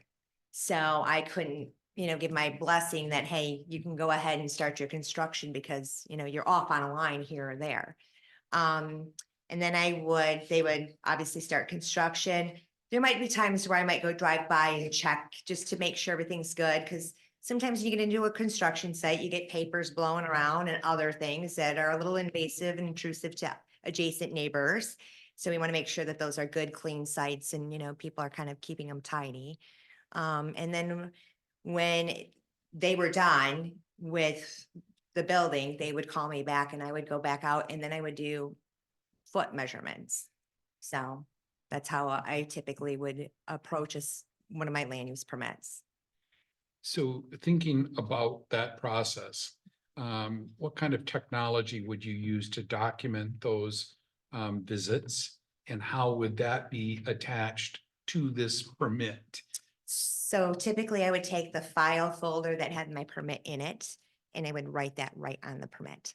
Okay. Because then that way I'm looking at what I've permitted them. Mhm. And then on that same permit is my signature or notes that this wasn't, measured correctly or wasn't set properly. And so it was all right on that permit.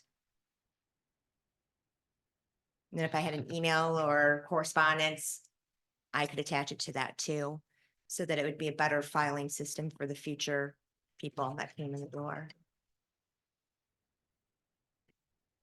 Your operator's license is stormwater operator license. Do you have plans to renew that this year? I know I'm already renewed to 2028. Oh, okay. All right. I had to renew last year. Okay.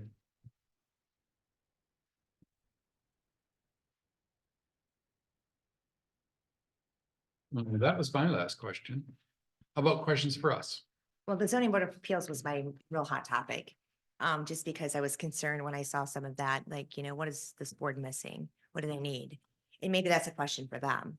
But obviously there's some issues there and I don't ever want to be overseeing a board that doesn't know what are we even talking about, you know? Right. I mean, everything should be laid out black and white for them. They should know exactly what ordinances we're giving variances for or from. Does it make sense? There's criteria obviously for them to follow, to vote on. And in ours, it was very structured. So every person got the ability to talk about it, ask questions, and then every person came back with what they felt or saw. We did site inspections together. I would take one at a time because I didn't want it to ever create an illusion of a conflict. And I think it's important just to have that one-on-one time with that board member so that they can see, okay, well, here's the side yard setback. This is where they're asking for it. So they all visually, when they're sitting back in here, know what we're talking about when we go back onto that property or what it's gonna look like. So that was another big thing that I did, and met them all independently at the same place. So who creates that packet of knowledge? did. Yeah. Yeah. Yeah, Yeah. absolutely. So I would write a staff report and then I would pack it together all the material that was given me for the packet. And then I would distribute and then make sure it went out on the website so everybody else had a chance to look at it. And then I noticed the paper and everyone within 300 feet. So those were, standardized forms that we kind of made with a picture of the property highlighted. And then what the whole variance request was, or why they were before the zoning board of appeals. And then those all went out. It minimum 15 days before, but I try to get it out as soon as I can. Because everybody needs extra time. So if I think of something else I want to ask, can I call? Absolutely. I do have a 906 number, so everybody thinks I'm spam. But I lived in the UP for so long, I can't give that darn 906 out, but I am considering getting a cell phone with a 231 number so that, it looks a little better having that instead of a 906 area code. I do have one more question. You've spoken very passionately about the CBA and how you feel that should be structured and the process that should be followed. What do you envision as maybe two other top objectives that you would have in your first year here, knowing what you know about Whitewater Township? Well, one of the things that I would consider, I like to do is look through what you're charging for fees. Are your fees covering and justifying your board even sitting here for the night? So that was one of the things that I did with Peninsula Township, because when I walked in the door, we were so undercharging that it didn't cover the recording secretary and the board sitting there that night. So the taxpayers were footing the bill for the classified ad that went in for my time and then for meeting room time. And I didn't think that was fair. So in my opinion, if you're coming to ask for something specifically, and it's an independent thing that I want to build closer to my line, the rest of the township shouldn't have to cover that cost. That should be that person coming. So it doesn't matter if it's a planning commission issue or it's a zoning board of appeals issue. I mean, that should cover the cost of doing business that night and what it takes me to write a staff report. Because I don't think it's fair to the rest of the residents to have to do that. And then I know in some municipalities, Peninsula was really low on their application fees. I think they were still charging $25 for something. And I said, my gosh, I lived in the UP and we were charging more than that, 20 years ago. So, I think it's keeping an eye on those and making sure that we're bringing those up to kind of in a standardized cost, because you can't go get a septic permit for $100. I mean, it's going to cost you a lot more than that. And that's just the cost of doing business anymore. So that'll be another thing that I'll look at and then maybe make some recommendations to the board on what my opinion is on that. But I think that when you're talking a zoning person, you're talking a code enforcement officer, those fees should be structured that they don't have to come out of township coffers. So when I was at the Peninsula, I made enough money to pay for my wages a year because I rose those permit fees. I have one more question Thank if you. possible. Regards to the ZBA comments you made, explain to me the difference in your opinion in everyday life between a needs and a wants.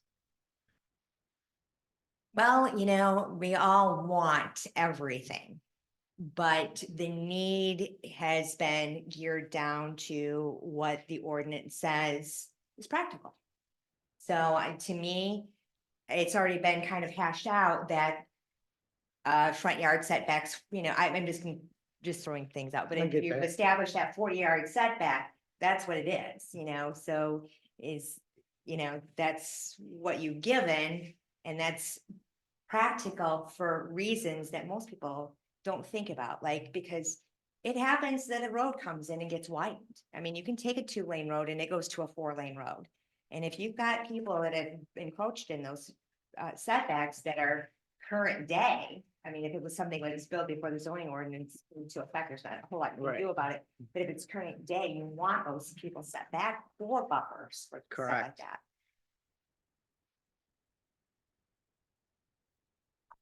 Anything to, I have one Finish more up? question. So here, you wouldn't have, at least as it's presently set up, you wouldn't have a code enforcement officer under your direction. So you'd be doing both, and that would be something you would. And I do. knew that walking in. Okay, I mean, I knew that you didn't have one, and I don't have any problem doing enforcement okay, at all. Yeah, So as like I said, I try to be gracious and give people time to come, into compliance. right, But I also know if you give them too much time, they never will. So, and it's important, like, again, I mean, you don't want somebody to build a whole house and never have it inspected, then it collapses. Then they come back and see the township and say, well, you never made us get a permit. Well, yeah, I mean, it happens that things get built that way, but we need, I'm just very mindful because it's, again, that health, safety, welfare, yeah, and sometimes you have to protect people from themselves a little bit too. yeah. Yes. Thank you. You're welcome. I'm good. Everybody else good? Any final questions for us? None for me. When do you guys think you'll make a decision? You have, I think, more coming up toward the end of the week. We do. Okay. And so I would hopefully say by the end of the month. Okay. But we've also looked at extending our current contract for about 60 days. Okay. So between the end of the month and 60 days. So then I would just tell you that if it were open, it were offered to me, I would take it as soon as it was open and available. So Alright. just so you guys are aware of that, okay? Okay. Thank you so much for Thank- your time. I appreciate it, and have a very Well, blessed. thanks for afternoon. visiting with us. No problem. Have a great day. Thank you, you too.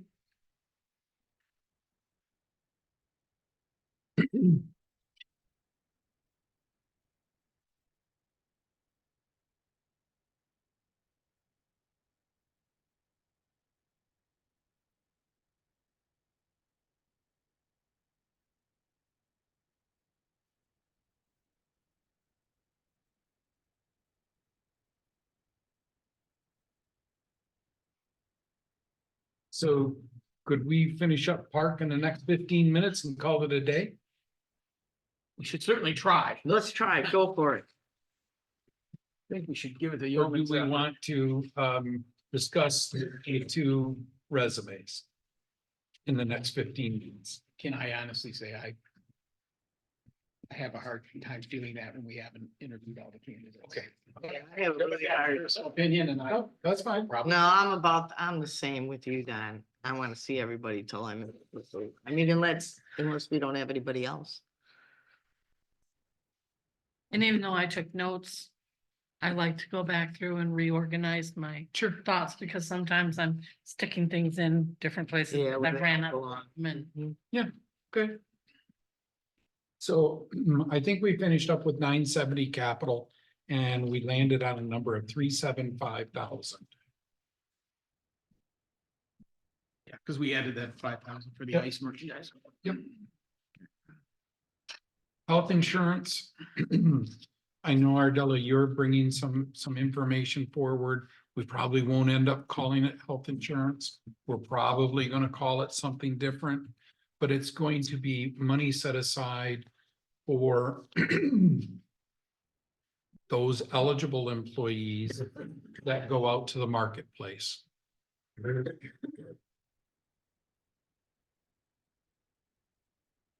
And again, this number is based on all of the wages above.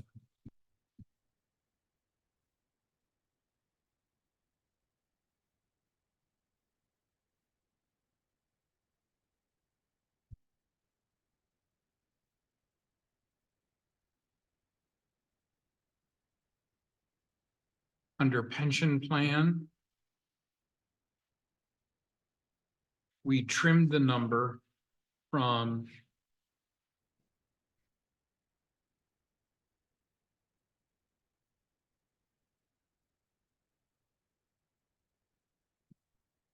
$14,900 to $5,000. Yes. And so the same percentage was figured on this line item. Want to trim this one to 5,000? Or you want to keep it at the 14,900? What number is that? Line item 714, Oh, but it's down below, right? We have two 714s in our budget.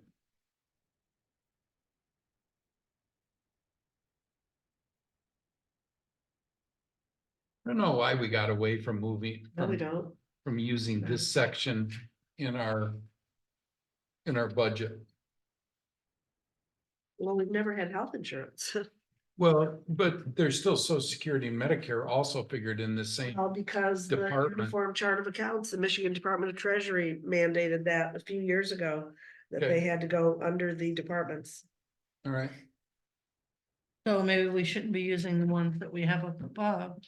Those numbers should be going in here. no, I think what Cheryl said is the ones up above were the mandate. Are in ones. every department. Yeah. 715 and 716 are in every department because the Department of Treasury mandated that a number of years ago. So 715 and 716 are mandated. I'm Not not on this understanding. page, not on this page. Okay. That all used to be under this 715 and 716. And then the Michigan Department of Treasury mandated that those two account numbers had to go under every department, township board, supervisor, elections, clerk, treasurer. So those are under every individual department. That's why this is no longer used. Yeah. This was a catch-all for the, the entire fund. All right, so 714 health insurance. Yep. And up above, we changed that from 14,900 to 5,000. Is what you said, right? I thought it was. Yes, Was it just 5,000 or? Okay. I show 5,000. Okay, yeah, I got 5. So I think this needs to also change. okay, I'm fine with that. What's it changing to? 5,000.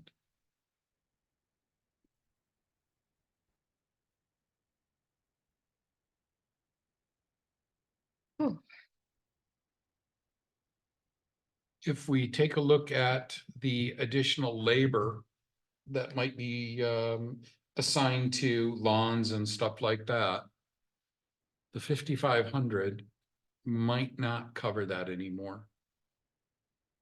What about 6,500 there? You're talking about 714? I'm No, not sure somebody- why that would change. It's based on job classification. If a park ranger doesn't do mowing, but then a park ranger does mowing, their job classification hasn't changed. Oh, So okay, I'm on the wrong line, I'm sorry. I don't know if there's a risk hazard difference there, Cheryl, or not. I mean, I would think there would be though. Operating equipment is different than cleaning toilets, honestly. Yeah, and but so, they've always operated chainsaws, pole saw, golf cart. You know, they've always Machine's a machine. operated that kind of stuff, so I No. don't know, I mean, Riding zero turn, riding lawnmowers and tractors where you're going to be grading levels of dirt and that is a different skill level, different oh, I operator level. understand it's a different More skill so level. than using a handsaw. What do you want it to be then? I don't know. I'm gonna recommend 6,500 because we don't know any better. Or Dylan, I'm kind of in your camp. I think that there could be an additional risk associated with that, yeah. And for the same reason, I think we should move the workman's comp up to around 2,000.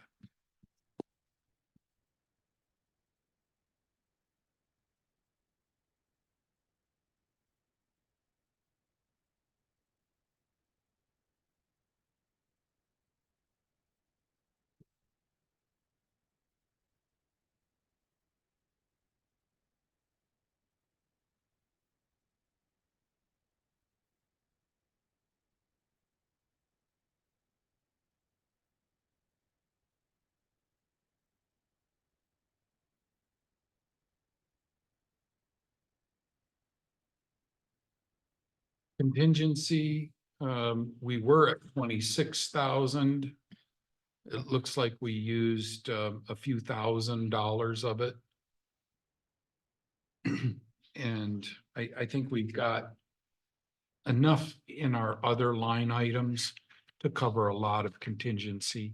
We've got $55,000 in maintenance. We've got, what did we put in for relocation? $45,000. And really, there might be a chance that some of that relocation stuff can be done yet this year, but we're running out of time. Why does note 39 say first quarter budget amendment board approved 8/8/23 for $10,038? That must be $1,038 Yeah, is what I'm thinking. So there's probably a typo there, Cheryl. okay, what are we putting in contingency? I recommended 10 unless, Andrew, you're uncomfortable with 10.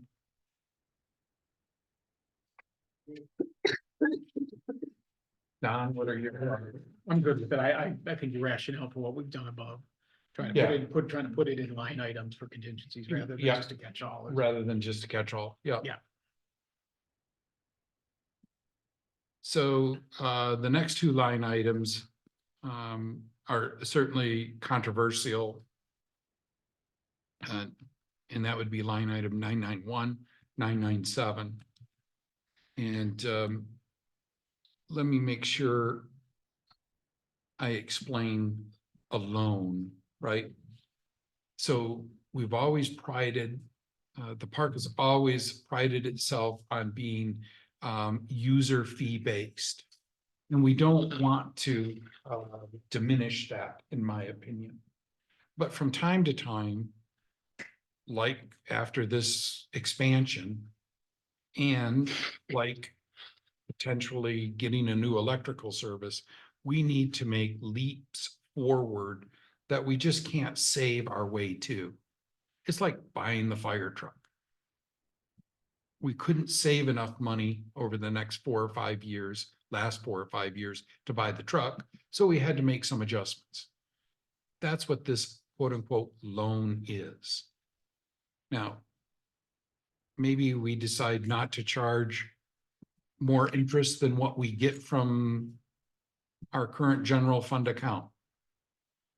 Maybe from revenues that come in from the park, this gets paid back in short order. But it does allow, these two line items do allow us to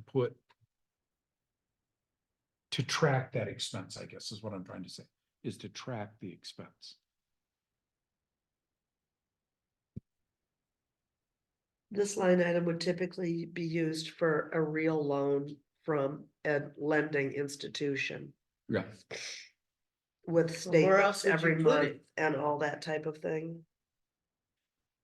And the township board may determine not to collect interest on it. I don't see why they would. And I don't see why they wouldn't. I look at it this way, and I've already stated my opinion here, and you know, I'll be talking to more citizens to see how they feel about it. But when you take 300 and some thousand out of the park fund, put it in the general fund, but then you take 500 out of that general fund, put it in the park fund, and then charge them interest on that.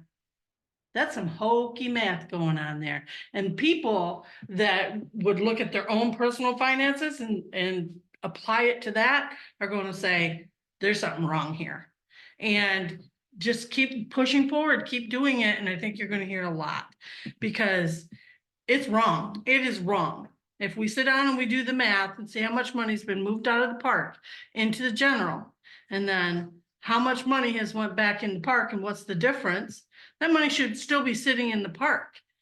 Now, if you're going to loan them money, it's crystal clear how much is coming out of general that didn't belong in the park in the first place. And then go ahead and loan that to the park. But don't take all the money out of the park and then say, oh, they don't have enough to do what they gotta do, so now we gotta give them back that, and now we're gonna charge them interest. That's. So your I warned you. You can warn me all you want, Ron, but So the facts are the facts. reason that resolution came about, moving money out of the park, is because our own PrAC was told those were funds set aside just for park use, and they're not. They are not. Why would they not be if we have so many? I'm just things- trying hang on, to if tell there's you. So many things So going as on soon in as, the as park. soon as a township official reports an incorrect statement, that's what caused So that we're afraid of resolution. words. When No, we know we're what the not afraid truth of is. words. Apparently we are. No. Because if the park perceives it, or the PrAC perceives it one way, we must overcompensate by emptying that fund. No, Okay. That makes no sense to me at that all. was purely a demonstration Of that your power? that they were not reserved funds. Okay. I'm Why- wait- Why, I'm why waiting didn't on we this. take the money out of the road fund PrAC. and put it back in general? And then when we need it for road, we'll put it back in road. Yeah, there you We go. don't because we use that as planning. The PrAC, I was their liaison for a lot of years. The PrAC, the rec fund doesn't have its own revenue. Right. So the PrAC wanted to take money, didn't see why they couldn't get some of the revenue out of the park fund to put towards rec fund projects. So they didn't want that money to go to the general fund. They wanted it to help finance rec fund projects out of a fund that again does not have its own revenue source. And so knowing how many things need to be done at the park, many things, and we did a lot of things in my tenure as the Parks and Rec Administrator. One of these days I'll come up with a list for you because I think you've all forgotten what we did out there. But anyways, I knew that the park fund needed all of its revenue, and we made money every year. We had money left over after expenses. And we turned around and we put that right back into the park. Now you've got all this smoke and mirrors bullshit because you think you gotta prove Ooh. something. And Careful, you Cheryl. sent money back to, you've taken park money and you've put it in general, then you've moved it back, then you've moved some more back to general. I mean, it's a mess.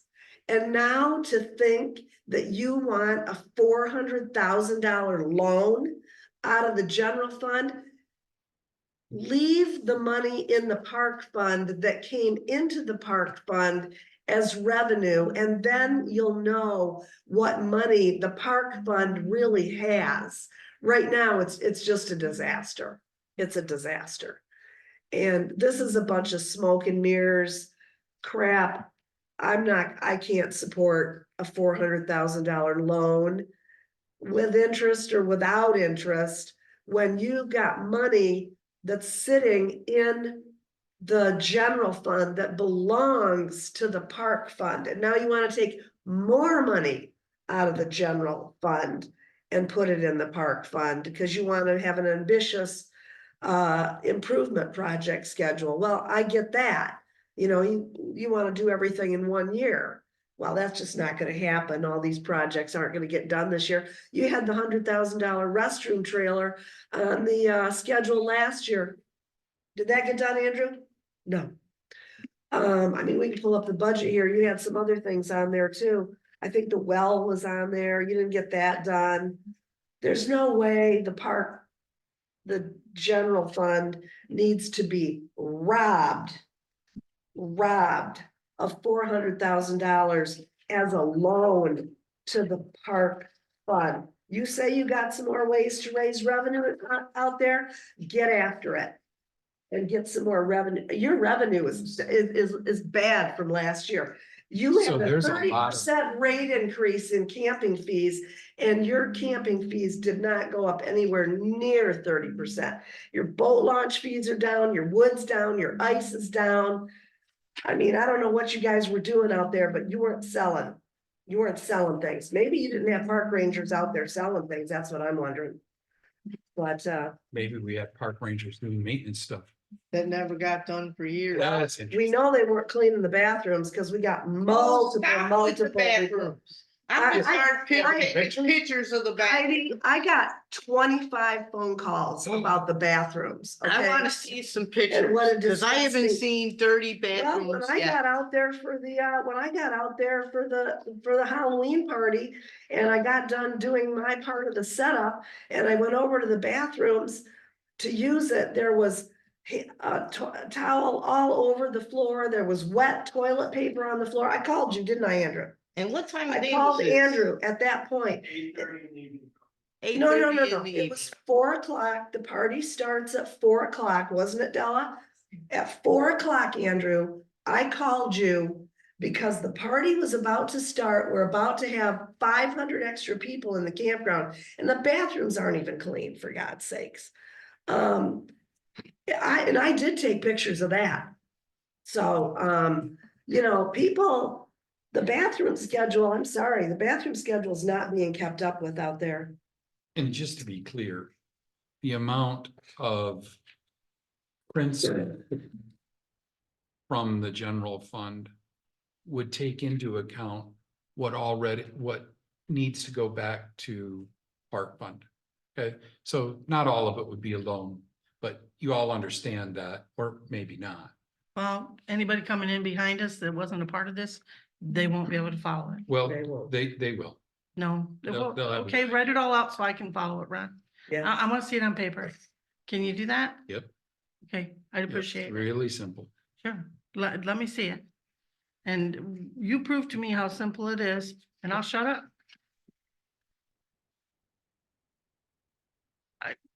So Fair trade, right? I'm good with that. So what do we want to do for debt service? Want to put 0 in there? Yeah. Where else are you gonna put it though? Okay. And debt service interest? 0. Okay, And that transfer to other funds, is that going to rec? Where would that be? What is that for? what does note 40 say? Don't know. I haven't looked at it yet. So according to note 40, this figure represents $50,854 from the park fund and $2,768 from the park money market fund that the board approved transfers on 1/9/24. Might as well just close that park fund, money market fund, because yeah, there's no money in it now. Well, There's no money you in it. didn't make any deposits in it last year, so No, I didn't. conclusively, maybe we should. well, Yeah, maybe, well, maybe we that's should. what, it was at least getting interest. Now it doesn't get any interest. Oh, So it did we does. make 991 and 997 0? It does get interest. It gets Yeah. interest in the general fund. But So- it's not posted to the park fund account That's all right. where it belongs. So that brings the bottom line to park of 769. So wait a minute, how about, what's this transfer to other funds? 50,000, Oh, we were just talking about that, sure. okay, all right. Well, I didn't hear, you went to the bottom line and I haven't heard whether we're doing this 50,000, why would we? If you need money in the park fund, why would you transfer it to another fund? Because I think that's what was done this year. Let me reread note 40. I may have picked up the wrong figure. 991 and 997 went to 0. Well, So, you may not have it, so that, but that transaction did happen, that Yeah. transfer. and so this contemplated that transaction if it didn't take place, right? 'Cause- Yeah, but it did. Okay. Do you want So, to see that? well, it wouldn't, this number, It's all been Then- posted, this it's number, just not in this document. this number then should go to 0 because it won't take place in 2024 or 5. Yep. Right? Yep. There was nothing budgeted for it last year, and I think that's one of the budget amendments I'm gonna have to bring is that. That money that got transferred out, that you wanted transferred out and the board voted on in January. You gotta make a budget amendment for that because that wasn't planned for. You can see you've got zero in there under transfers to other funds. And so that's a budget amendment, so we're gonna get that money.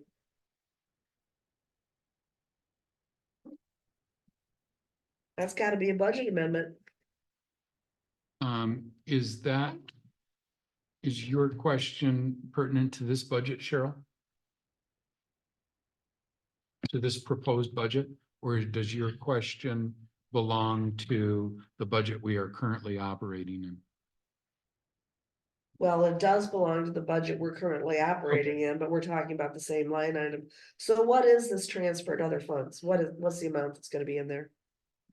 At this point, zero. Because, Ron, we haven't accumulated anything for 2024 yet. We don't know. We don't know what it's gonna be. We don't Money know out what of the a line revenues item, are you gonna don't be, even have any right? money in. Unless we look at what we project the revenues to be and we do the numbers there. Because we're looking forward, right? 2024, 25. Hmm. Since we don't actually have any sales for 24, 25 yet. All you could, if you want to put something in here, I would suggest that you look at the revenues that you think you're going to generate and do that 85% calculation of what's going to be moved. Or am I not seeing something? No, It's the no, unexpended revenues. I'm right there with you. Yep, I'm right there with you. So to do that, It's the unexpended revenue as of December 31st. yeah, so So how do you do that? it would almost be incomprehensible to calculate that because we don't know what projects will get completed, right? So, Right, I think what we've used it for in the past is something different than what you were trying to do here. Yeah, so. well, it's zero now, so. Right. So I have one last question about park money that gets moved over to general fund. Should that be being tracked with the interest so that the park can get credit for the interest that is now currently going into general? Because as it is, when that money gets moved over, it doesn't get any of the benefit of the interest into the actual park fund. It all gets absorbed by the general fund. Where if it had stayed in the park fund, the park would be getting the benefit of the interest to add to the total. I understand. So what is it that, And I say You're it just goes thinking to about general. that? I just say. it well, goes we to are general. talking about quite a bit of money sometimes here, so. What is it? Okay.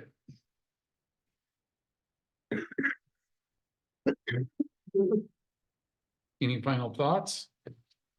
So what total do you have? 769, 159, Mine is different Does that change somehow. it What to is 50 that? else? And then, 50 to 0. yeah, it doesn't have. Oh, we're good.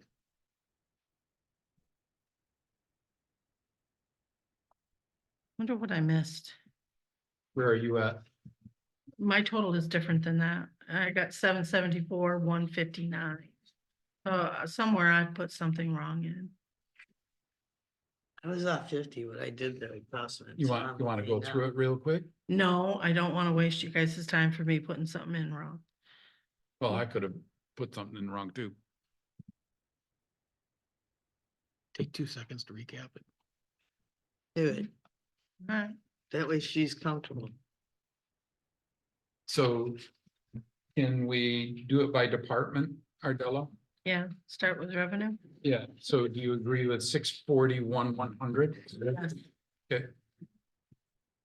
And then salaries at 42,930, Yep. wage is 110. Mhm. And so you're probably off a little bit in your social security. You can't change that, but it should have been. It calculated. It should have been 9482, 2717. 3,000. I got 2217. It should be 2217. I concur. Okay, Yep. 3,000, 30, 800, 100, 13,000, 2,500, 0, 12,000, 0, 1,000, 1,200, 7,000, 1,500, 50,000, 8,000, 5,000, 5,500, 0, 5,000, 5,000, 0, 0, 600, 1,000, 500, 12,000, 600, 1,200, 2,000, 55,000, 0, 500, 7,000, 375. that's, okay, 375. For a total of 740, 659.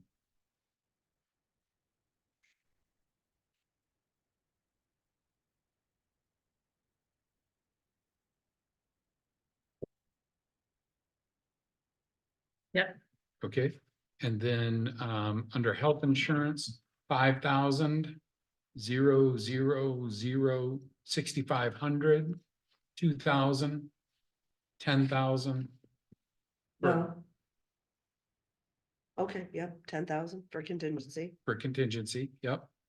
And then the rest are zeros for a total of 769, 159. I'm good.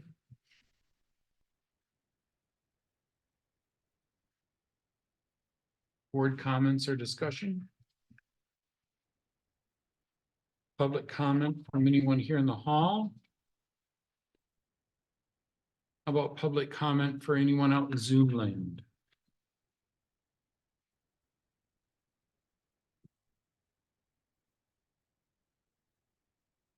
There was concern that Andrew had to stand during this discussion. We should have got him a desk. All right. Is See, that microphone mobile? Like if you unplug it, does it work? How did Andrew get? Andrew can How sit did here. Andrew get on Zoom and complain about himself? Yeah, he could actually sit over, you could sit it over there. Yeah, What's sure. that? Hack it. Oh, We're I gonna am move sick. down, you can Yes, sit. I am sick. That's right. Next So- time I'll move, you can sit here. Said you can sit motion to here. adjourn. I'll make the motion to adjourn. I'll second. Go ahead, Heidi. Okay, I'll second. Motion made, and seconded. Further discussion? We'll call when ready. Bennett, Yes. Goss, yes, Glenn, Yes. Dominic, Yes. Top. Yes. 4:15 PM.